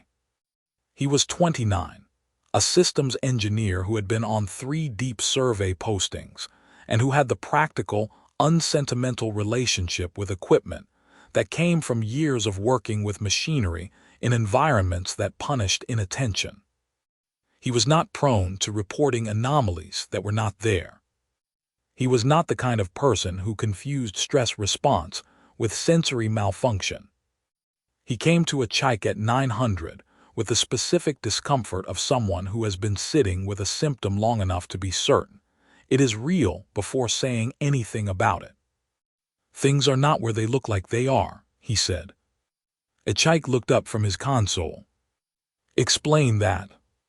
I reached for my coffee cup this morning, and my hand went to the wrong place, Osai said. Not by much. Maybe 3 centimeters. I thought I was tired. Then I reached for the door handle in the equipment bay and missed it. Same thing. A few centimeters off consistently in the same direction. He paused. I am not clumsy. I have never been clumsy. Chike told him to sit down and began a vestibular assessment. He was halfway through it when his door opened, and able seaman Priya Shen came in with the careful, slightly embarrassed expression of someone who has been working up the courage to report something for several hours. I have been having trouble with spatial orientation, Shen said, looking at Osai with the visible relief of someone who has just discovered they are not alone in something. Things look like they are in one place, and they are in another place. Chike finished Osai's assessment and started Shen's, and the results were consistent between them. Normal vestibular function by every standard measure. No nystagmus, no positional vertigo, no neurological indication of inner ear pathology. 2 people with fully functional balance systems, reporting the same specific spatial displacement symptom at the same time on the same ship. He went to find Marcotti. She was at her console in the survey lab, and she listened to his description, with the focused attention she brought to data she had been expecting and did not want to have confirmed. "The gravitational gradient," she said. "The field is asymmetric, and it is large enough now that the tidal differential across the distance of a human body is producing a measurable signal. The vestibular system is receiving gravitational input from slightly different directions, depending on which part of the body it is measuring from. The brain is interpreting that as spatial disorientation because it has no other category for it." Achike looked at her steadily. "The surface team experienced vestibular symptoms at 6 meters above the asteroid," he said. "Osai and Shen are experiencing them at 20 kilometers from it." "Yes," Marcotti said. "That is not a small change," he said. "No," she said. "It is not." Achike was quiet for a moment. He had the specific stillness of a medical professional updating a risk assessment in real time, the internal recalibration visible in his eyes if not in his face. "What does continued exposure to a tidal gradient of this magnitude do to a person?" he said. Marcotti was honest with him because Achike deserved honesty, and because dishonesty with a ship's surgeon in a situation like this was a form of negligence. "I do not know," she said. "The gradient is growing. The symptoms Osai and Shen are reporting are consistent with a gradient that is currently below the threshold of physiological harm. Whether it stays below that threshold depends on whether the field continues to grow, and I cannot give you a reliable projection on that because the growth rate has not been constant." Achike nodded. He picked up his tablet and made a note and looked at it for a moment. "I am going to recommend to the captain that the crew be restricted to the central sections of the ship," he said. "The gradient will be more uniform there than at the extremities of the hull. It will not eliminate the symptom, but it may slow the progression." "That is a good recommendation," Marcotti said. He left, and she turned back to her console, and the monitoring data was waiting for her with the patience of data that has no interest in being looked at but no ability to go away. Reyes appeared in the doorway 10 minutes later. He stood there for a moment before speaking, which was unusual for him. Reyes was not a man who stood in doorways working up to things. "I have been missing handholds," he said. "In the equipment bay. Reaching for things and finding them slightly off from where they look." He said it with the flat, factual delivery of a man filing an equipment fault report. "I wanted you to know before I went to Achike, in case the technical detail was useful." "How long?" Marcotti said. 18 hours, he said. She looked at him. "You have been experiencing this for 18 hours, and you are telling me now." "I wanted to be certain it was consistent before I reported it," he said. "It is consistent." She did not say what she was thinking, which was that George Thomas had been quietly absorbing an escalating neurological symptom for 18 hours and cataloging its consistency with the methodical patients he brought to equipment diagnostics, because that was who George Thomas was, and it would not have occurred to him to do it any other way. "Go see Achike," she said. "After I finish the equipment manifest," he said. "George," she said. He looked at her with the expression of a man who has been told to stop working and is genuinely uncertain what to do with that instruction. "The manifest will be there when you get back," she said. "Go." He went, and the survey lab was quiet, and Marcotti looked at the monitoring data and thought about 18 hours and consistency, and the specific kind of courage that expressed itself not in dramatic gestures, but in showing up and doing the work and saying nothing until the saying of it was useful, and she thought that she was very glad George Thomas was on this ship. Then she looked at the boundary expansion map and stopped thinking about anything except the numbers. The interval between the last 2 pulses had been 4 hours and 11 minutes. The interval between the last 2 pulses had been 4 hours and 11 minutes. The interval between the previous 2 had been 6 hours and 50 minutes. The interval before that had been 9 hours and 33 minutes. She did not need to run the projection again to know what the shrinking intervals meant. She had already run it 3 times, and the answer had not changed. She opened the ship channel. "Captain, I need you in the survey lab." Ferris arrived in 2 minutes. She looked at the boundary expansion map and the pulse interval data and the projection curve without being told what she was looking at. Because Yolanda Ferris had been reading instrument data for 30 years, and the shape of an accelerating problem was not something she needed explained. "How long before the next pulse?" she said. "Based on current interval shrinkage, between 90 minutes and 2 hours, Marcotti said. "The projection has a variance I cannot reduce further without more data points." "And the pulse magnitude?" "Larger than the last one," Marcotti said. "Each pulse has been larger than the previous, by a factor of between 1.3 and 1.6. The next one puts the boundary somewhere between 23 and 26 kilometers from HK 7714. Ferris looked at the ship's current position on the map. 20 kilometers. She did not say anything for a moment. She looked at the map with the specific attention of a navigator looking at a chart, which was what she was, and what she was reading on the chart was that the water she was currently sailing in was about to become something else. "We burn now," she said. 40 kilometers standoff. Get me a trajectory that keeps us outside the current boundary throughout the maneuver." "I will have it in 10 minutes, Marcotti said, and meant it and turned to her console. She had the trajectory in 8. She filed it to the navigation system and watched it transfer, and then she watched the navigation system do something she had not seen it do before in 6 years of deep survey work. It paused. Not a processing delay. Not a data transfer lag.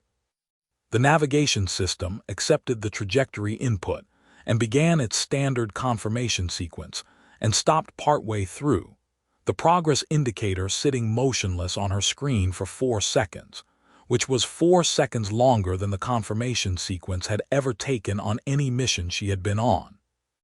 Then it completed, and the trajectory appeared on the navigation display, and Ferris gave the burn order, and the Peregrine Actual fired its main engines. Marcotti watched the navigation display. The ship's position indicator moved.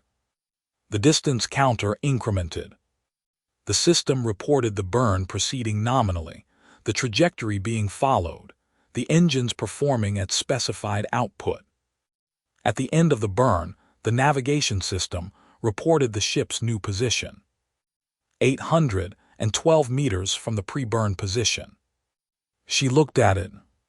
She looked at the engine performance data, which showed a clean, complete burn at full specified thrust for the full specified duration. She looked at the navigation system's position report again. Then she pulled up the external optical tracking system, the independent array of cameras mounted on the ship's hull that tracked position against the fixed stellar background, the system that did not use the navigation computer and did not share any components with it, the system that was as independent a position measurement as the ship carried. She put the 2 numbers on the screen beside each other. Navigation system, 812 meters. External optical tracking, 212 meters. She sat with those 2 numbers for a moment. They were not close. They were not within any reasonable margin of instrument variance. They were not a calibration error or a rounding difference or a data transfer artifact. They were 2 independent measurements of the same physical displacement, disagreeing by a factor of nearly 4, and both of them had been produced by systems that had been functioning correctly 10 minutes ago. Ferris was behind her. Marcotti turned her screen so Ferris could see both numbers without being asked. Ferris read them. Her face did its nothing. Then she looked at Marcotti. "The navigation system thinks we moved 800 meters, she said. "Yes," Marcotti said. The optical tracking says we moved 212. Yes. Ferris looked at the two numbers for another moment. Which one is correct?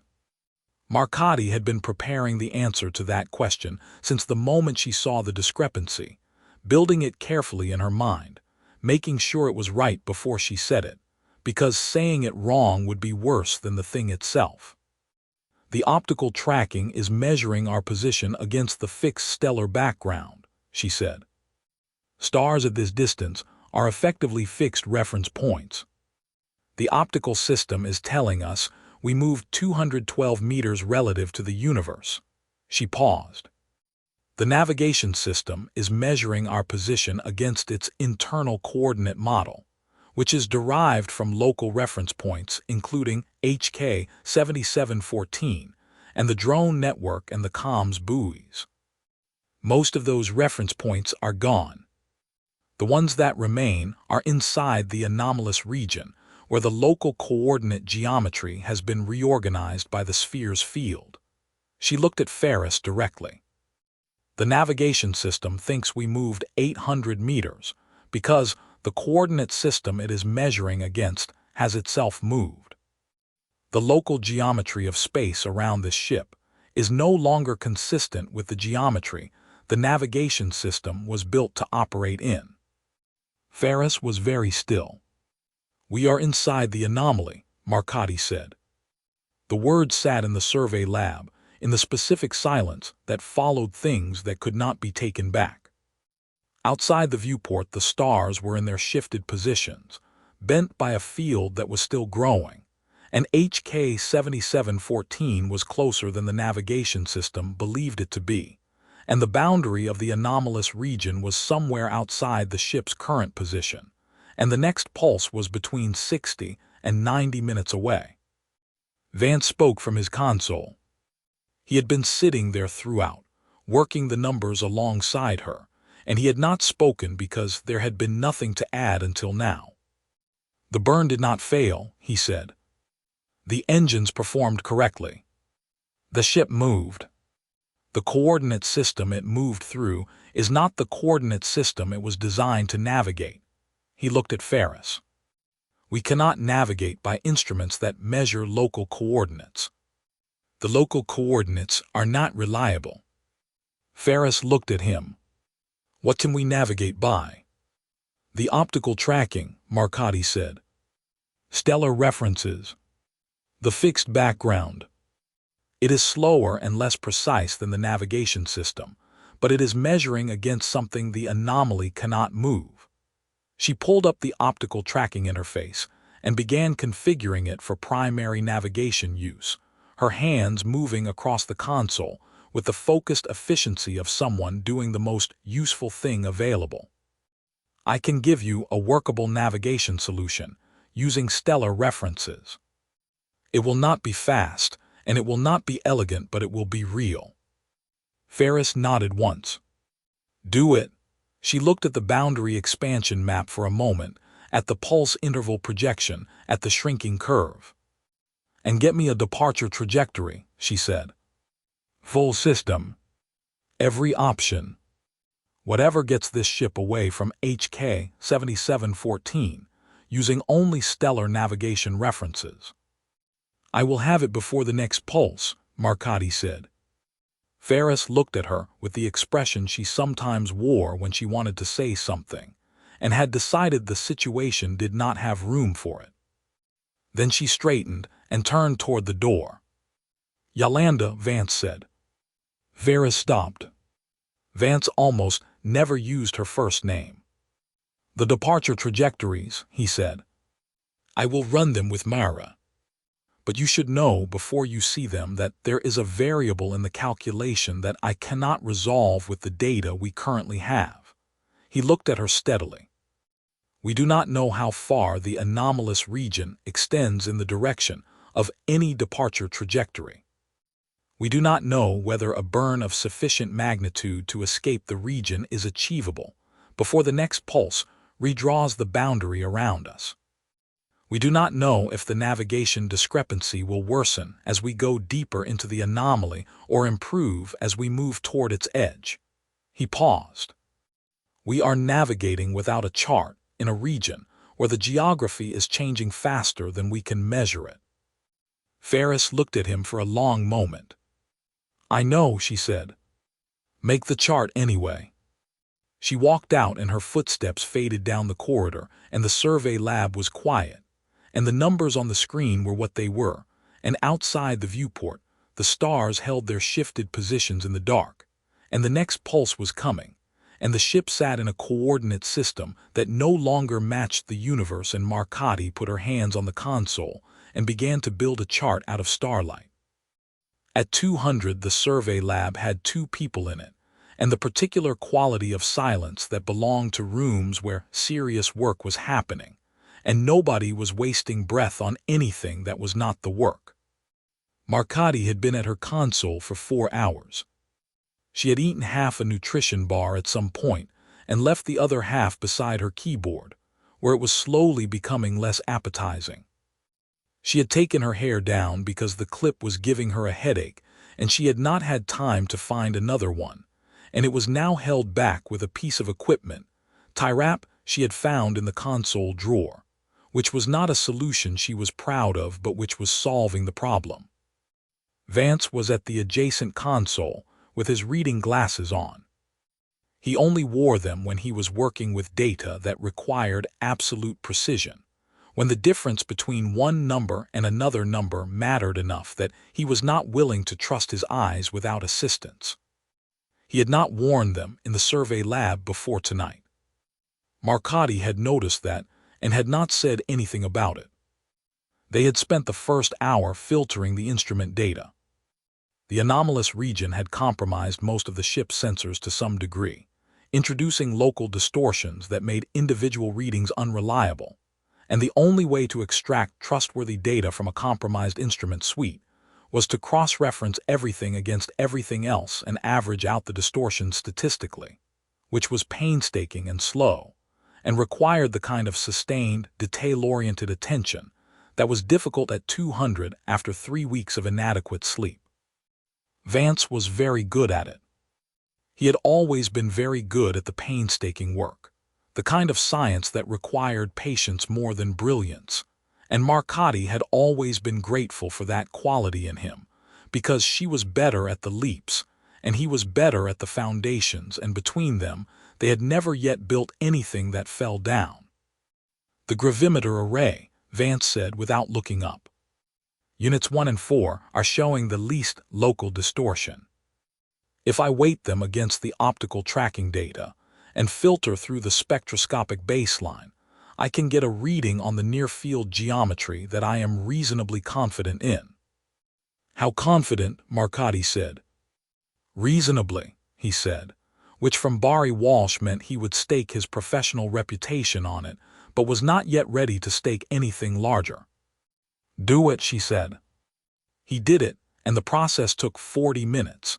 And while he worked, Marcotti was building the theoretical framework on her side of the collaboration, pulling every relevant paper from the ship's scientific database and organizing them into a structure that could hold whatever the instrument data was going to tell them.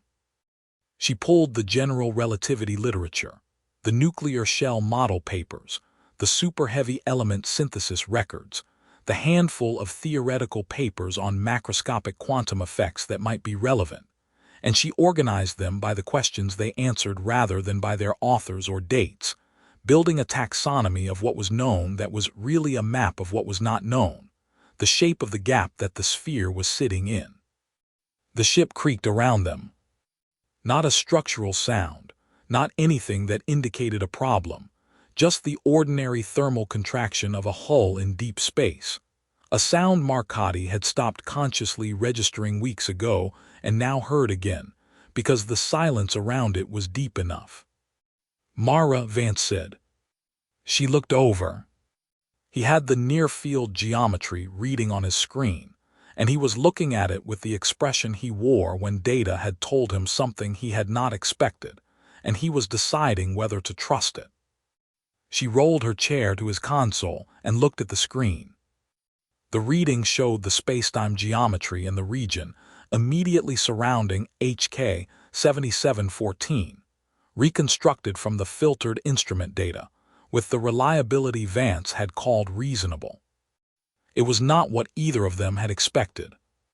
It was not chaotic, not the random distortion field of a system in the process of catastrophic failure. It was structured. The curvature was organized, distributed around the sphere in a pattern that was not symmetrical in the simple sense but that had its own internal logic, its own geometry, as though the spacetime around the sphere was not being distorted randomly, but was being shaped, maintained in a specific configuration by something that understood, in whatever sense a physical process could be said to understand anything, what configuration it was supposed to be in. "It is not decaying," Marcotti said. She meant the geometry, the curvature, the organized structure of the field.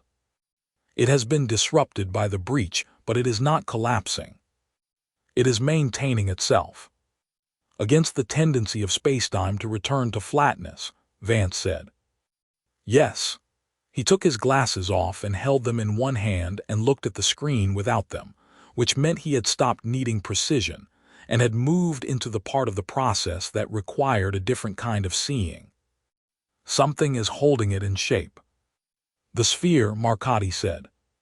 "The sphere," he said. "But not through any process we have identified. Not through energy emission, not through radiation, not through any classical mechanism. It is as though the geometry is a property of the sphere's existence, rather than a consequence of anything the sphere is doing." Marcotti looked at the reading and felt the specific sensation she had learned to pay attention to over 20 years of science, the sensation of a question assembling itself at the edge of comprehension, not yet formed into words but present, taking shape, about to arrive. "What is the closest analog in the literature?" she said, and she was asking herself as much as Vance, thinking out loud in the way she did when the thinking needed an audience to become real. Vance put his glasses back on and turned to his database terminal and began to look, and the survey lab was quiet around them, and the ship held its position in the anomalous region as best it could, and outside the viewport the stars were in their wrong places, and the sphere sat in its ancient rock 6 kilometers below a surface that was closer than the navigation system believed, and the work continued. Tanaka appeared in the survey lab doorway at 3:10. She was wearing a thermal underlayer and carrying her tablet, and her hair was loose around her shoulders, and she stood in the doorway for a moment looking at the two of them, with the expression of someone who has been lying in the dark for hours following a line of thought, and has arrived at a place where continuing alone no longer feels productive. "I could not sleep," she said. "Nobody can sleep," Vance said without looking up. "Pull up a console." She pulled up a console and did not ask what they were working on because she could see what they were working on, and within 4 minutes she was working on it too, in the focused, slightly ferocious way that Yuki Tanaka worked when a problem had her full attention. She had a quality of concentration that Marcotti had noticed on the first day of the mission and had respected since. When Tanaka was thinking, she became very still and very fast simultaneously, her body quiet and her mind moving at a speed that occasionally left the people around her working to keep up. Marcotti did not mind working to keep up with Yuki Tanaka. It was one of the more honest experiences available to her. "Start here," Marcotti said, and sent the near-field geometry reading to Tanaka's console. Vance built this from the filtered instrument array. "It is as reliable as we can make it with what we have." Tanaka looked at it for 90 seconds. "The curvature is maintained," she said. "Yes," Marcotti said.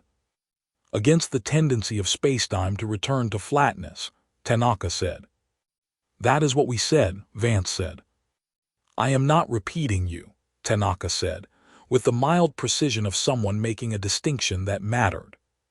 "I am confirming it independently because it is important enough to confirm independently." She looked at the reading for another moment. "What is maintaining it?" "That is the question," Marcotti said. Then let us eliminate what it is not, Tanaka said, and pulled up a new document on her console and began to type. And Marcotti recognized the approach because it was the same approach she used herself when a problem was too large to attack directly.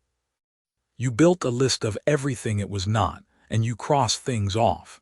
And what was left when the crossing was done was the answer, or the shape of the answer, or at least the precise location of the gap where the answer was supposed to be.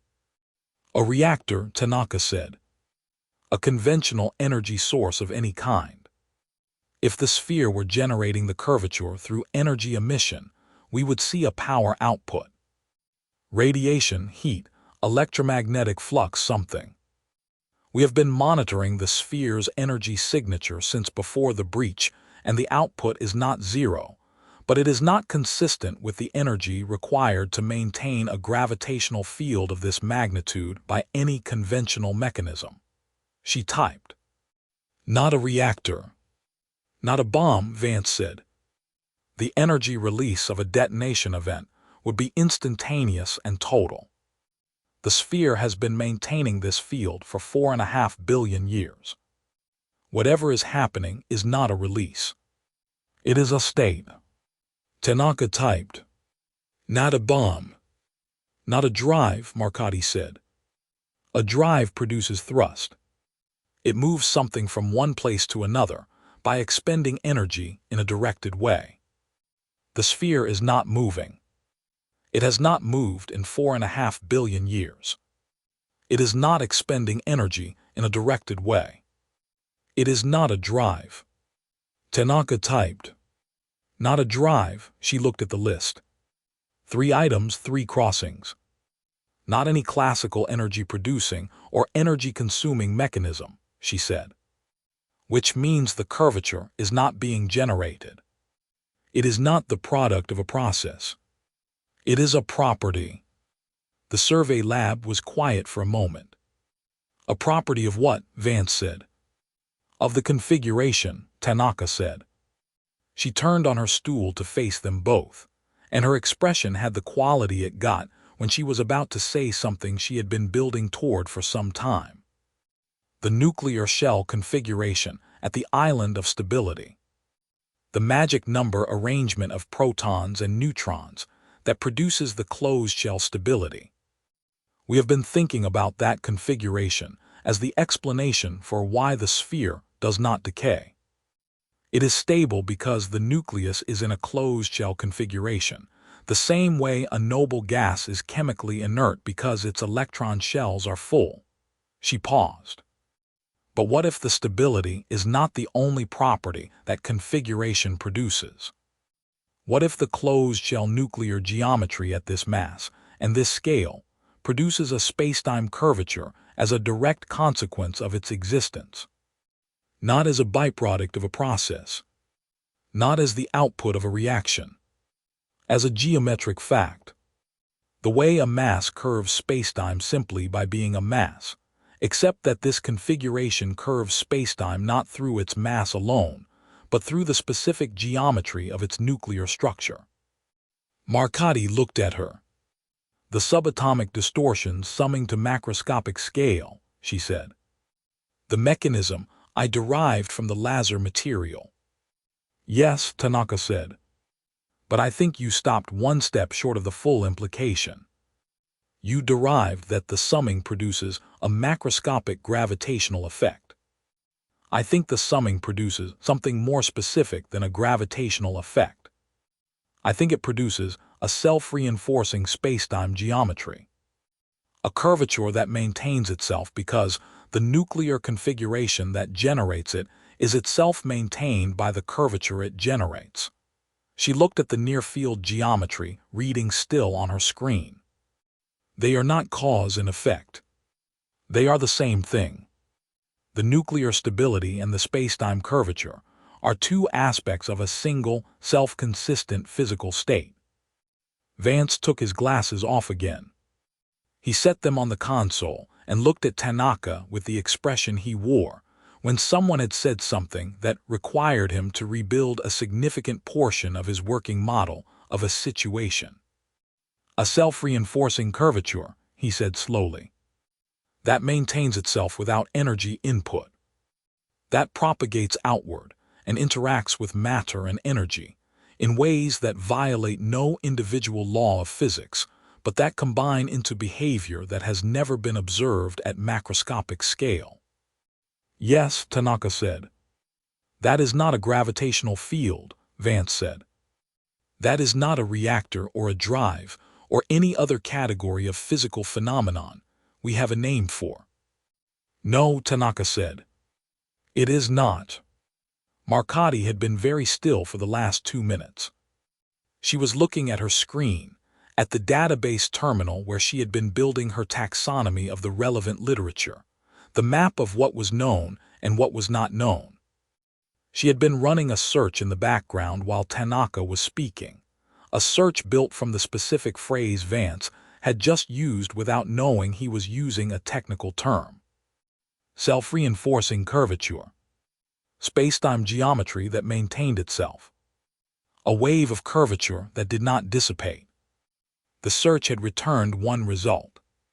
A paper from 1987, 12 pages, published in a minor journal of mathematical physics by a theorist at the University of Warsaw named Alexander Nowak, who had spent those 12 pages demonstrating that Einstein's field equations permitted, under specific and highly constrained nonlinear conditions, a class of solutions describing a self-sustaining wave of spacetime curvature. Nowak had called it a gravitational soliton, borrowing the term from fluid dynamics, where solitons were self-reinforcing waves that maintained their shape indefinitely without dissipating. He had noted at the end of the paper, in a single dry sentence, that the solution was mathematically valid, but that the conditions required to produce one naturally were so extreme as to render the concept of academic interest only. Marcotte read that last sentence twice. I have found the analog, she said, and sent the Nowak paper to both their consoles. Read the conclusion first. They read it. The survey lab was quiet. Outside the viewport, the stars sat in their shifted positions, and the ship held its place in the anomalous region, and the sphere maintained its ancient self-consistent state 6 kilometers below the surface of HK 7714, doing what it had always done, which was exist, and which turned out to be enough. Alexander Nowak had been 41 years old when he published the gravitational soliton paper. Marcotte knew this because she had looked him up while Vance and Tanaka were reading, pulling his publication record from the database with the specific curiosity she felt about scientists who had been right about something important long before anyone understood they were right. He had published 36 papers over a 30-year career at the University of Warsaw. The gravitational soliton paper was his 22nd. It had been cited 11 times in the 39 years since publication, 8 of those citations in papers that used it as an example of mathematical possibility without physical relevance, 2 in papers on nonlinear solutions to field equations that had themselves been rarely cited, and 1 in a dissertation that Marcotte could not access because it was not in the ship's database. Nowak had retired in 2019. She hoped he was still alive. She thought he deserved to know. The soliton solution, Vance said. He had read the paper twice, which she knew because she had watched him scroll back to the beginning after finishing it the first time, which was what he did with things that required 2 readings. Nowak demonstrates that the field equations permit a class of solutions in which a wave of spacetime curvature is self-sustaining. It does not require continuous energy input. It maintains its own geometry against the tendency of spacetime to return to flatness through a nonlinear feedback mechanism in the curvature itself. The curvature reinforces the conditions that produce the curvature, Tanaka said. A closed loop. Physically stable for the same reason a soap bubble is stable. The geometry is the lowest energy state available to the system, and the system stays in its lowest energy state unless something disturbs it. "We disturbed it," Marcotti said. Nobody responded to that immediately. "The sphere is a gravitational soliton," Vance said. "Or rather, the sphere's nuclear configuration at the island of stability produces a gravitational soliton as a macroscopic consequence of its existence. The soliton is the spacetime geometry. The sphere is the nucleus of it, in the literal sense, the point around which the self-reinforcing curvature organizes itself." Nowak said the conditions required to produce one naturally were so extreme as to render the concept of academic interest only, Tanaka said. She said it without irony, as a straight quotation, but the irony was in the room regardless. Nowak did not know about the island of stability configuration, Marcotti said. He was working from generic mass distributions. He did not have a mechanism for producing the nonlinear feedback condition at nuclear scale. She pulled up her own derivation from the night she had spent with the Lazar material, the mathematics she had built from first principles and underlined twice on the legal pad. The closed-shell nuclear geometry at the magic number configuration produces exactly the nonlinear condition Nowak's solution requires. Each nucleus distorts spacetime at the subatomic level. The distortions sum coherently. The summed field reinforces the nuclear stability that produces the distortions. The nuclear stability reinforces the summed field. She looked at them both. It is not that the sphere generates the soliton. The sphere and the soliton are the same physical object described at two different scales. Tanaka was very still. "That is an extraordinary statement," she said. "Yes," Marcotti said. "It is also what the data says." Vance stood up and walked to the viewport, and stood there with his hands in his pockets looking at the starfield. It was something he did when he needed to think with his body as well as his mind, and Marcotti had learned over years of working with him that the thinking he did at viewports was often the most important thinking he did. "The soliton propagates outward from the sphere," he said, to the viewport, to the dark outside it. Nowak's solution describes a self-sustaining wave. Not a static field. A wave that maintains its shape and its coherence indefinitely, interacting with matter and energy as it propagates without losing integrity. He turned around. "What we have been calling the anomalous region, the boundary that has been expanding in pulses since the breach, is not a field boundary. It is the leading edge of the soliton wave." Marcotti looked at her boundary expansion map. The pulsing outward movement, each pulse larger than the last, each interval shorter. "The breach disrupted the boundary conditions of the nuclear configuration," she said. "The soliton was stable before the breach, because the sphere's outer geometry was intact. The breach changed the boundary conditions and destabilized the feedback loop, and the destabilized loop is producing a soliton wave that is propagating outward rather than maintaining a stable geometry around the sphere." "Like dropping a stone in water," Tanaka said. "Except the water is spacetime and the stone was us." The survey lab was quiet for a moment. "Can it be stopped?" Vance said. He asked it the way he asked questions he already suspected the answer to, with the specific flatness of someone who wants the honest answer more than the comfortable one. Marcotti thought about Nowak's paper. She thought about the feedback mechanism, the self-reinforcing loop, the way the soliton maintained itself against the tendency of spacetime to return to flatness. She thought about what it would take to break that loop, to interrupt the feedback, to give the curvature somewhere to dissipate to. To stop it, you would need to disrupt the nuclear configuration that is driving the feedback, she said. You would need to push the sphere's isotope composition off the island of stability. Off the magic number configuration, she paused. The energy required to do that to a 3-kilometer sphere of element 115 in a closed-shell configuration, is not energy we have access to. How much energy? Tanaka said. Marcotti ran the calculation. It took 4 minutes, and she checked it twice, and the number it produced was so large that she converted it into equivalent units 3 times to make sure she was reading it correctly. Approximately the energy output of the sun, she said, over a period of 11 minutes. The survey lab received that number in silence. Vance came back from the viewport and sat down at his console and put his glasses back on and looked at the near-field geometry reading still on his screen, the organized, self-consistent curvature that the sphere had been maintaining for 4.5 billion years, and that they had destabilized with a plasma torch and 12 centimeters of opening in an outer surface that had spent those 4.5 billion years keeping everything exactly as it was. Then we cannot stop it, he said. No, Marcotti said. We cannot stop it. Tanaka looked at her tablet.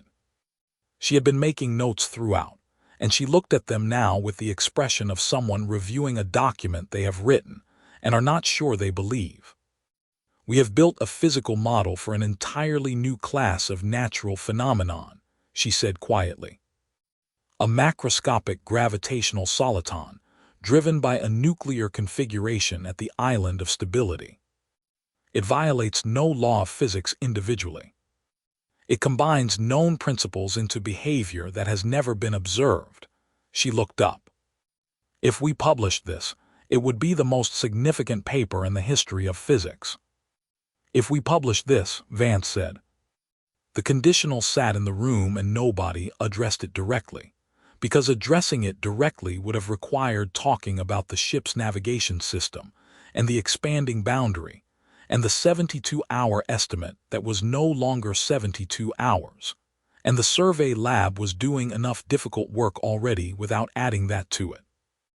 Marcotti saved the model to her encrypted partition and to the mission log simultaneously. She labeled it clearly, with the date and time and the names of all 3 of them, and she added a note at the top that said the model was complete and internally consistent and derived entirely from instrument data and established physical theory, and that it should be considered a primary scientific document regardless of what happened to the people who had built it. She did not say that last part out loud. She just wrote it into the document header and saved it and closed the file. Outside the viewport, the stars held their wrong positions in the dark, and the soliton wave sat at its current boundary, and the sphere maintained its disrupted state at the center of everything, and the survey lab was very quiet, and none of the 3 people in it spoke for a while, because they had just finished building something true and important and were sitting with the specific weight of having done that, which was heavier than she had expected, and not in the way she had expected. And she thought that was probably right. It was Vance who said it. Not immediately. Not in the first silence after Marcotti saved the model, or in the second silence after Tanaka looked at her notes and put her tablet face down on the console. It came 20 minutes later, after they had all 3 been sitting with the model and the data and the weight of what they had built, each of them following their own thread through the implications, the way scientists followed threads, quietly and without announcing the direction they were going until they arrived somewhere worth announcing. Vance had been looking at the acoustic tomography data. The original survey, the one Marcotti had run in the first days of the mission, the image that had shown the sphere sitting at the center of its surrounding rock with the clean, geometrically perfect surface that the software had flagged as an anomaly. He had pulled it up on his console and was looking at it with the specific attention he brought to things he was seeing differently than he had seen them before. The matrix, he said. Marcotti looked over. What about it? The surrounding matrix, he said. The chondritic rock between the sphere's surface and the asteroid's outer face. I have been looking at the density gradient in the matrix for the last 20 minutes. He turned his screen toward her. Look at the distribution. She looked. The acoustic tomography showed the rock in false color, the density variations rendered as a spectrum from cool to warm, and what she saw in the matrix surrounding the sphere was something she had noted in the original analysis and filed as consistent with normal accretion processes. The density increased toward the sphere. The rock closest to the sphere's surface was denser than the rock farther away, a gradient that decreased smoothly with distance, the material arranged in concentric shells of increasing density as you moved inward toward the sphere's surface. She had attributed it to gravitational compaction. Normal process. Expected result. She looked at it now with the gravitational soliton model sitting in her mind and felt the ground shift. The gradient is too regular, she said. The gradient is exactly regular, Vance said. I ran the density distribution against a model of gravitational accretion around a point source, and the fit is perfect. Not approximate. Not within normal variance. Perfect, he paused. This rock did not form, and then have a sphere embedded in it by impact or any other dynamic process. The density gradient is wrong for that. An impact would leave shock metamorphism, planar deformation features, a disrupted zone around the impactor. There is none of that.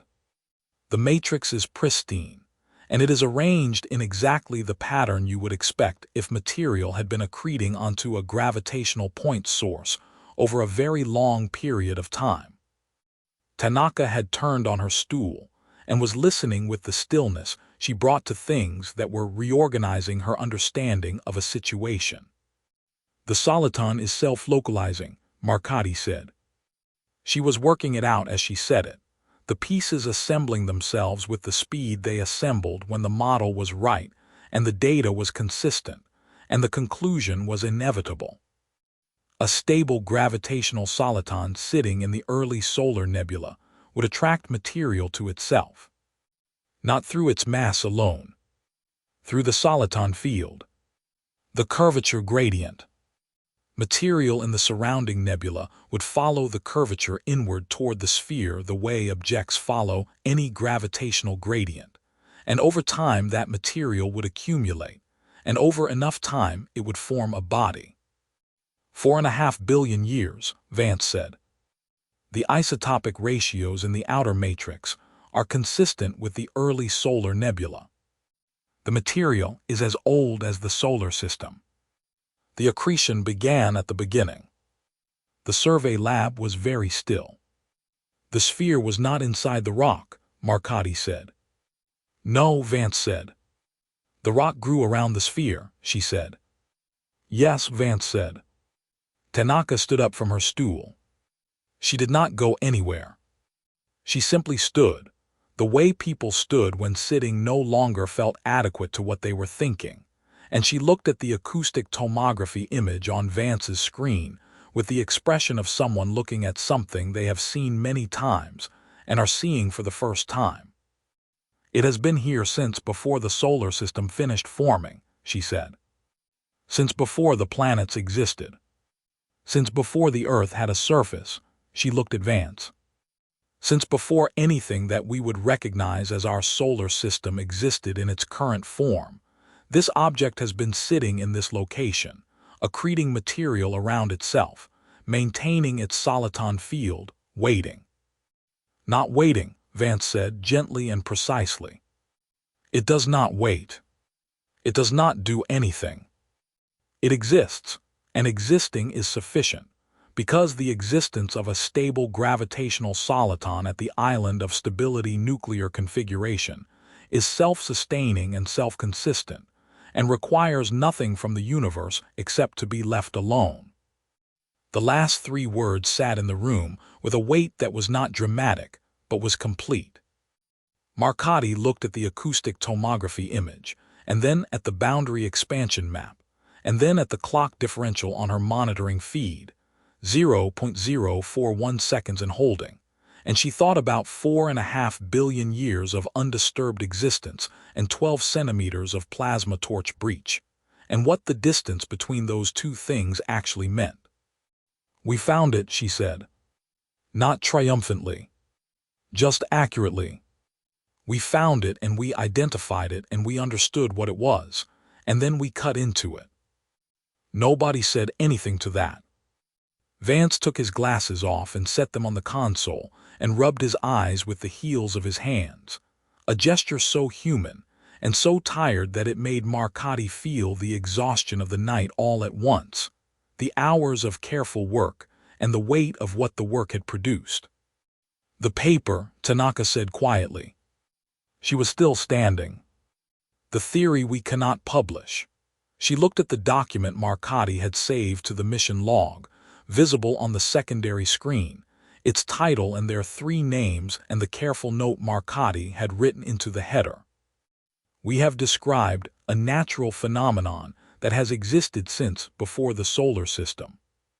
We have identified its physical mechanism, derived its properties from first principles, built a model that is consistent with every measurement we have taken."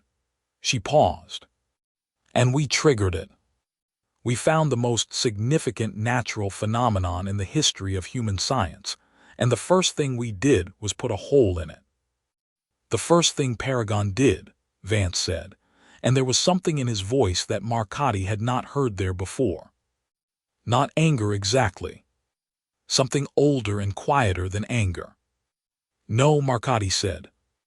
She said it carefully, because it needed to be said carefully and completely and without self-deception. "We are all in that sentence, Bari. Paragon gave the order. Ferris gave the command. Webb sent the transmission. The cutting team ran the torch." She looked at her hands on the console. "We wrote the assessment that described what was down there clearly enough that the board understood what they were authorizing. We are all in that sentence." Vance looked at her for a long moment. He did not agree and he did not disagree, and she respected him for not doing either, because it was not the kind of statement that deserved a quick response. Tanaka sat back down. She picked up her tablet and looked at her notes, and then set it down again. Outside the viewport, the stars held their shifted positions, bent by a field that was 4.5 billion years old and 11 weeks disrupted, and the soliton wave sat at its current boundary, and the sphere sat at the center of everything it had always been the center of, and the survey lab was quiet, and the 3 scientists who had just built the most important physical model in human history sat with it in the blue night lighting and did not speak for a long time. Because the model was complete and true, and there was nothing left to add to it, and sometimes that was the heaviest thing of all. Morning on the Peregrine Actual was a convention rather than a fact. There was no sunrise, no change in the quality of light coming through the viewports, no biological signal from the environment that a new day had begun.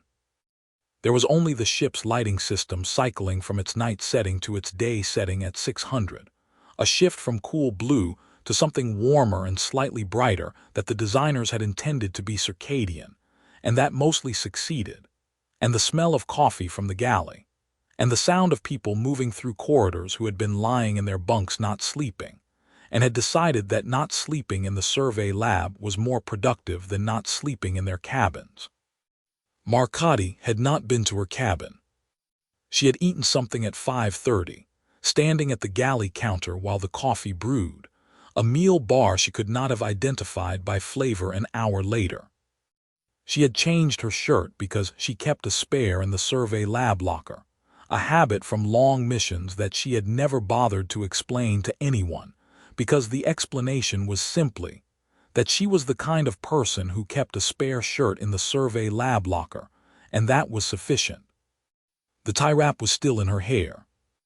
Vance had gone to his cabin at 4:30 with the specific decisiveness of a man who has identified sleep as the most scientifically responsible action available to him, and is pursuing it accordingly. Tanaka had left 20 minutes after him, taking her tablet and her notes and the expression of someone who intended to keep working horizontally. Marcotti had stayed because the data was there, and she was there, and the interval between pulses was holding, and the quiet was not going to last, and she intended to use every minute of it. She pulled the original acoustic tomography file at 5:45. Not the processed version, not the false color render she had been working from for weeks, but the raw return data, the unprocessed waveform information that the seismic charge had generated on the first day of active survey, before anyone had fully understood what they were looking at. Raw data was honest in a way that processed data was not. Processing made data legible, made it visual and interpretable, but it also made decisions, applied assumptions, emphasized some features and smoothed others, and those decisions were only as good as the understanding that had informed them. She had processed the original tomography data with the understanding she had possessed at the time, which was the understanding of a geophysicist looking at an unusual asteroid interior. She was going to reanalyze it now, with a different understanding entirely. She started with the matrix, the chondritic rock between the sphere's surface and the asteroid's outer face, 6 kilometers of ancient carbonaceous material that she had characterized as unremarkable in her original analysis, and filed accordingly. She pulled the density return data for the matrix and began mapping it in 3 dimensions using the soliton model as her interpretive framework, and within 20 minutes she had found the first thing she had missed. The density gradient was not uniform. She had noted the gradient in her original analysis, the way the rock density increased toward the sphere, and she had attributed it to gravitational compaction, standard process, expected result, and moved on. She looked at it now with the soliton model in place, and saw what she had not seen before, which was that the gradient was not the smooth, distance-dependent compaction profile of rock compressed by a conventional gravitational field. It was structured. The density did not simply increase toward the sphere. It increased in concentric shells, discrete layers of progressively denser material, each shell separated from the next by a transition zone that was narrow and consistent, and repeated at regular intervals all the way from the outer surface of the asteroid to the surface of the sphere.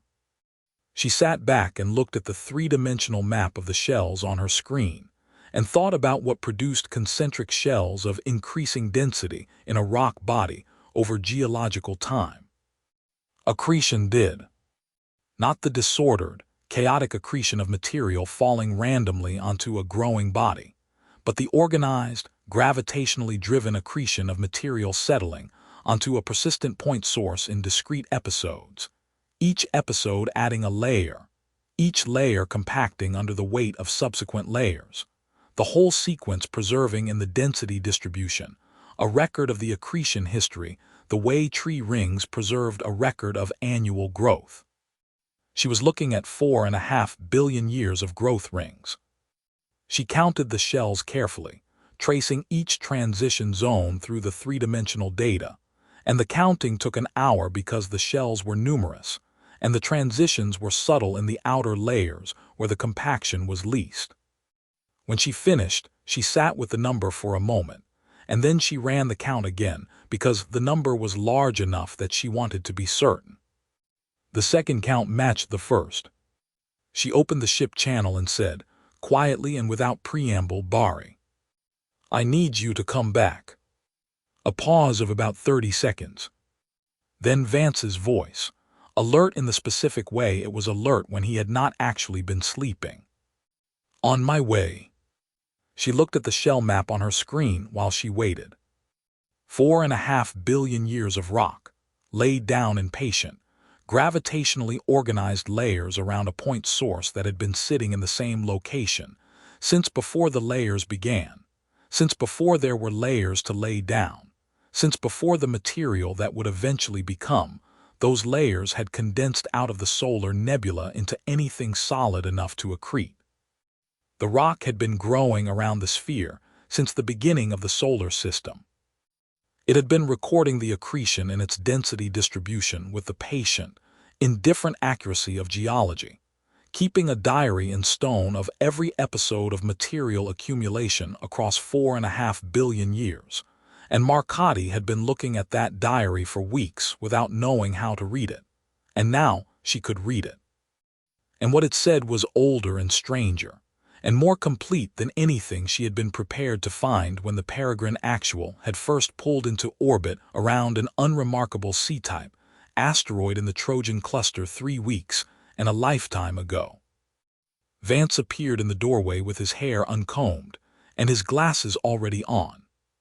She turned her screen toward him without speaking, because the data was the argument and Barry Walsh did not need a preamble, and she watched his face while he read, and what moved across it in the 30 seconds that followed was the most unguarded sequence of expressions she had ever seen on Barry Walsh's face, which was saying something, because Barry Walsh's face was not in the habit of being unguarded. He sat down slowly, without taking his eyes off the screen. "The shells," he said. "Growth rings," she said. 4.5 billion of them, give or take the resolution limit of the instrument. He looked at the map for a long time. Outside the viewport, the stars held their shifted positions, and the ship held its place in the anomalous region, and the interval between pulses continued its patient shrinking, and neither of them spoke, because the data on the screen was speaking, and it was saying something that neither of them had words adequate to follow. Rays came to the survey lab at 800, with a tray of food that nobody had asked for. It was the kind of thing George Thomas did without announcing that he was doing it, the practical care of a man who understood that people working through the night forgot to eat, and that reminding them verbally was less effective than simply placing food in front of them. He set the tray on the console beside Marcotte with the quiet efficiency of someone completing a task, looked at the shell map on her screen for a moment, and then looked at her. "You found something else," he said. "Yes," she said. He looked at the map for another moment. He was not a physicist, and he was not a geophysicist, and he did not have the technical framework to read the three-dimensional density distribution the way Marcotte read it. But George Thomas had 15 years of reading rock, of understanding what geological formations meant, and how they got that way, and she watched him look at the concentric shells, and she could see the moment he understood the shape of what he was looking at even without the theoretical model to explain it. "It grew," he said. "Not a question." "Yes," she said. He nodded once, the nod of a man whose working model of a situation has just updated, and picked up the empty tray and left without another word, and Marcotte thought that George Thomas was one of the finest people she had ever worked with, and that she hoped very much they were all going to be in a position to work together again. She ate the food he had brought. She could not have said what it was afterward. By 900, she had the isotopic ratio analysis running on the secondary console. Isotopic ratios were the geological equivalent of a birth certificate. Every element existed in multiple isotopic forms, atoms of the same element with different numbers of neutrons, and the ratio of those isotopes in any given sample was determined by the conditions that had existed when the material formed: the temperature, the pressure, the composition of the surrounding environment, and those conditions changed over time as the solar system evolved, which meant that the isotopic ratios in a rock sample were a precise record of when and where that rock had formed. She was pulling the isotopic data from the outer matrix layers, the material farthest from the sphere, the oldest accretion layers, and running it against the reference database for early solar nebula composition. The match came back in 6 minutes. She looked at it, and then she ran it again with a different analysis configuration to make sure the first run had not made an assumption she had not intended, and the second run came back with the same result, and she sat with it for a moment, and then she pulled up the reference database entry and read the description of what an early solar nebula composition match actually meant.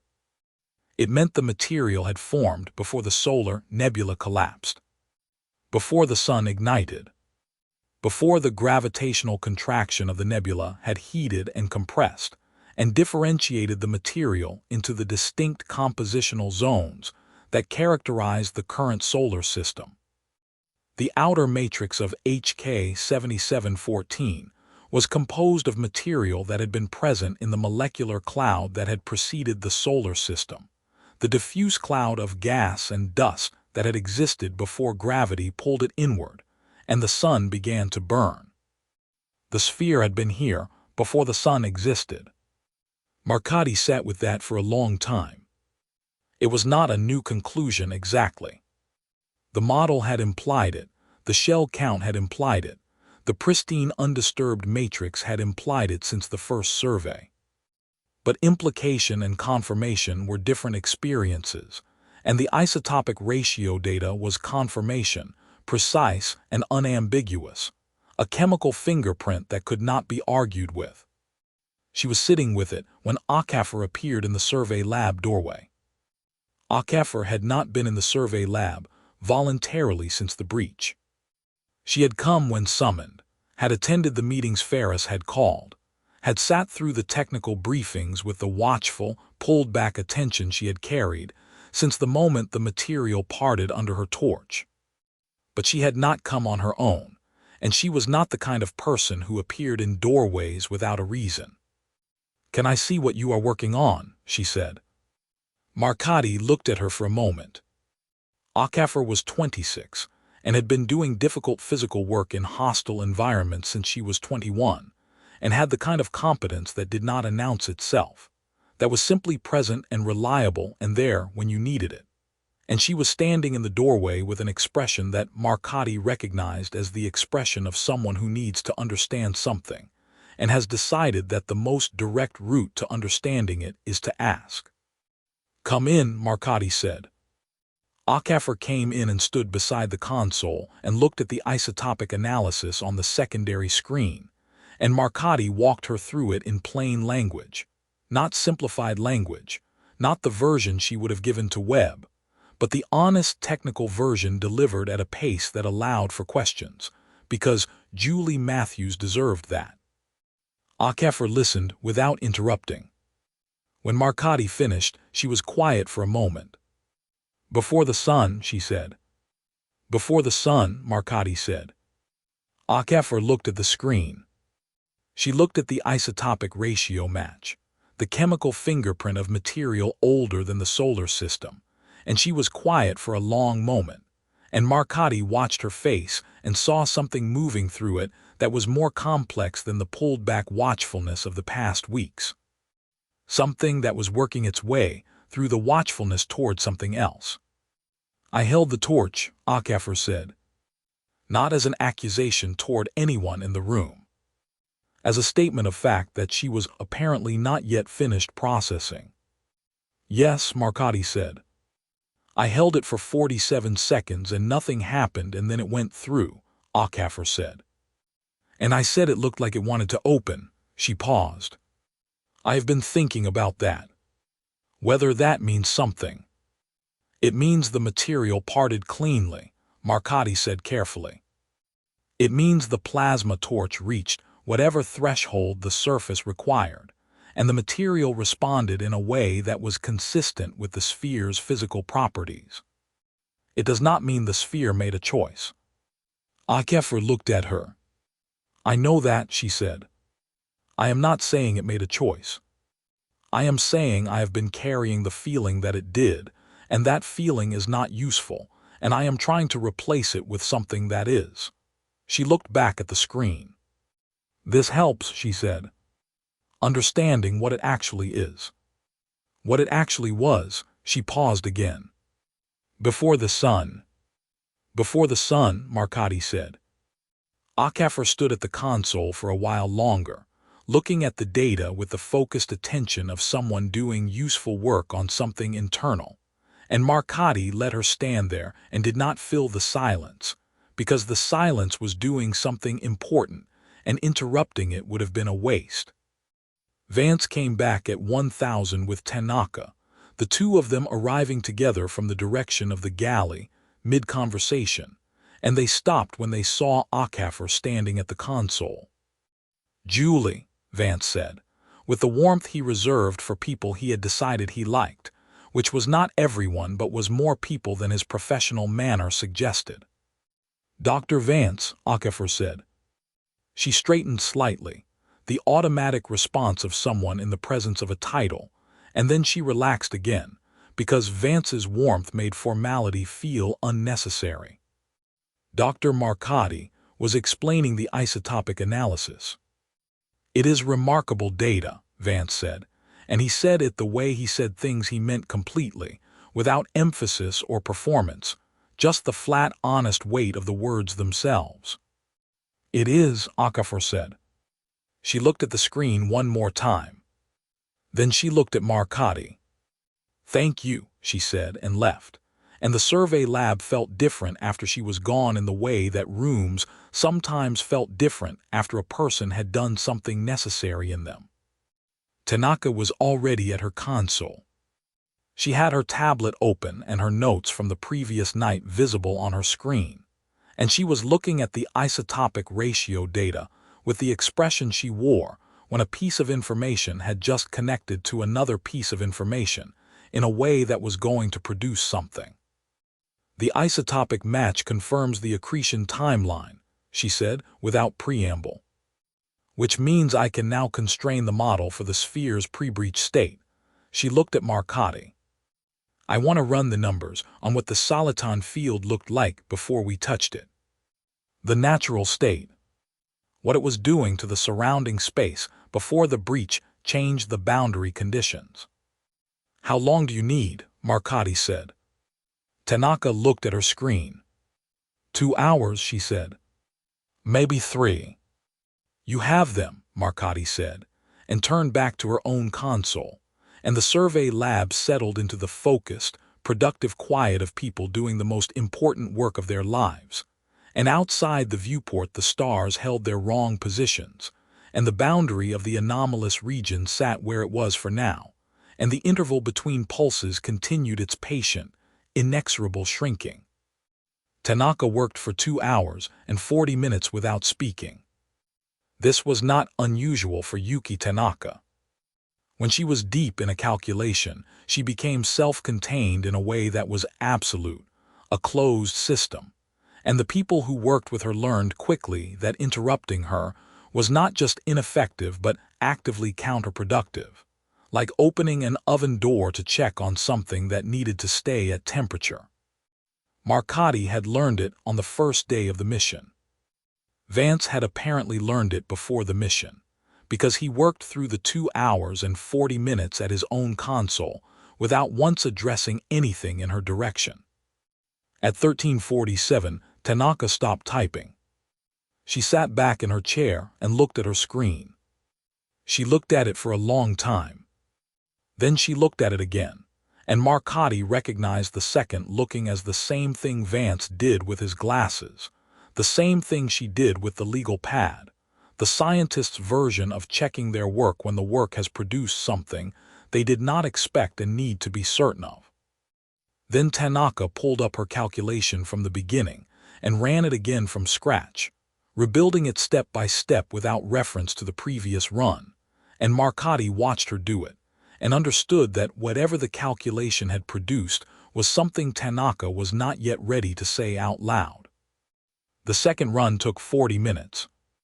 When it finished, Tanaka looked at the result, and the result matched the first run, and she sat very still for a moment. "Yuki," Vance said quietly. "I need another minute," Tanaka said. She got her minute. Then she turned on her stool and looked at both of them with the expression of someone about to deliver information they have verified to their own satisfaction, and are not happy about having verified. "I have modeled the sphere's soliton field in its natural, unbreached state," she said. "Using the accretion data, the isotopic timeline, the nuclear configuration parameters, and the soliton model we built last night, I have reconstructed what the field looked like before the plasma torch touched the surface." She paused, and the pause had weight. "The field was negligible," she said. "Not small. Not contained, in the sense of being large but bounded. Negligible. The soliton in its natural state, with the boundary geometry of the nuclear configuration intact, produced a spacetime curvature that extended approximately 40 meters beyond the sphere's surface in all directions, and then fell to background levels. She looked at her screen. 40 meters. In 4.5 billion years of existence, the sphere's influence on the surrounding space extended 40 meters beyond its own surface. The survey lab was quiet. "The clock differential we measured before the breach," Marcotti said, "the 0.003 seconds, is consistent with the natural field at our measurement distance," Tanaka said. "Yes. I checked. The 0.003-second differential at 8 kilometers standoff is the tail of the natural field, the absolute minimum detectable signature of a soliton whose active influence extends 40 meters. We were measuring the very edge of something that was otherwise entirely contained." Vance had taken his glasses off. He was holding them in both hands with the careful deliberateness of someone who needs their hands to be doing something specific, while their mind processes something large. "The acoustic tomography," he said. "The pristine matrix. The undisturbed rock all the way to the sphere's surface." "Consistent," Tanaka said. "In its natural state, the sphere disturbed nothing. The rock grew around it through the soliton's gravitational accretion effect, which operated over billions of years at intensities too low to produce any detectable geological disturbance in the surrounding matrix. The accretion was slow and gentle and left no mark in the rock except the density gradient, which required a detailed reanalysis to find." She paused. "Everything we observed that was alarming, the clock differential, the gravimeter variance, the spatial displacement, the lensing, all of it, was a consequence of the breach. None of it existed before we cut into the surface." She said the last sentence with the precise, uninflected delivery of a scientist stating a conclusion, and the precision of it was what made it land the way it landed, without drama, without softening, just the clean, hard fact of it sitting in the room. "The 47 seconds, Marcotti said. Tanaka looked at her.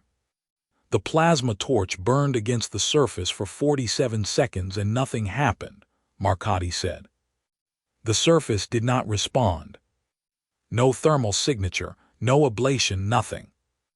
And then the 48th second came and the material parted."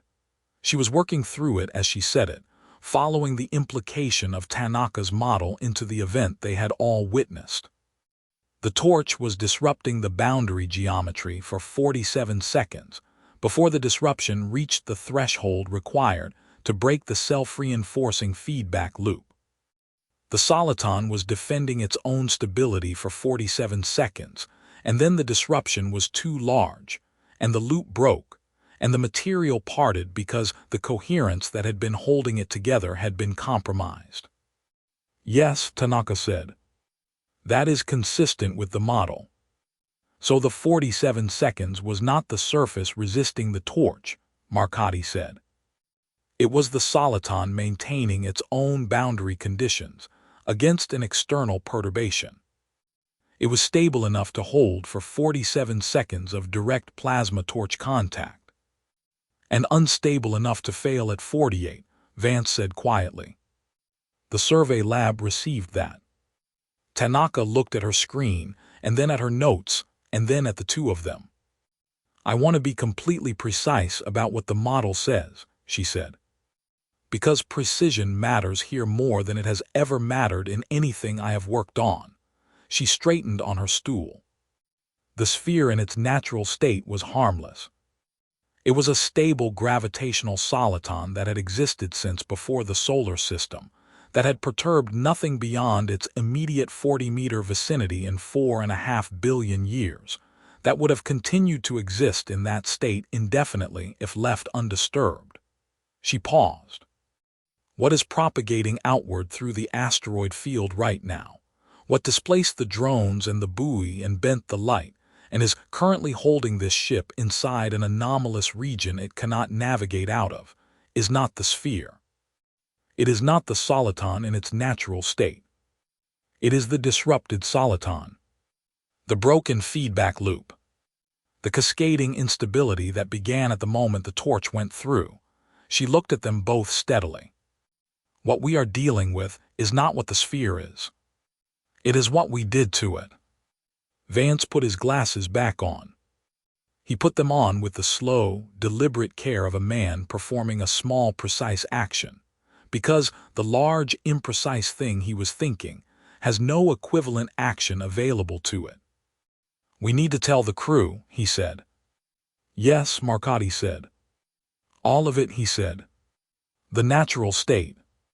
The 40-meter field. The negligible disturbance. What the breach did and what it did not do, and what the difference between those two things means." He looked at Tanaka. "Can you present the model?" Tanaka looked at her notes. She had the expression she wore when she was assessing whether a piece of work was ready to be presented, the internal quality check she applied to everything before she was willing to put her name on it publicly. "Yes," she said. "Give me an hour to organize the presentation." "You have it," Vance said, and stood and went to find Ferris. Marcotti stayed at her console and looked at Tanaka's result on the secondary screen. 40 meters. The natural extent of the sphere's influence on surrounding space. 40 meters in 4.5 billion years. She thought about the boundary expansion map, and the current anomalous region, and the pulse intervals, and the soliton wave propagating outward through the asteroid field, and she thought about the distance between 40 meters and where the boundary currently sat, and she thought about what that distance represented, which was the difference between what the sphere had been and what they had made it into. Outside the viewport, the stars held their shifted positions. The ship held its place in the anomalous region. The interval between pulses continued shrinking. And in the survey lab, Yuki Tanaka organized her presentation with the careful, focused precision of a scientist who understood that what she was about to say to a room full of people was going to change the way every person in that room understood everything that had happened since the mission began, and who intended to say it as clearly and as completely and as honestly as it could possibly be said. Ferris called the full crew to the bridge at 1600. Not the senior staff. Not the science team and the department heads. Everyone. All 19 people aboard the Peregrine Actual, which meant the bridge was crowded in a way it was not designed to be. People standing along the walls and in the corridor access and in the spaces between consoles. And Ferris had arranged it that way deliberately because whatever Tanaka was about to say was something every person on the ship had a right to hear at the same time and in the same room. Marcotti stood to one side of the main display, beside Vance. She had spent the hour of Tanaka's preparation time going back through her own data, checking the isotopic analysis, and the shell count, and the near-field geometry one more time, with the specific compulsiveness of someone who is about to stake their professional credibility on a set of findings, and wants to be absolutely certain the findings will hold. They held. They had held every time she checked them. She stopped checking. Webb was at the back of the bridge. He had positioned himself against the rear wall with his arms at his sides, not folded, which was unusual for Webb in a group setting. He looked like a man who had decided that his usual posture was no longer appropriate and had not yet found a replacement for it. Reyes was near the front, which was also deliberate. Reyes always positioned himself where he could see everything and everyone, the habit of a man who managed teams in environments where situational awareness was the difference between a recoverable problem and an unrecoverable one. He caught Marcotti's eye briefly when she looked at him and gave her a small nod that contained, she thought, more information than most people conveyed in full sentences. Akefer was beside him. She had been beside him in most group settings since the breach, and Marcotti had noticed it without remarking on it. The way the younger woman had quietly aligned herself with Ray's in the weeks since the torch went through, not dependently but practically. The way people in difficult situations gravitated toward the steadiest available point. A Chaik stood near the medical station, at the bridge's port side. He had his tablet with him and was not looking at it, which meant he had already reviewed whatever he needed to review and was now giving the room his full attention, which from Josh Treadstone was a significant commitment. Farah stood at the center of the bridge and said, "Dr. Tanaka has completed an analysis of the sphere's pre-breach physical state. I have asked her to present the findings to the full crew because the findings are relevant to every person on this ship, and I will not have information of this significance distributed selectively." She looked around the room with the level, unhurried attention of a captain who knows her crew. "Dr. Tanaka." Tanaka stood at the main display. She had organized her presentation with the economy she brought to everything. No unnecessary material, no preamble, no softening of what needed to be said. She had her tablet in one hand, and the display behind her showing the soliton model, and the natural field boundary, and the 40-meter figure in clean, readable graphics. She began with the model. She explained the gravitational soliton, the self-reinforcing spacetime curvature, the nuclear configuration at the island of stability, the way the sphere's existence produced a macroscopic field as a geometric consequence of its nuclear structure. She explained it in language that was technically precise and accessible simultaneously, which was a difficult thing to do and which Tanaka did without apparent effort. And the bridge listened with the focused silence of people who understand that what they are hearing matters. Then she put the natural field boundary on the display. "In its unbreached state," she said, "the sphere's soliton field extended approximately 40 meters beyond its own surface. Beyond that boundary, the field fell to levels indistinguishable from background. The sphere had existed in this state for approximately 4.5 billion years. In that time, it had produced no detectable effect on any object or system beyond its immediate 40-meter vicinity." She let that sit for a moment. "The asteroid that surrounded it," she continued, accreted around it gradually over that period through the soliton's gravitational influence, a slow and gentle process that left no geological disruption in the surrounding matrix. The sphere was contained. It was stable. It was, by any reasonable definition of the term, harmless. The bridge was very quiet. "The spatial anomalies we have been experiencing since the breach," Tanaka said, "the drone disappearances, the coordinate offsets, the gravitational lensing, the navigation discrepancy, the vestibular symptoms, the boundary expansion, none of these are properties of the sphere in its natural state. None of them existed before the plasma torch breached the outer surface. They are properties of the disrupted soliton, the cascading instability that began when the breach altered the boundary conditions of the nuclear configuration and broke the self-reinforcing feedback loop that had maintained the sphere's stability for 4.5 billion years." She paused, and in the pause the bridge was so quiet that Marcotti could hear the ship's environmental system cycling through its routine exchange. "What is propagating outward through the asteroid field," Tanaka said, "is not the sphere. It is the wound we made in it." The silence that followed was complete. Marcotti had been in rooms where difficult things were said before. She had delivered findings that contradicted expectations, had presented data that overturned working assumptions, had been in the room when bad news arrived from the inner system. She had never been in a silence quite like this one. It was not the silence of shock, not the silence of denial, not the silence of people waiting for someone else to speak first. It was the silence of 19 people simultaneously arriving at the same understanding, and finding that the understanding had no immediate response available to it. Reyes was looking at the display. His face was the pale, still face he had been wearing since Drone 3 disappeared, but something in it had changed, some final piece of the picture having clicked into place, and what replaced the incompleteness was not relief, but a kind of settled, weighted clarity. Akefer was looking at her hands.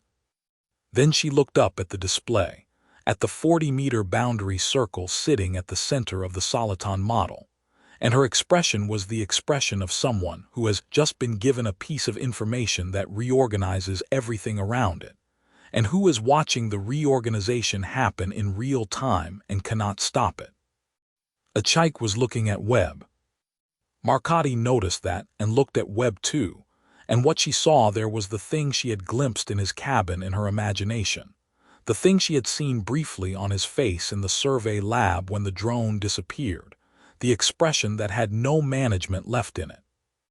Webb was looking at the display, and his face was open in a way it had never been open in any room she had shared with him, and what was on it was not guilt exactly, because guilt implied a knowledge of consequences that he had not possessed, and not grief exactly, because grief implied a loss that was personal, but something that contained elements of both, and that was, she thought, simply the expression of a man who had arranged facts very carefully and was now living inside the arrangement.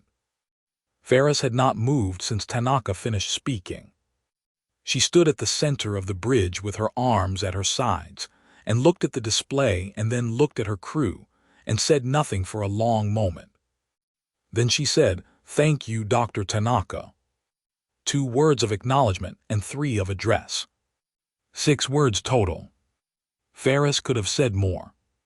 She could have contextualized the findings, or addressed the crew's emotional response, or outlined the next steps, or done any of the things that leaders did when a room needed direction. She said 6 words because 6 words were what the moment required. The room needed to sit with what it had heard, and Yolanda Ferris was wise enough to let it. Nobody spoke for a long time. Outside the bridge viewports, the stars held their shifted positions.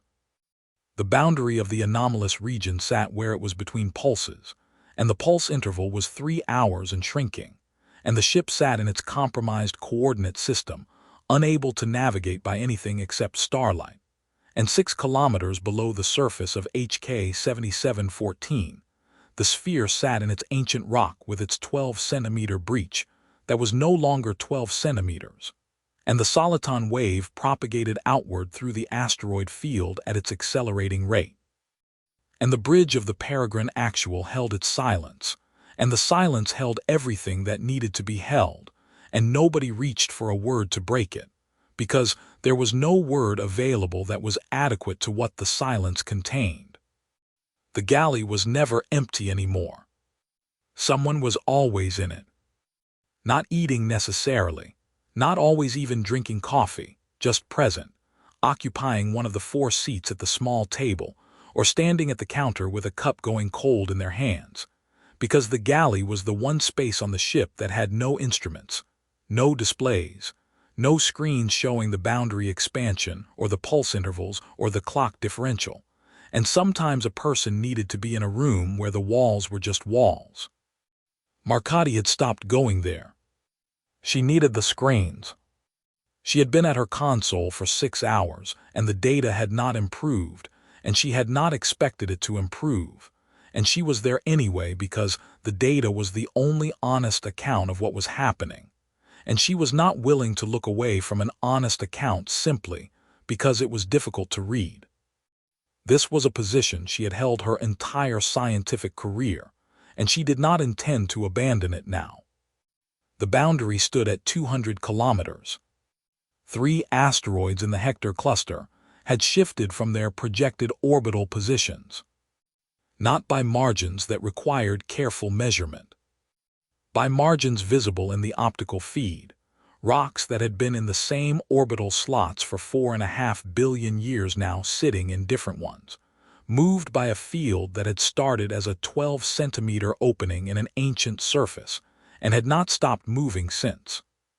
She logged the asteroid positions every 30 minutes. She had been doing it since the displacement became measurable. She did it not because the logging changed anything, but because the record was the record, and the record mattered, and someone needed to be the person who kept it.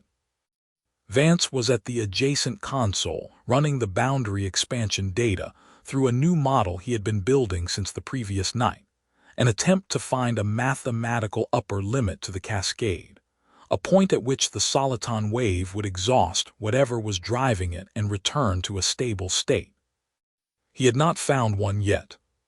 He had been not finding one with the patient, systematic thoroughness he brought to everything, eliminating possibility after possibility, and the elimination of each possibility was itself useful data, even though it was not the data he was looking for.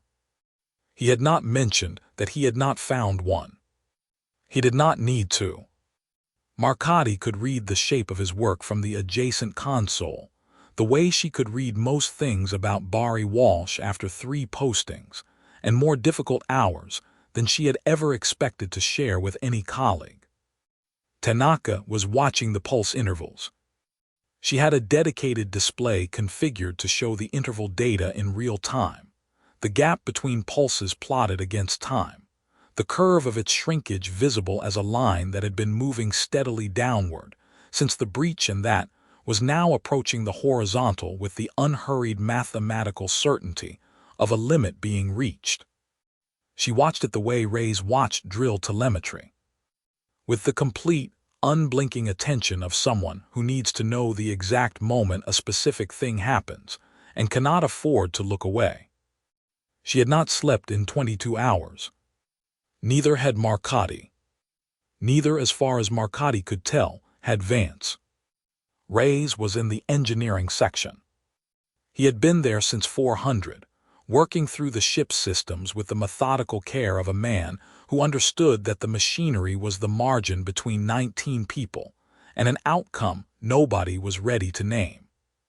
He checked everything: life support, propulsion, power generation, hull integrity, the backup systems and the backups to the backups, going through each one with the focused patience of someone performing the most important equipment check of his career, because it was the most important equipment check of his career. He had asked Marcotte that morning, very quietly, over the internal channel, whether there was anything specific he should be prioritizing in the engineering checks given the current anomaly parameters. She had thought about it carefully before answering, because the question deserved a careful answer, and George Thomas deserved honesty. The optical tracking array, she had said. It is the only navigation instrument we can trust. Make sure it is running at full capacity, and make sure the backup array is warm and ready. Already done, he had said. Both arrays. What else? She had thought again. The emergency beacon, she had said. Make sure it is broadcasting the full data package on all frequencies. A pause. It has been broadcasting since 200, he said. I said it before you asked. She had not known what to say to that, so she had said thank you, and he had said of course, and the channel had closed, and she had sat for a moment with the specific feeling that George Thomas produced in her, which was the feeling of being in the presence of someone who was doing everything right without needing to be told what right was. Akafor was running a manual inventory of the ship's consumables. Food, water, atmosphere generation capacity, medical supplies, fuel reserves. It was work that needed doing and that she had assigned herself without being asked, and she was doing it with the systematic efficiency that characterized everything she did, moving through the ship's storage compartments with her tablet and a calm that Marcotte recognized as the real kind rather than the performed kind. She had come to the survey lab once that morning to ask Marcotte a question. She had stood in the doorway and said, without preamble, How long can the boundary expansion continue at the current rate before it reaches the inner system? Marcotti had pulled up the projection. At the current rate of acceleration, she had said, the boundary will reach Mars' orbit in approximately 11 days. Akefer had looked at the projection for a moment. And the rate is accelerating, she had said. Yes, Marcotti had said. Akefer had nodded once and gone back to her inventory, and Marcotti had watched her go and thought that Julie Matthews had asked the question because she needed the real number, and not because she expected the real number to be good, and that this was a form of courage that did not get enough recognition. Webb was on the bridge. He had been on the bridge since the previous evening, sitting in the observer's chair beside Ferris's station, not speaking unless spoken to, not interfering, not calculating visibly, just present. Ferris had not asked him to leave. Marcotti thought she understood why. Webb in the observer's chair was Webb contained, Webb in a place where his presence was visible and his actions were limited, and Ferris was wise enough to understand that a man like Harrison Webb needed to be somewhere specific when there was nowhere useful for him to go. He had tried to transmit to Paragon twice in the past 24 hours. Both attempts had failed. The laser relay buoy was gone, and the next nearest relay was outside the anomalous region, and the anomalous region was not cooperating with signals trying to cross it in either direction. Paragon's board of directors did not know what had happened. They had sent a man with a transmission and a charter and a photograph of his daughter, and the transmission was stuck, and the charter was irrelevant, and the photograph was still on the shelf in his cabin where he had not been since the previous evening. Ferris stood at the center of the bridge. She did not sit. Marcotti had noticed this over the course of the morning, the way Ferris had remained standing at the center of her bridge through 6 hours of deteriorating data and shrinking options, not pacing, not gesturing, not performing command for the benefit of the people around her. Just standing, present and vertical and entirely herself, which was, Marcotti had come to understand over the course of this mission, the most Yolanda Ferris had ever needed to be, and also, it turned out, enough. The pulse interval counter on Tanaka's display read 4 minutes and 12 seconds. It had been 9 hours and 33 minutes on the day of the breach. Marcotti looked at the boundary expansion map and at the pulse interval counter and at the acceleration curve on Vance's model, and she understood, with the clarity that came from looking at honest data for long enough, that the equilibrium they were sitting in was not an equilibrium. It was a held breath. It was the last stable moment before the mathematics did what the mathematics had been building toward since the 48th second of the plasma torch operation, and the mathematics did not care about the 19 people sitting in its path, and it did not care about the record Marcotti was keeping, and it did not care about George Thomas's engineering checks or Akefer's inventory or Ferris standing at the center of her bridge. It was simply going to do what it was going to do. Tanaka looked up from her display and across the survey lab at Marcotti, and the look contained everything the numbers had been saying for hours. Marcotti looked back at her and nodded, because there was nothing else to say, and the nodding was enough. Outside the viewport, the Hector cluster turned in the dark with its displaced asteroids and its wrong geometry and its ancient, impossible rock at the center of everything. The pulse interval counter read 3 minutes and 41 seconds, and the survey lab was very quiet, and the held breath held. The pulse interval counter read 2 minutes and 17 seconds when Tanaka stood up. She did not say anything. She did not need to. She had been watching the interval data for long enough that she knew what the curve was doing, and the curve was doing the thing she had been waiting for it to do, which was not flattening but steepening, the shrinkage accelerating in the final approach to zero the way a falling object accelerated in the final approach to the ground. She opened the ship channel. "Captain, you need to watch the boundary feed." Ferris's voice came back immediately. Watching it. Marcotti pulled the boundary expansion display to her primary screen and set it to real-time update. The boundary was a circle on the display, HK 7714 at its center, the Peregrine actual marked as a small indicator inside it. The circle had been expanding in discrete jumps since the breach. Each jump had been larger than the last. Each interval between jumps had been shorter than the last. The counter read 1 minute and 40 seconds. Vance pushed back from his console and looked at Tanaka. The model has no upper limit, he said. It was the first time he had said it out loud. He said it quietly and without drama, the way he stated conclusions he had verified and could no longer responsibly withhold. I know, Tanaka said. The cascade has no natural ceiling, he said. The feedback loop in its disrupted state is not tending toward a new equilibrium. It is tending toward total propagation. I know, Tanaka said again, and her voice was steady in the way that Tanaka's voice was always steady, the steadiness of someone who had understood this some hours ago and had spent those hours making sure she was right before saying so. Marcotti looked at the counter. 1 minute and 4 seconds. She opened the mission log and began to type. Not the scientific record. Not the instrument data. The complete account.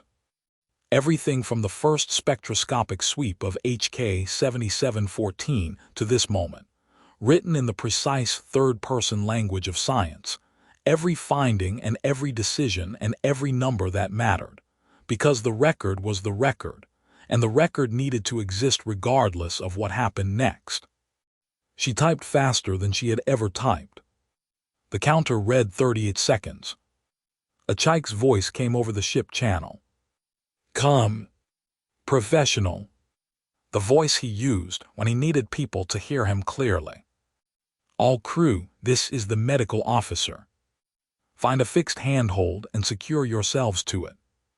Do it now, please. Marcotti kept typing. Mara, Vance said. I know, she said and kept typing.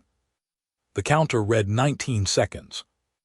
Tanaka was at her console watching the boundary display with both hands flat on the desk in front of her, and the boundary circle on the display was still, the way it was always still between pulses, and the counter read 12 seconds, and then 8, and then 4. Then the counter read 0. And stayed there. For 3 seconds the boundary did not move and the counter sat at 0, and the survey lab was absolutely silent, and Marcotti had the specific, terrible thought that she had been wrong, that the model was wrong, that the cascade had found its limit after all, and the limit was here, and they were going to be all right. Then the boundary moved.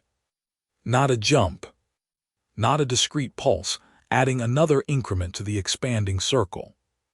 The boundary simply began to move outward, smoothly and continuously, the way a ripple moved across water, except that this ripple was moving at a rate that the display could not update fast enough to track, the circle expanding faster than the refresh rate of the instrument, the boundary position jumping ahead of itself on every update cycle, because the expansion between updates was larger than the previous total expansion. Rate, Ferris said over the channel. Marcotti looked at the expansion rate indicator. The number was climbing. It climbed through 10 kilometers per second and kept climbing. It climbed through 50 and kept climbing. It climbed through 100 kilometers per second, and the boundary on the display was already past the edge of the Hector cluster, and still moving, and Marcotti looked at the number and understood that the number was going to keep climbing, because there was nothing in the mathematics to stop it. It is not slowing, she said. The expansion is continuous and accelerating. There is no upper limit in the model. Ferris did not respond immediately. When she spoke, her voice was the voice she always used, which was her own voice, which was enough. All crew. Secure positions. Hold on to something solid and do not let go. Ray's voice came over the channel from engineering. Hull integrity nominal. All systems green. We are solid. One sentence. 4 pieces of information. Exactly what was needed. Marcotti thought, with the part of her mind that was not watching the boundary expand at 300 kilometers per second and climbing, that George Thomas was going to be the reason they survived this if they survived this. She saved the mission log entry. She did not finish it. She saved what she had and broadcast it on the emergency beacon frequency on every channel the ship carried, because the incomplete record was better than no record, and the beacon was the only thing that might outlast whatever was coming. Then she pushed back from her console and found the handhold beneath the desk and held on.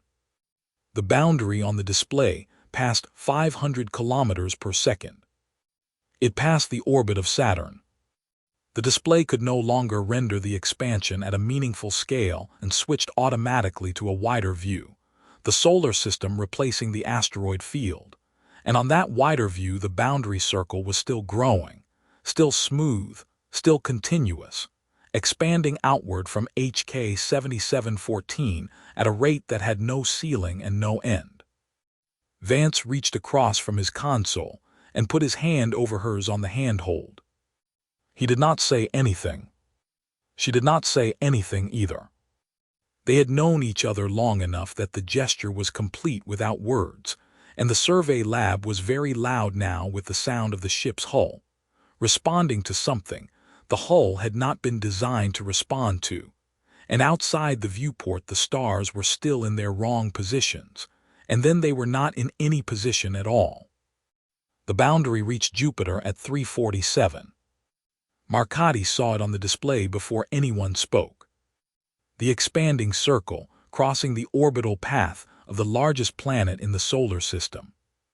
The circle that had started as a 40-meter natural field around a 3-kilometer sphere, and had become something the display could no longer render at asteroid field scale without switching to a full solar system view.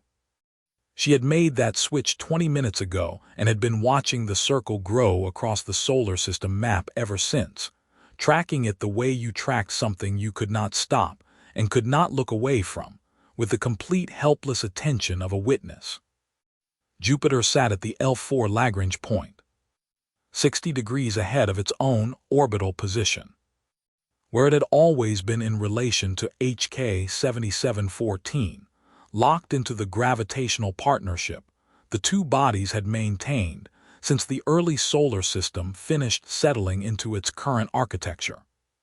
Jupiter's mass exceeded the combined mass of every other planet by a factor of 2.5. It was not simply the largest planet in the solar system. It was the gravitational anchor of the outer solar system, the body whose presence had shaped the orbits of everything beyond the asteroid belt and much of what was within it, whose resonances had been writing the orbital history of the solar system for 4.5 billion years. It had never moved from its orbital slot. Not once. Not by any amount that mattered. The soliton boundary reached it at 3:47, and the ranging system updated Jupiter's position. Not a drift. Not an orbital variation within expected parameters. Not the fractional positional shift that accumulated over decades under gravitational perturbation from other bodies. The coordinates simply changed. The way the drone coordinates had changed. The way the buoy coordinate had changed. The way every coordinate inside the anomalous region had changed when the local geometry of space decided to reassign it.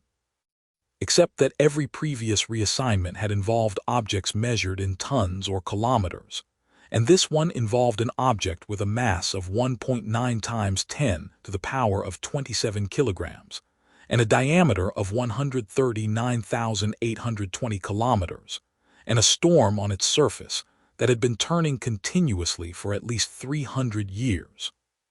Jupiter's coordinate changed, and the ranging system reported the new coordinate, and the new coordinate did not exist in any orbital model the ship's navigation system had ever been asked to process. "It is moving," Tanaka said. Her voice had lost its steadiness. Not broken, not panicked, simply stripped of the professional composure she wore as a matter of course, the way a person was stripped of composure by something large enough to exceed the capacity of composure to contain it. Yuki Tanaka had been the steadiest scientific voice in the survey lab since the mission began. The absence of that steadiness was its own kind of data. "It is not moving," Vance said, with the precise flatness he used when precision was the most important thing available. "Its coordinate is being reassigned. There is no velocity. There is no trajectory. There is no force vector in the data. The position is changing the way every other position in this region has changed since the breach, and the fact that this position belongs to Jupiter does not change the mechanism." Marcotti looked at the ranging system and at the navigation error on her secondary screen. The error the navigation system was returning because the coordinate it had been given for Jupiter was outside the boundaries of the coordinate space it had been built to operate in. And she thought about the mechanism Vance had just described, the reassignment of coordinates without velocity, without force, without any of the physical signatures that movement was supposed to have. And she thought about the 12-centimeter breach that had started it, and she thought about the 47th second and the 48th second, and what the distance between those 2 seconds had produced, and she held the handhold under her desk and did not look away from the display. Saturn went 11 seconds later. The gravitational coupling between Jupiter and Saturn was the most powerful bilateral orbital relationship in the solar system. The two gas giants had been locked in a near resonance for billions of years, their gravitational conversation so deep and so long established that it had shaped the structure of the entire outer solar system around it. The asteroid belt existed in the configuration it existed in because of the Jupiter-Saturn resonance. The Trojan clusters existed because of it. The two planets were not simply neighbors. They were co-architects of everything beyond the frost line, and their relationship was written into the orbital mechanics of the outer solar system, the way load-bearing walls were written into the structure of a building. When Jupiter's coordinate was reassigned, the coupling transferred instantly. Saturn's position updated in the same frame, one update cycle, the ringed planet present in its orbital position in one frame and absent from it in the next. The wide-field camera caught Saturn's rings in the moment before the update, sunlight on the ice and rock of them at the angle the camera had been trained on for weeks, and then the next frame showed empty space where the rings had been, and the space was clean and gave no indication that anything had ever been there. "Saturn," Ray said over the channel from engineering. One word. He had the external camera feed and the ranging data on his console, and he had watched both updates happen in real time, and there was nothing to add to what the data had already said, and George Thomas understood that better than most people understood most things. Marcotti looked at the wide-field camera feed and thought about Saturn. She thought about Galileo seeing it through his telescope in 1610 and not understanding what he was seeing, describing it as a planet with ears because his instrument could not resolve the rings. She thought about Christian Huygens solving the mystery 45 years later. She thought about Cassini, 13 years in Saturn's orbit, the images it had sent back, the understanding of that planet that humanity had built over 4 centuries of observation. She thought about all of it, and then she looked at the empty space in the wide-field camera where Saturn had been 11 seconds ago, and the empty space did not have anything to say about any of it. The asteroid belt followed in a wave. It moved through the belt the way everything moved through everything now, the displacement propagating outward from HK 7714 as a continuous front, each body's coordinate being reassigned as the front crossed it, the ranging system updating position after position in a cascade that spread across the display faster than the eye could track individual updates. Hundreds of thousands of bodies. The accumulated material of the early solar system that had never managed to form a planet because Jupiter's gravitational influence had kept it too stirred up for accretion to complete. 4.5 billion years of failed planethood, preserved in the orbital slots the bodies had occupied since the solar system settled. And now those slots were emptying in a wave that moved at the speed of the Soliton cascade and left clean, empty space behind it. Marcotte watched it on the display. She watched the belt dissolve from the solar system, map the way a drawing dissolved when you erased it. Systematically and completely, leaving nothing behind. She watched the Trojan clusters go. She watched the Hector cluster go, the region the Peregrine Actual had been living and working in for weeks, the asteroid she had been sweeping with her instruments since the mission began, their positions updating one by one in the ranging system, and then disappearing from the known coordinate space as though they had never had coordinates to begin with. She watched HK 7714 go last. Of course it went last. It was at the center. The wave had propagated outward from it and had consumed everything within its reach and was returning to its origin. And the final coordinate reassignment was the one that included the rock that had started everything, the unremarkable C-type asteroid that had been sitting in the Trojan cluster for 4.5 billion years, with something inside it that nobody had known to look for. And the ranging system updated its position one final time, and the display showed empty space where the outer solar system had been. The crew watched it happen. Ferris said nothing from the bridge. Ray said nothing from engineering. Achike said nothing from the medical station. Webb said nothing from the observer's chair. Nobody said anything because the data on the displays was saying everything, and adding words to it would have been a kind of dishonesty, a pretense that human language was adequate to what the instruments were currently reporting, and the people on the Peregrine Actual were not people who pretended. The field that had begun as a 12-centimeter breach in an ancient surface had just moved the outer solar system. There was nothing to do but watch, and they had watched, and now there was nothing left to watch, and the display showed empty space, and the outer solar system was gone, and the survey lab was very quiet, and outside the viewport the distant sunlight fell on nothing because there was nothing left in the Trojan cluster for it to fall on. The ship went without warning, not with the lurch of a burn, or the shudder of an impact, or any physical sensation that the body had a name for. The survey lab simply was where it was, and then it was somewhere else, and the transition between those two states had no duration that any instrument recorded because the instruments were dark when it happened, and were not there to record it. The screens came back one by one. Not all at once. In sequence, each console returning to active status as the ship's systems found their footing in the new geometry, and the sequence took 11 seconds, and in those 11 seconds the survey lab was lit by the overhead lighting and nothing else. No instrument glow, no display light, just the overhead lighting and the sound of the environmental system, and the sound of two people breathing. Marcotte let go of the handhold. She sat up straight in her chair and looked at her console as the screens came back, and the instrument returns populated, and the navigation display resolved into its familiar format. And she looked at it all with the specific attention of someone checking the condition of something they were not sure had survived intact. The gravimeters were in agreement. Both of them reading the same value, the disagreement that had been present since the breach gone entirely.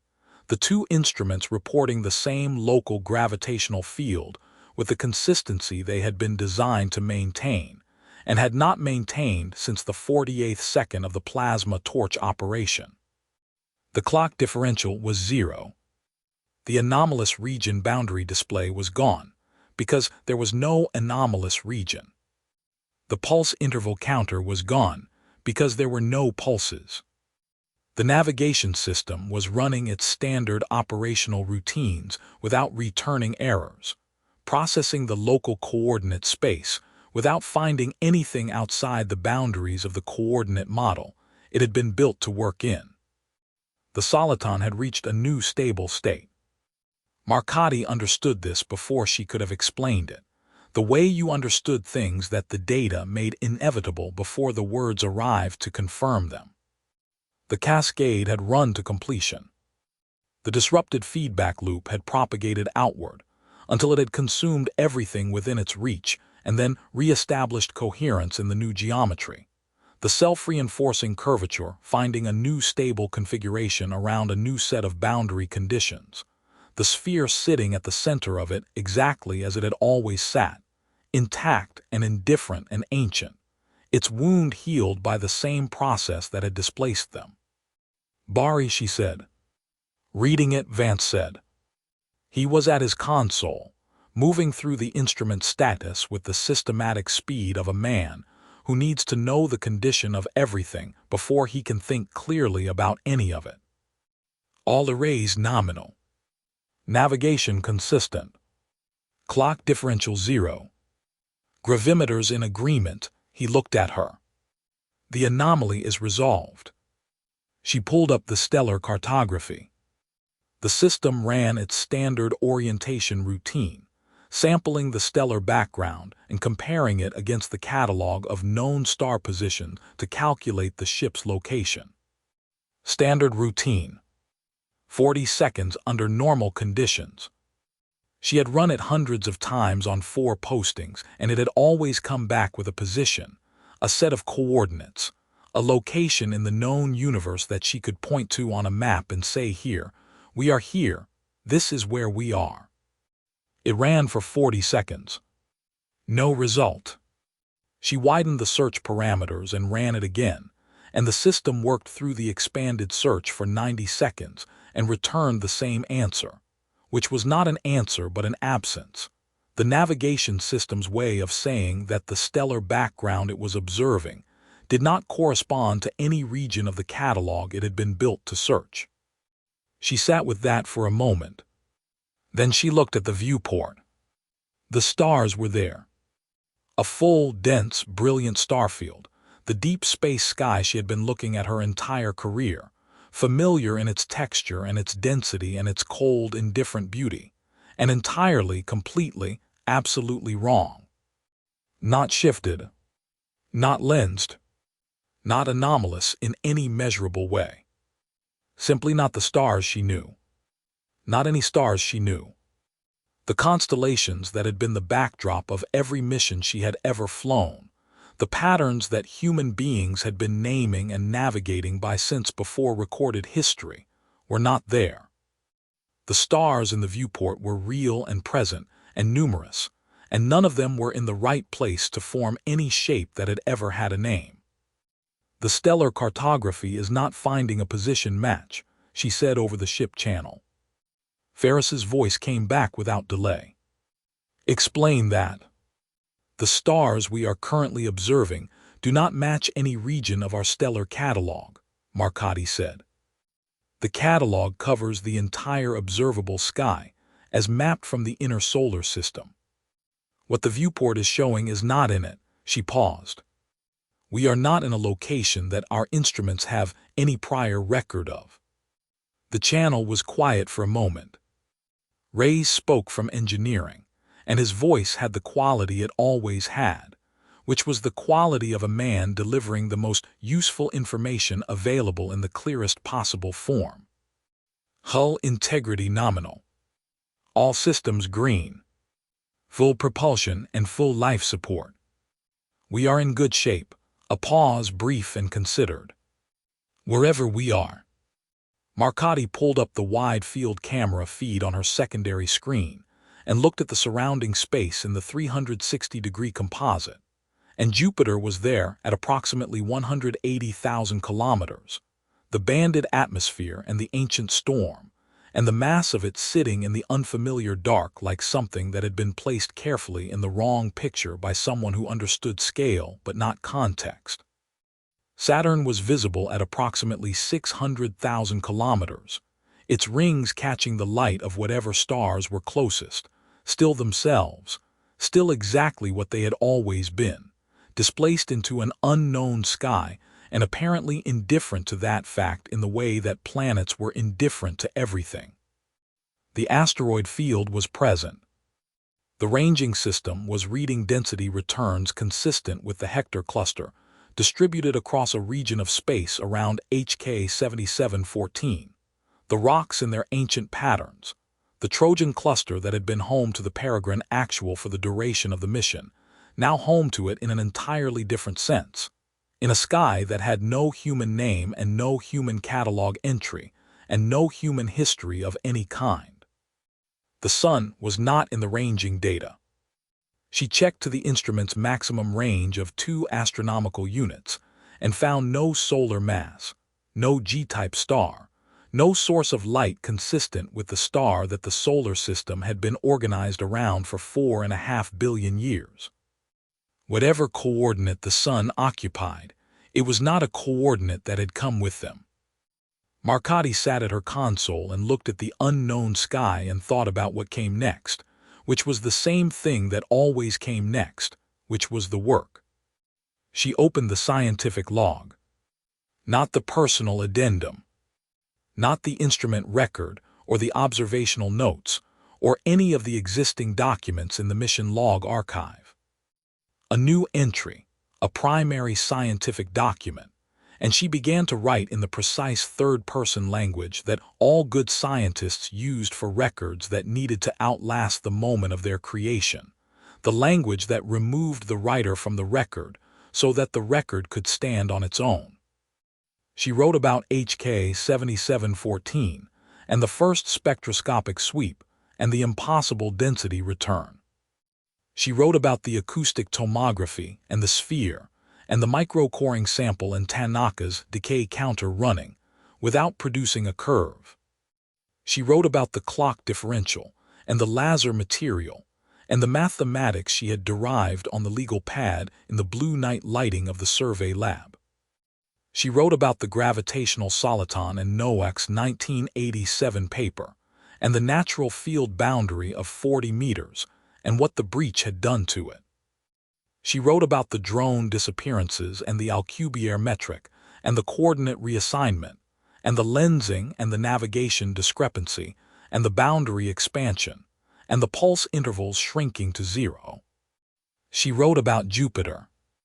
She wrote about Saturn and the asteroid belt and HK 7714 going last, and she wrote about the instruments going dark and coming back, and she wrote about the stellar cartography returning no result, and she wrote about the unknown sky in the viewport and the absence of the sun in the ranging data, and the presence of Jupiter and Saturn and the Hector cluster in an unknown region of space that had no entry in any human catalog. She wrote all of it. Every finding and every measurement and every decision, recorded completely and without omission, because the record was the record, and the record mattered regardless of where they were, regardless of whether anyone would ever read it, regardless of whether the emergency beacon broadcasting it on all frequencies would ever find a receiver capable of picking it up in whatever region of space they were currently occupying. Vance was at his console beside her, already building the new stellar cartography from scratch, sampling the background stars and beginning the long, patient work of mapping an unknown sky, using the methods that navigators had used since human beings first understood that the stars were fixed and the Earth moved, methods that were slower and less precise than the catalog-based system the ship had been designed to use, and that would produce, eventually, an answer. Tanaka was at her console running the spectroscopic array, taking the first measurements of the local environment in the new geometry, cataloging the light of unknown stars with the focused efficiency of a scientist who has been handed an entirely new dataset and knows exactly what to do with it. Reyes was in engineering, maintaining the ship's systems with the methodical care he brought to everything, checking and rechecking and cross-checking, because the machinery was the margin, and the margin was what kept 19 people alive in a region of space that had no name, and George Thomas understood margins better than anyone on the ship. Ferris was on the bridge, standing as she had been standing for hours, present and vertical and entirely herself, which had always been enough and was enough now. Marcotti finished the log entry and read it back once and found it complete and accurate and honest, and she saved it and broadcast it on the beacon frequency, and then she sat back in her chair and looked at the unknown stars in the viewport for a long moment. They were beautiful. She had not expected that, or had not expected to notice it, but they were. The dense, unfamiliar starfield of a sky that no human eye had ever catalogued, brilliant and cold and indifferent and entirely real.